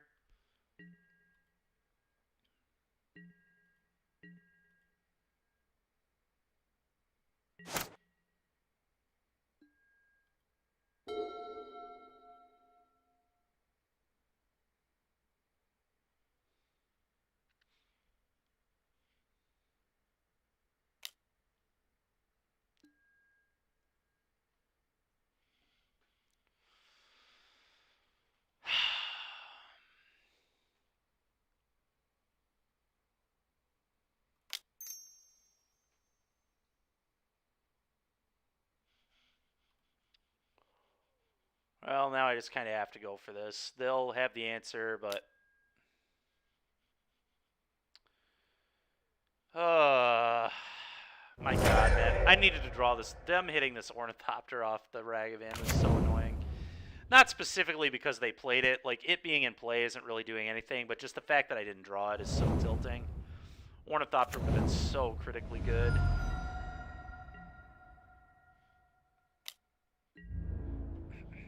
Yeah.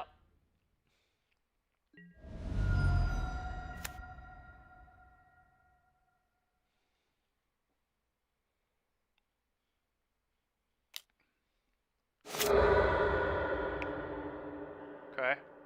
Maybe a little sign of weakness there. Okay. Sure. Yeah, they're a Luris deck, too. This is a disaster. They can just use all these treasures to buy and play Luris and start looping the bauble.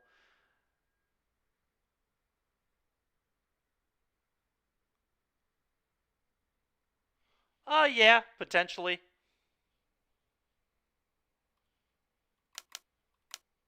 I don't know. I haven't really missed Memnite very much. Like, obviously, in this game, it would have been pretty good, but hopefully all our pro... Like, is shaving a Forge Tender worth it in this kind of matchup? Probably not, right? Like...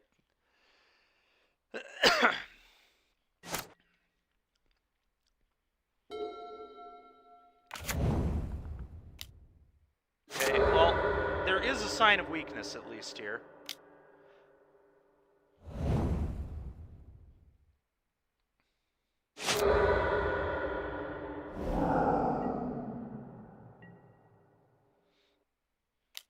Yep.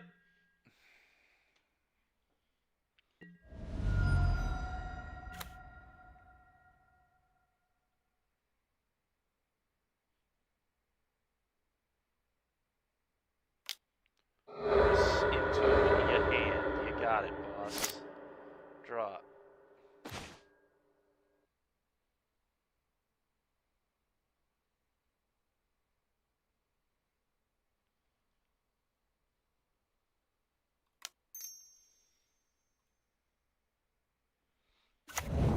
See if our opponent makes a mistake. Can fire up Ink Moth and then block the Ragavan equipped with Shadow Spear.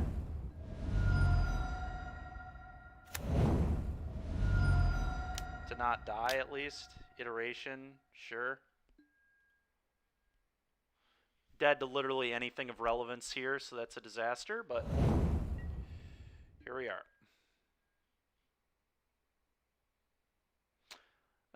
Honestly, that's enough. Let's just go to the next game. I feel like that card is definitely going to kill me, so...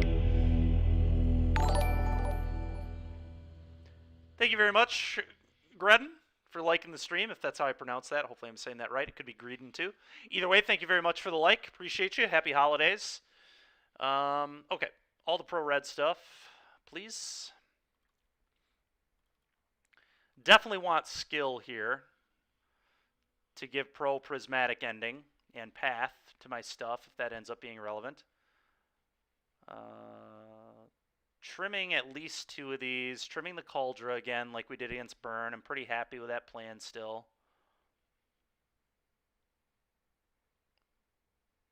And again, I think this is just very small ball and very slow. Not super thrilled with it. So I think that's where we want to be here.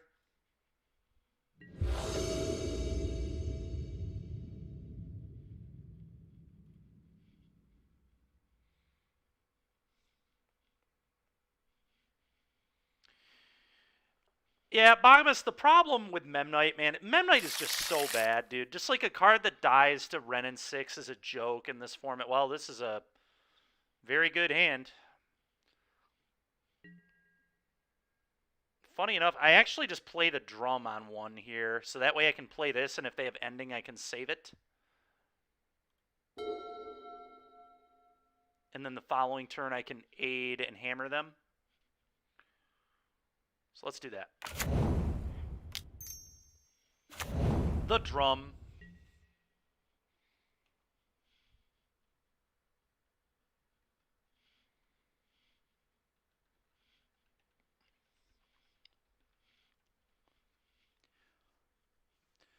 Like, the thing is, in this matchup, too, Memnite's also terrible. It just dies to Lava Dart, so we would have cut it in this matchup, too.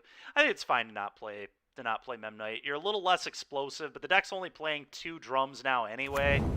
So the person who made this is already well aware they're less explosive. They even cut a drum because of it. They're trying to play a little more mid-rangey and fair with this version, a little less all-in, which I like. I think that's fine. Sure, this is whatever.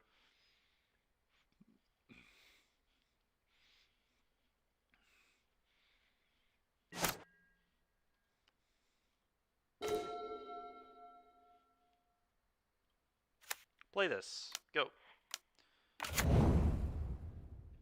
F6 through my turn and get ready to blow them out with this skill.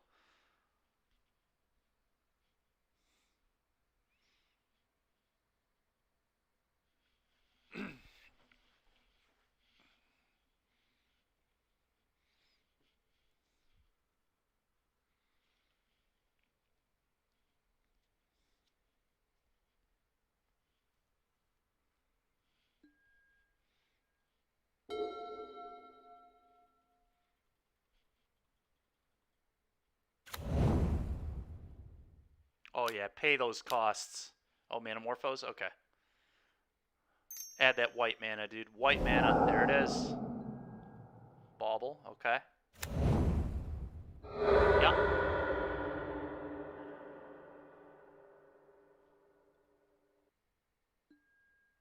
Monkey. Okay. You have a monkey.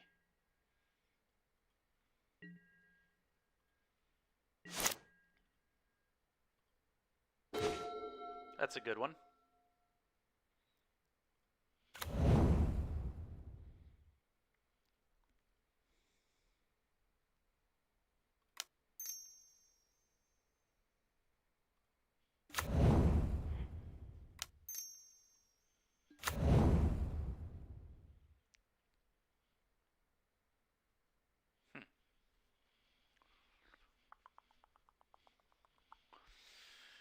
Part of me actually just wants to put it on the Esper Sentinel and then can give it protection. Which is going to draw me cards every time they play a spell. But I guess I can just wait on that.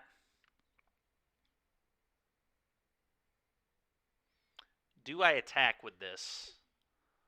The 2 damage particularly relevant?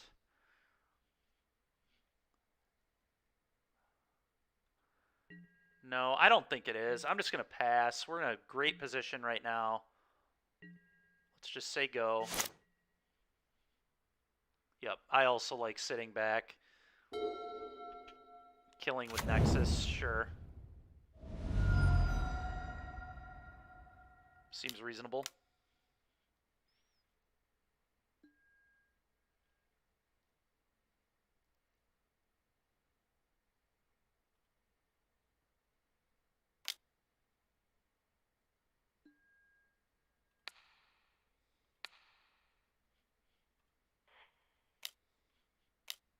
You can knock that off, please.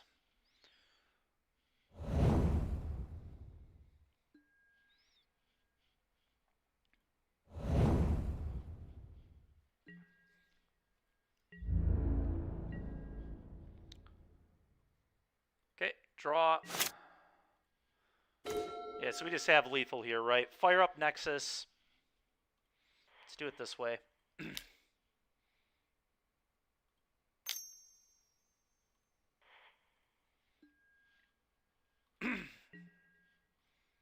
Attack here and then just hammer it.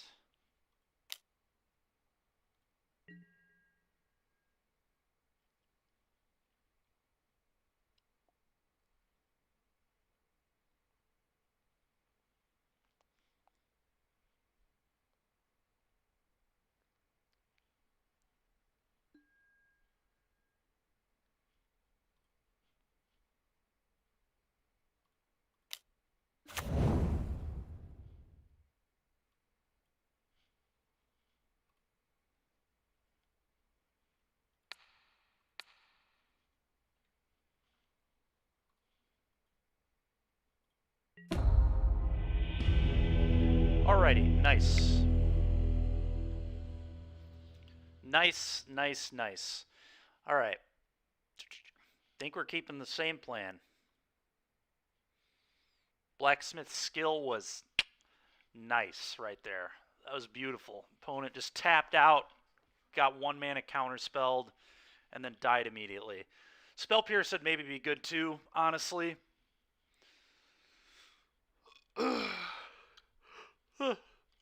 But having to have blue mana is a little awkward against a red aggressive deck like this. Like, I don't want to have to fetch shock to cast that card if I don't have to.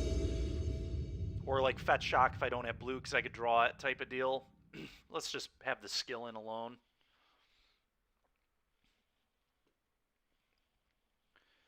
Yep.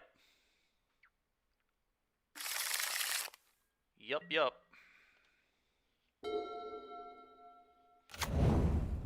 Sure. Okay.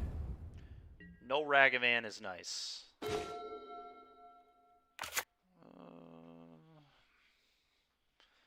This into Stoneforge seems pretty good. A little awkward I can't get Cauldra, but it is what it is. Do I maybe just play Sentinel?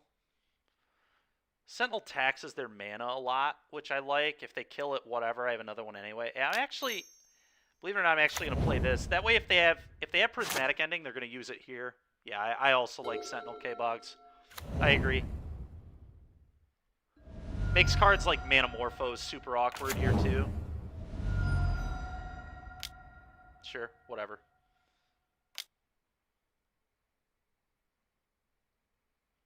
Sounds good.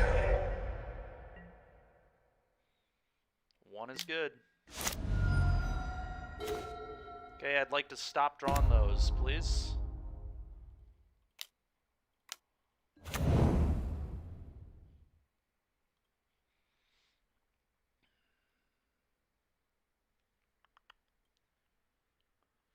Huh.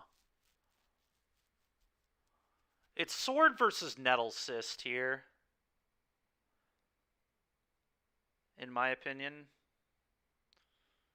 Sword seems probably better, because I can just, like, sword these guys up later and just start killing all my opponent's things. So I think I want Sword here.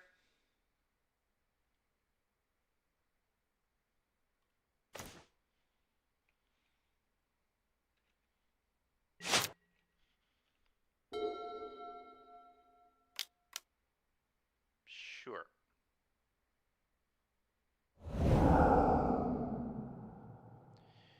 Sure. It's pretty annoying.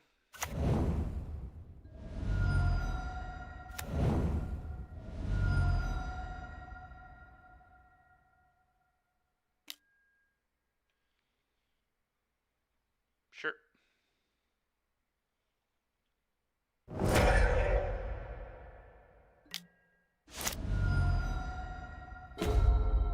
Okay.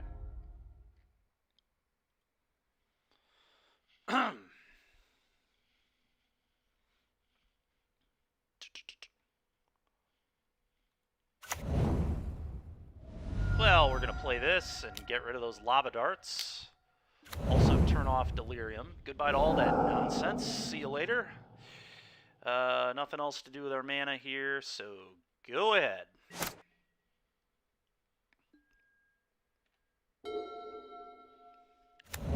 Sure. Sure.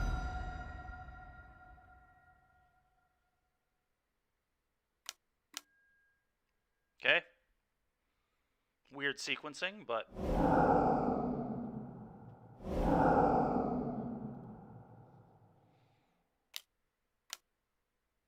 God, dude.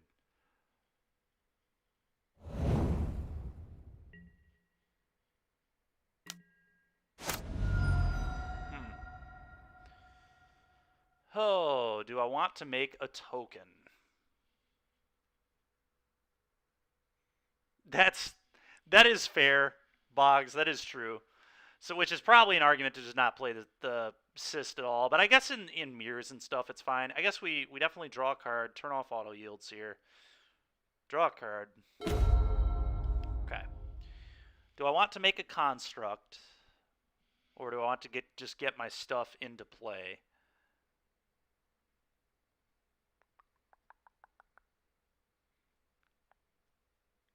Getting sword into play seems pretty nice.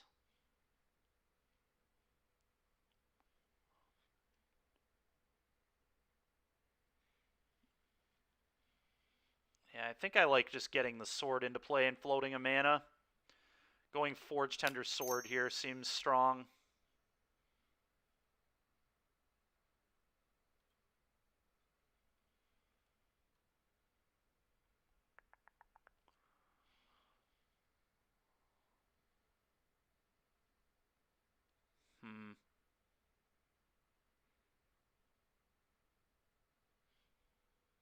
Yeah, I'm thinking about Drum as well. I'm definitely thinking about Drum here, because Drum would let me play a Sentinel as well, which is pretty cool. But what about Shadow Spear? Shadow Spear is also very good, right? Does Shadow Spear up the Forge Tender?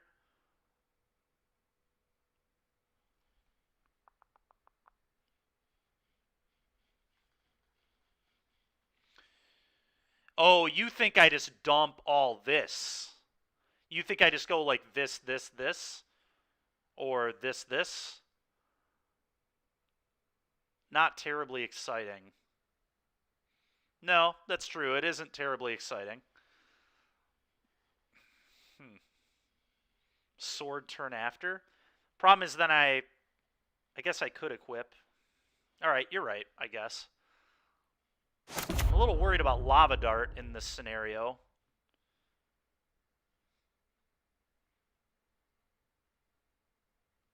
But I guess they'd have to hit their third copy. We've already seen 2.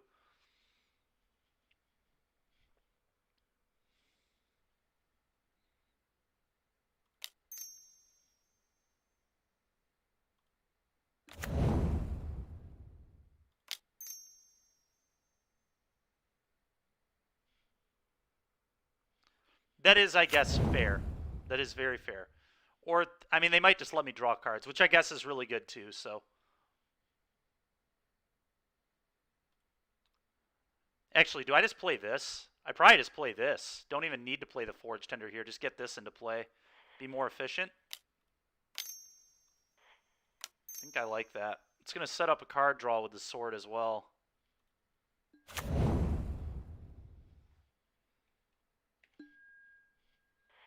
All right. I'm into it.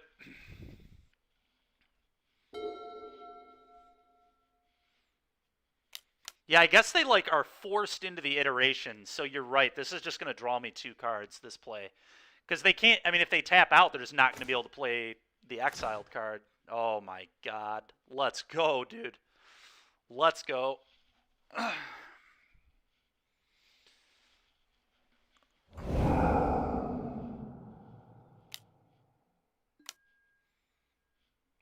Okay.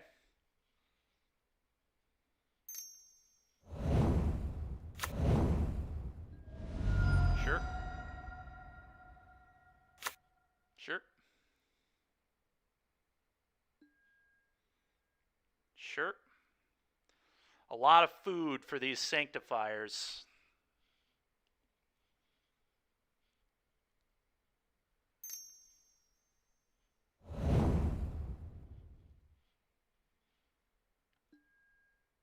Sure.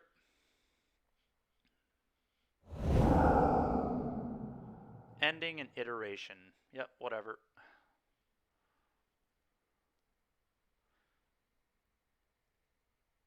Lava Dart here would be pretty annoying. Doesn't look like he has it, though.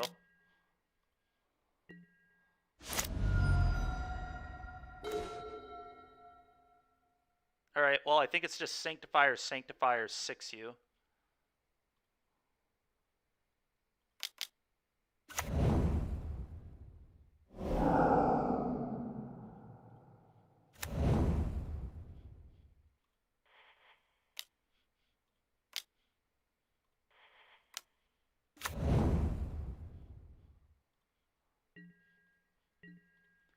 Or 4U, rather. Put you to 6. Oh, wow, our opponent still has Delirium through all this? That's disgusting. No, whatever.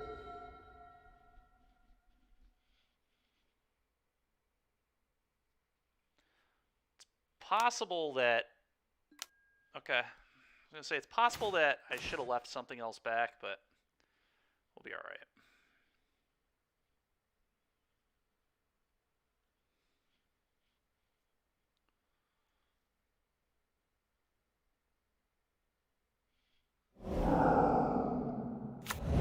Sure.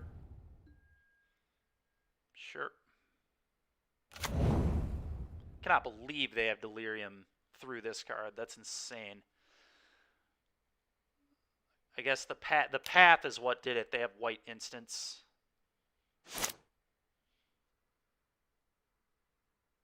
Yeah, I didn't check either. I just assumed it went away, which was a bad play on my part. But I think we'll be fine. They're still just dead to this board, and they're almost certainly going to die to the sword.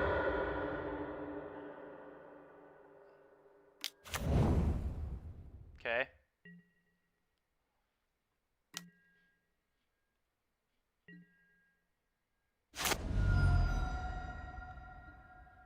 Well, they don't have a white spell up here, so I can just equip this attack and kill them. It's exactly lethal.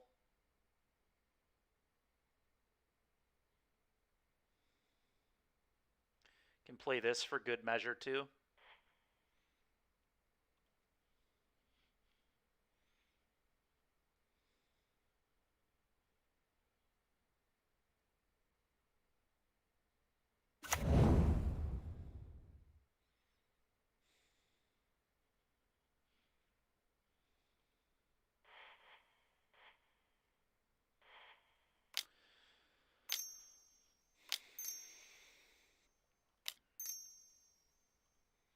If they have Spell Pierce, this could get interesting.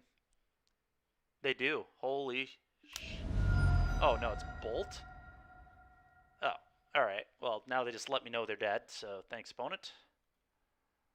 Unless they have Gut Shot. I get to draw 2 more cards, thanks.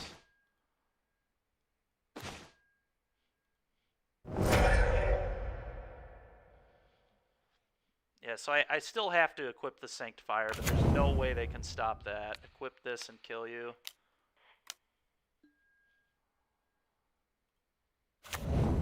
Play this as well, because why not? Just show them we had it.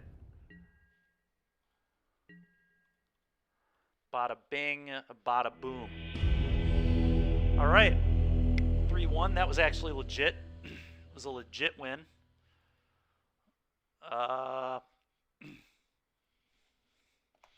Oop, not 9-1.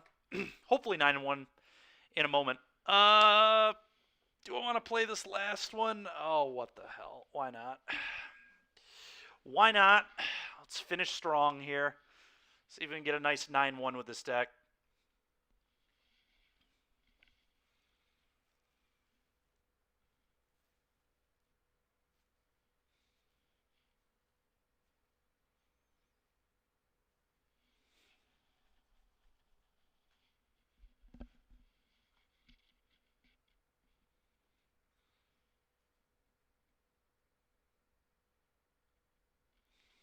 Let's see what can happen here.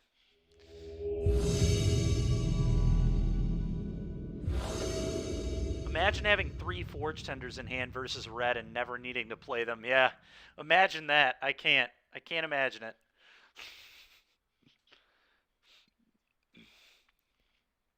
All right, Yorion deck. 4-color pile, perhaps? That'd be nice to get a little testing against 4-color pile.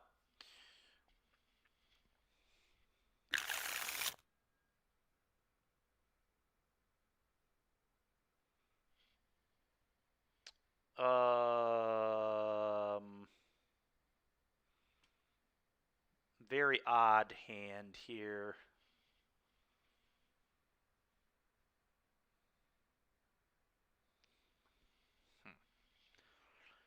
I kind of like it. I think I'm going to try it. It's very awkward. This card's obviously like already a mold 6, but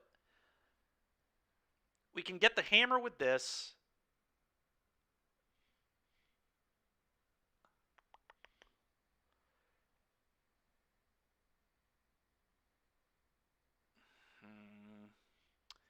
I think I'm going to try, right? Because this is just a turn 3 equip hammer onto the paladin, draw a card. It's not like, maybe it is bad. It depends if they can interact with this, which, I mean, they probably can interact with this. But then this card will be good. This will just, like, pressure them for science. For science. I'm going to give it a try. Not the best hand in the world, but...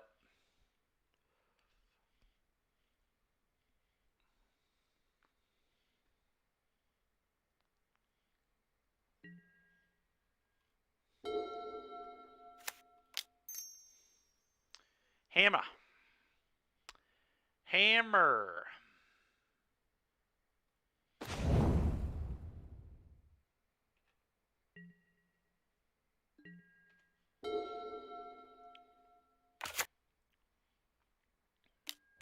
Yep.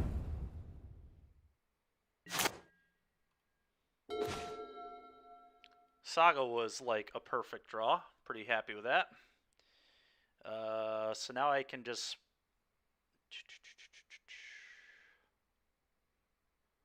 Interesting.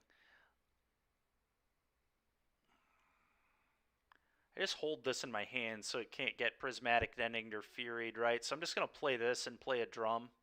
I'm just going to make tokens off this, be very patient, get this into play the turn where I can play this stuff and equip immediately.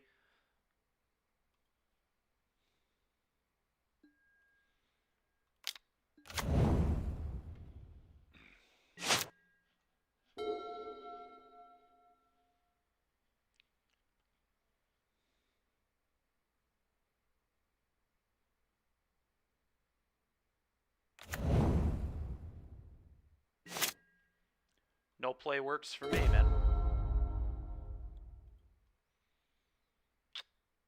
Okay.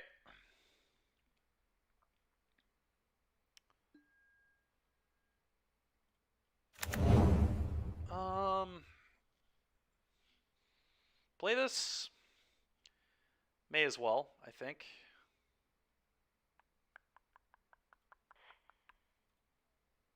Cast that. Makes my Saga bigger, which is nice. Saga tokens.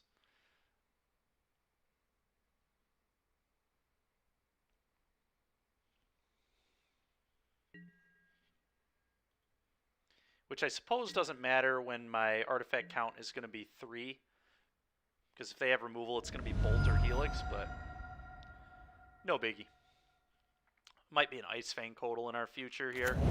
Nope, okay. Better mana. Sounds good to me, dude.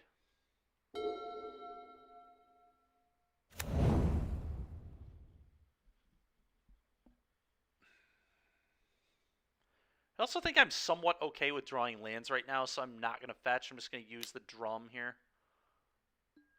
Prismatic ending this. Alright, well now I'll fetch. That's fine.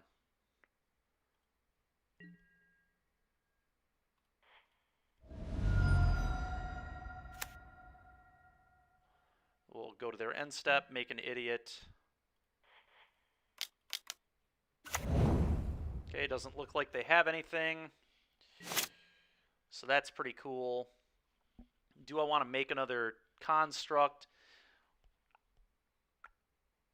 Or do I want to do the hammer stuff? I think I just want to make another construct, because they could just have solitudes in their hand, so that would blow this play out. Let's draw first, but does that change how I want to play it at all? So, float a mana.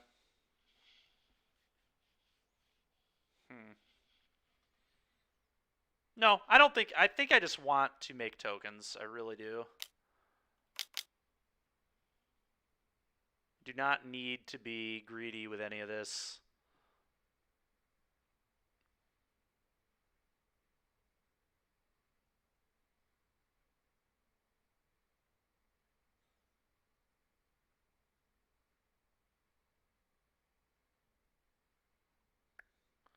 Funny enough, I can go get another drum, too. Another drum might not be that bad.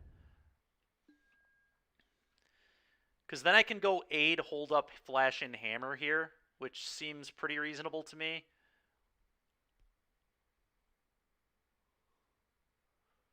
Just trying to play the best I can around like Fury and stuff of that nature.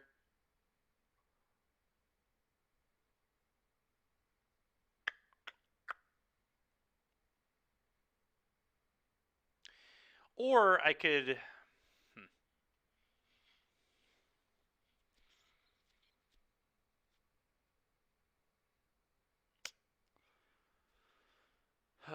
Is there any world where playing this would be good and losing the 4 damage? Probably not. Another hammer, I suppose, is interesting with Paladin in my hand, too. If they don't deal with both these, they just, like, die. Yeah, I'm actually going to get another hammer, I believe.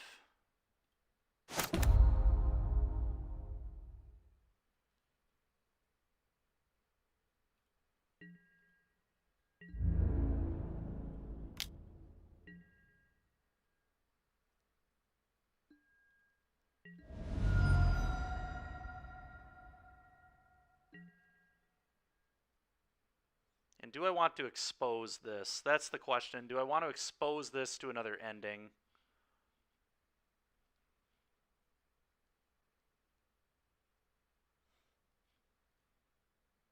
My stuff's not... I'm worried about, like, 3-mana Tef now is a card I'm kind of concerned about.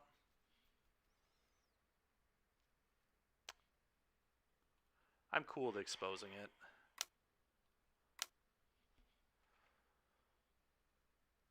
My mana is getting into a position where it's, like, kind of choked. Because I want to be attacking now. Let's do this. Yep. Another tap land here. Sure. Yep, tap land. Okay. Draw.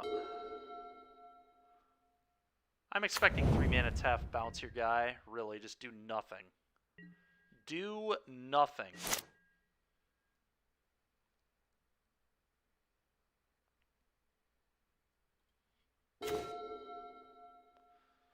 Okay.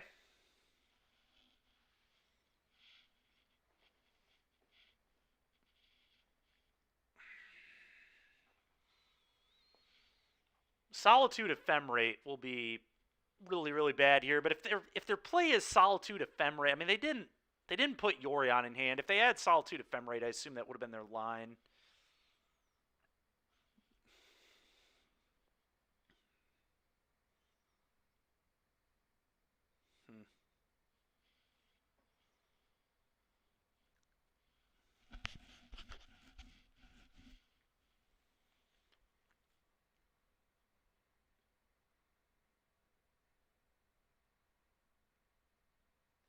I guess I like casting this and trying to equip a hammer. That's a good start. Just equip the hammer that's in play. That's half the reason we went with this line, was so I would be able to do this. Alright, opponent is somehow just dead. They have nothing. Opponent has literal nothing in their hand. I don't know what the heck that game was, but that was a weird one. Spell Pierce seems very good, and Skill seems very good here. Yeah, I want both of them. Spell Pierce actually... Spell Pierce is kind of whatever. The Pro-Red stuff is not nearly as good against this deck as it is against some stuff. It's still fine. I'm still going to have all the Forge Tenders in for Fury, but I actually don't want Sanctifier and Vec in this matchup, I don't think. I also don't think this card's very good. They're a Teferi deck and an Ending deck, so this card's embarrassing, in my opinion. So let's just not have that in our deck. I'd prefer to not draw that at all. Do I want Pierce for, like, Teferi and Renin 6? What would I cut? Like Ornithopters or something? I think I just run it like this. I want all my threats here. I think we're just gonna do this. See if we can get that 4-1.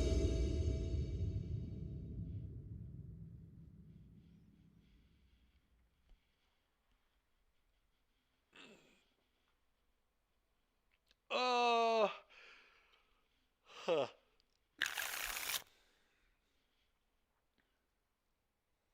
All right, I'll keep this. I'm going to run one of these out because if they deal with it, I have a second one anyway, so I don't even care.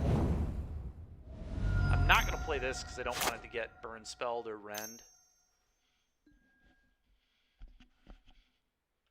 Sure.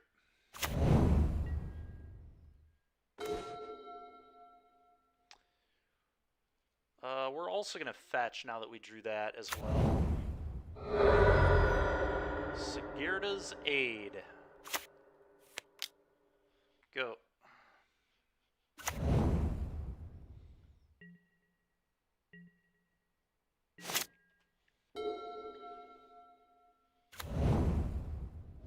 Sure.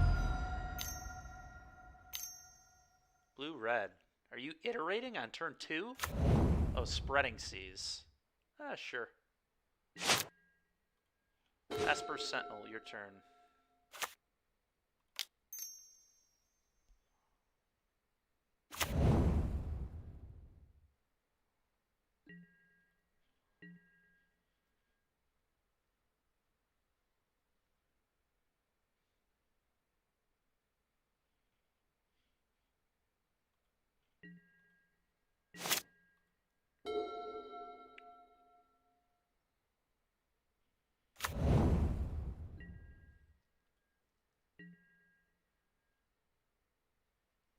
Okay.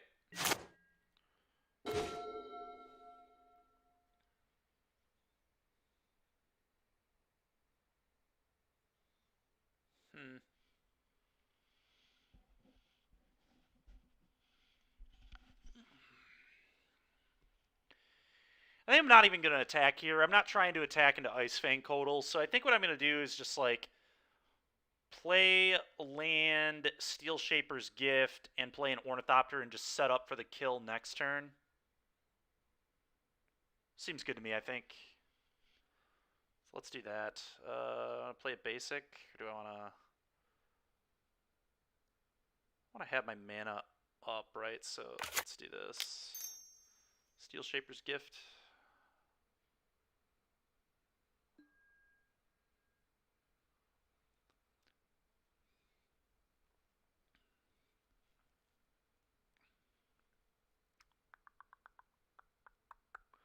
Sword of Fire and Ice would be interesting, too. Huh. Part of me almost wants to get the Sword of Fire and Ice because that is going to make Codal just do nothing all game if they do have Codal. But I guess getting the second hammer is also, like, very, very good. So, I don't know. This is close. How do I want to play this game? What is the right way to leverage everything here? So, if I do get the sword, I won't play this because that's bad against Fury. I'd rather just have this to save this. You know, I think my gut's telling me sword is going to be a better way to win this game. So let's do that.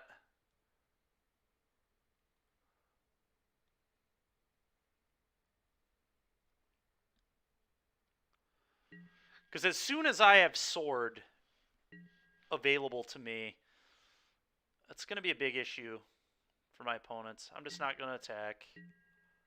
Not trying to get Ice Fang Codaled. Which it looks like they might have one too. No, they have something else. What is this? Yep, they had one. Nice.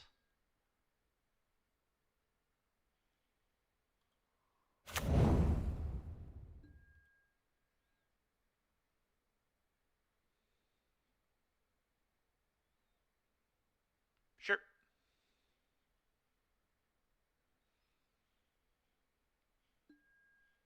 Okay.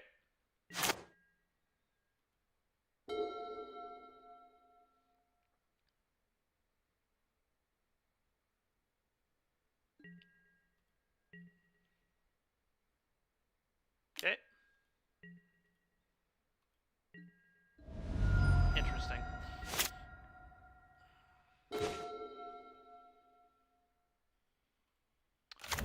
Now I can attack for one pretty freely because if they try anything stupid, Then I just flash this in and equip. But I'm going to wait to do this till their turn because they could be a counterspell deck for all I know. I'm in no rush at all here.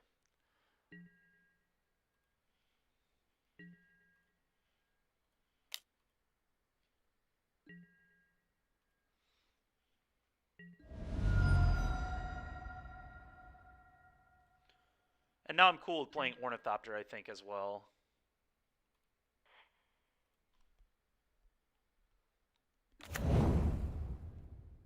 Go. Sure.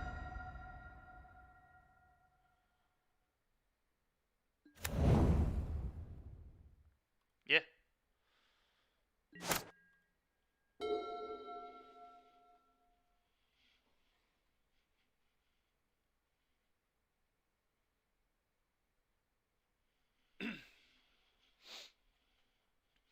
Feel like we're in a really good spot right now.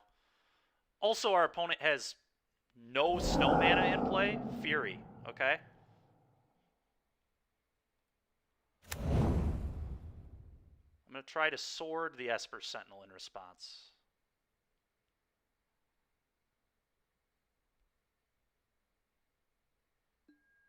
Just did all of it there.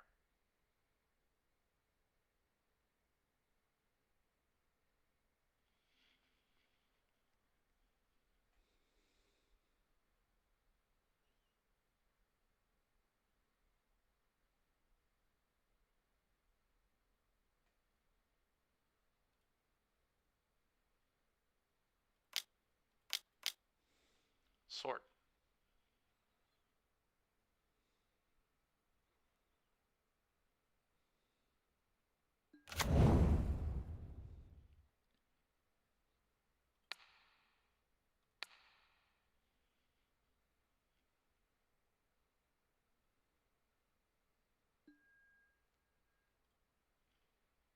Yes.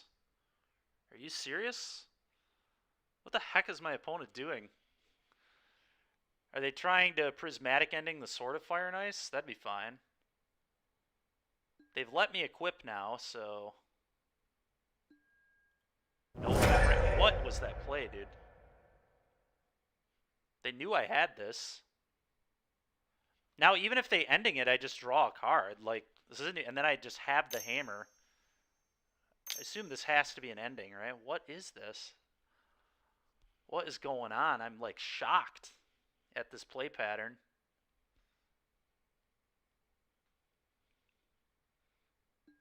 Okay, I'll now draw a card.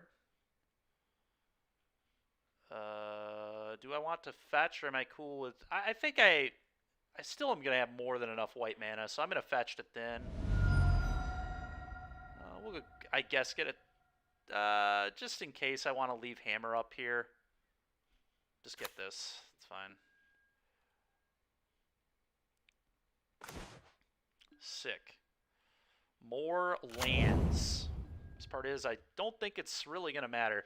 I think I'm pretty likely going to move the sword over to the Ornithopter.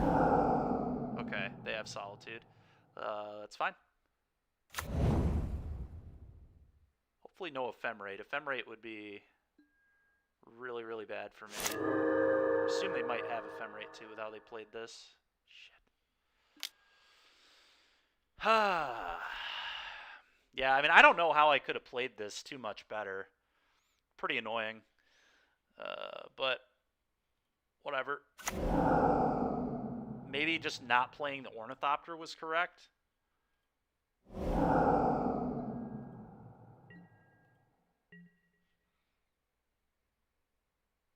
Whatever. Every creature in the deck is a good draw at this point, so let's just hope we can find a singular creature. Thank you. That does indeed qualify.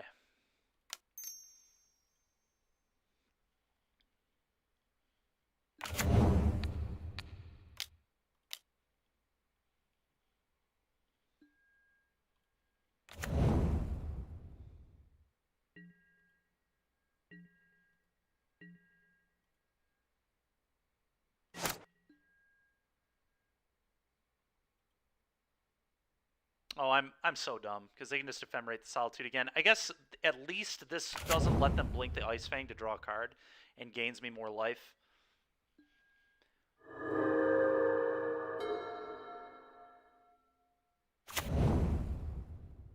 Oh yeah, dude.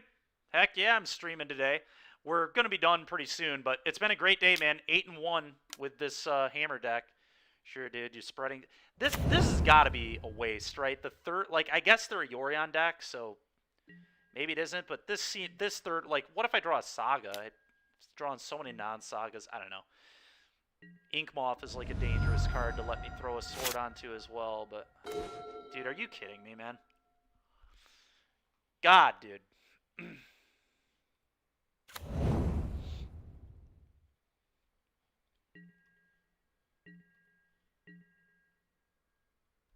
Yes, the blue one.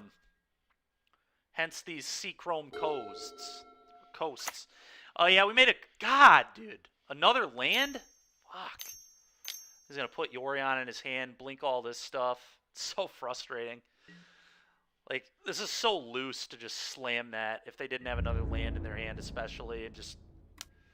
Ugh. I'm more annoyed that I've drawn, like, 20 lands this game, but... It is what it is.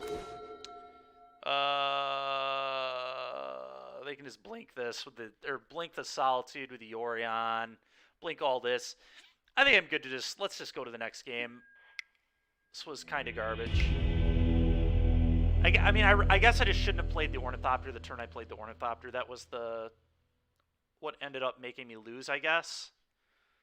I also drew very badly, but that's, you know, beside the point, I suppose. Still think I'm pretty pleased with all this. Let's just draw a little better. Draw a little better, maybe tank a little more on if I'm supposed to play Ornithopter on turn 3 or not.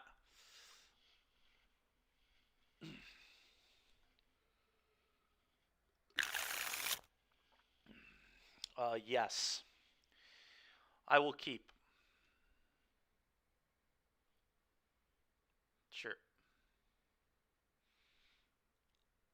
Same deck list? Yeah, pretty much. We put like Spell Pierces in the board and stuff. The first league I did the exact same 75 and we 5-0'd. This league, our only loss was to a very good grinder on Shadow, which is, I think, a kind of tough matchup anyway. Oh, yeah, I didn't put my deck on the cardboard live today, did I? That was a mistake. Sorry about that to those watching. Completely forgot to do that today. It's been a minute since we've actually done Constructed. Sure, Alpine Moon. I'll draw a card. Oh. Bummer. It's fine, though.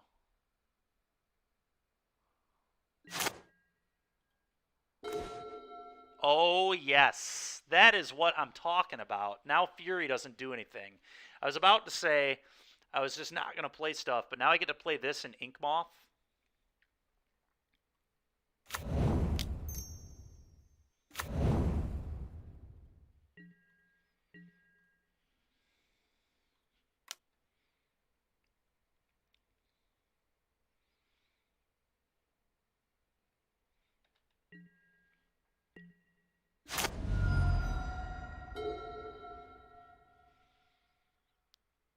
You don't ever really look at them. That's fair. I should still put it on there if people do want to check it out. All right. Their mana is like pretty awkward at the moment. They can't cast Ice Fang Kotal off this, which is really nice. And Fury here is pretty embarrassing. Sure. I'm not going to save my guy. That's a trap, because if they have Ephemerate, they just get both. So that's fine. You can Ephemerate this.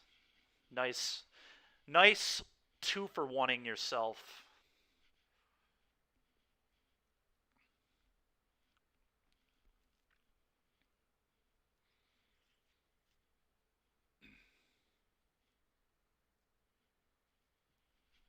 Sure. Dead. Do you also have the Ephemerate that'll do nothing? Sure. Sick ephemerate, dude. Nice 3/3. So we'll play nothing into that, so you can't get any value off the blink from ephemerate. So this turn might just be fire up Ink Moth.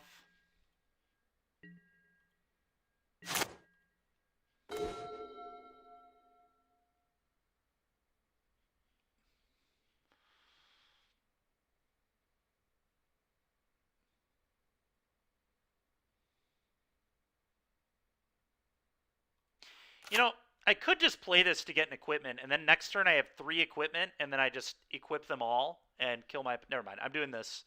My opponent may gladly ephemerate and kill my Stoneforge, which replaced itself anyway. Because we actually just have our opponent dead. So... let's get another hammer. So I assume they're going to blink and kill this. So I'm going to get a damage in here.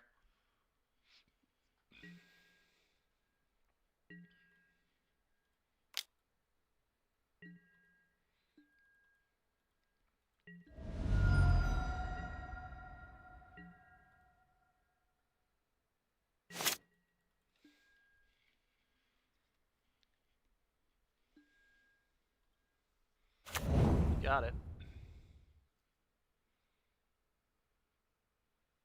Sure.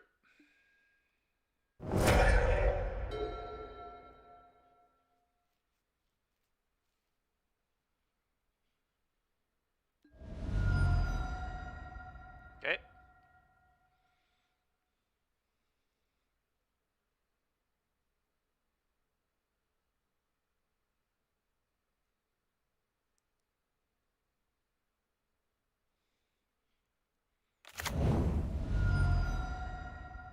It's going to be a Ren.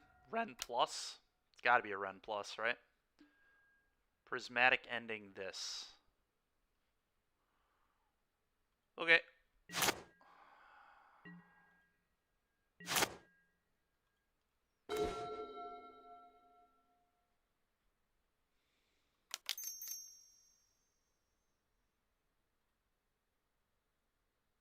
Alright, so they have something annoying here. I do need to play something and force it out of them, I think. I think I'm just going to play the Shadow Spear. They'll kill my guy in response, and then next turn I'll... okay. Never mind, I guess they will not kill my guy in response. They will have me draw a card. Ooh, okay, that's big business right there. Big business. No reason to play this, it just dies immediately, so go ahead.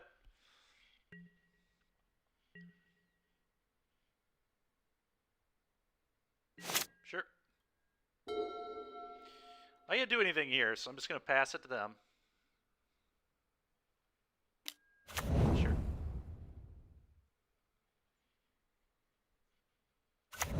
Sure. Sure.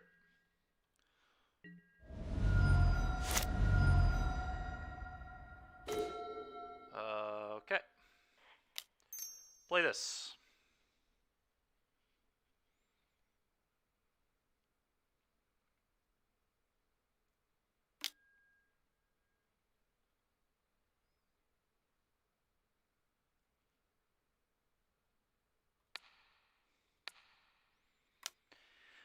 Bogamus, the elementals, by the way, are why we're playing this card instead of more Spell Pierces. This card is insanely good against these.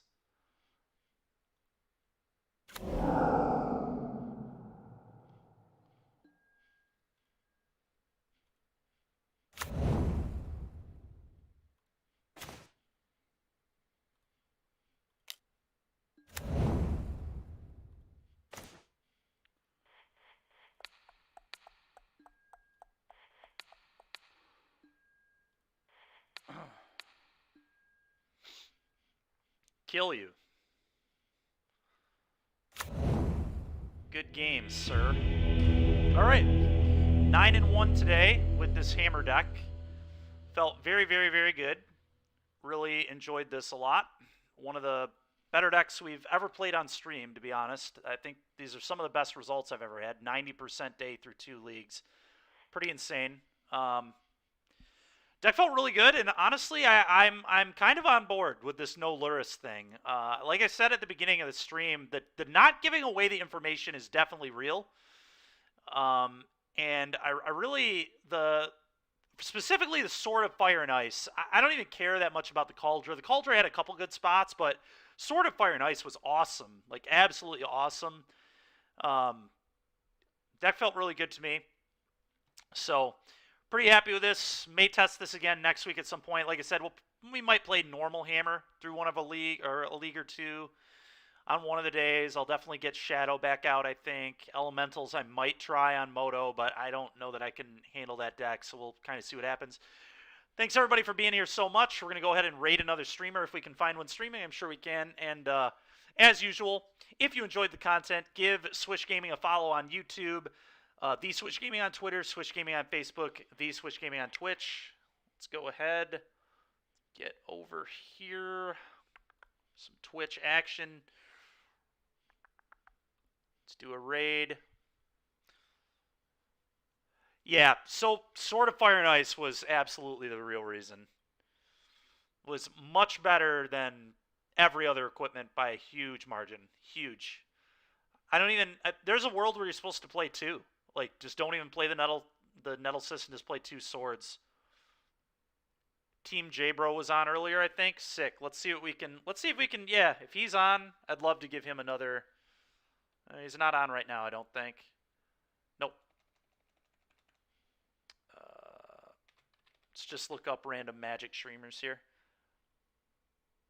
Are you serious? Is no one streaming Magic right now? That's impossible, right? What's going on? There we go.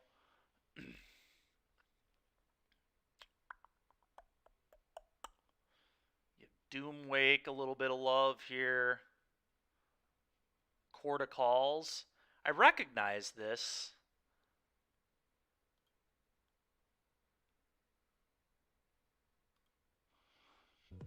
So let's solve the equation. I think we just go get yeah, we'll go ahead and help out Court of Calls here. I always try to go to the lower number people. All right, thanks everybody so much. Have a great rest of your year here. The last 8 hours of it. Enjoy, and I will catch you all. If not at any point this weekend, certainly next week Monday.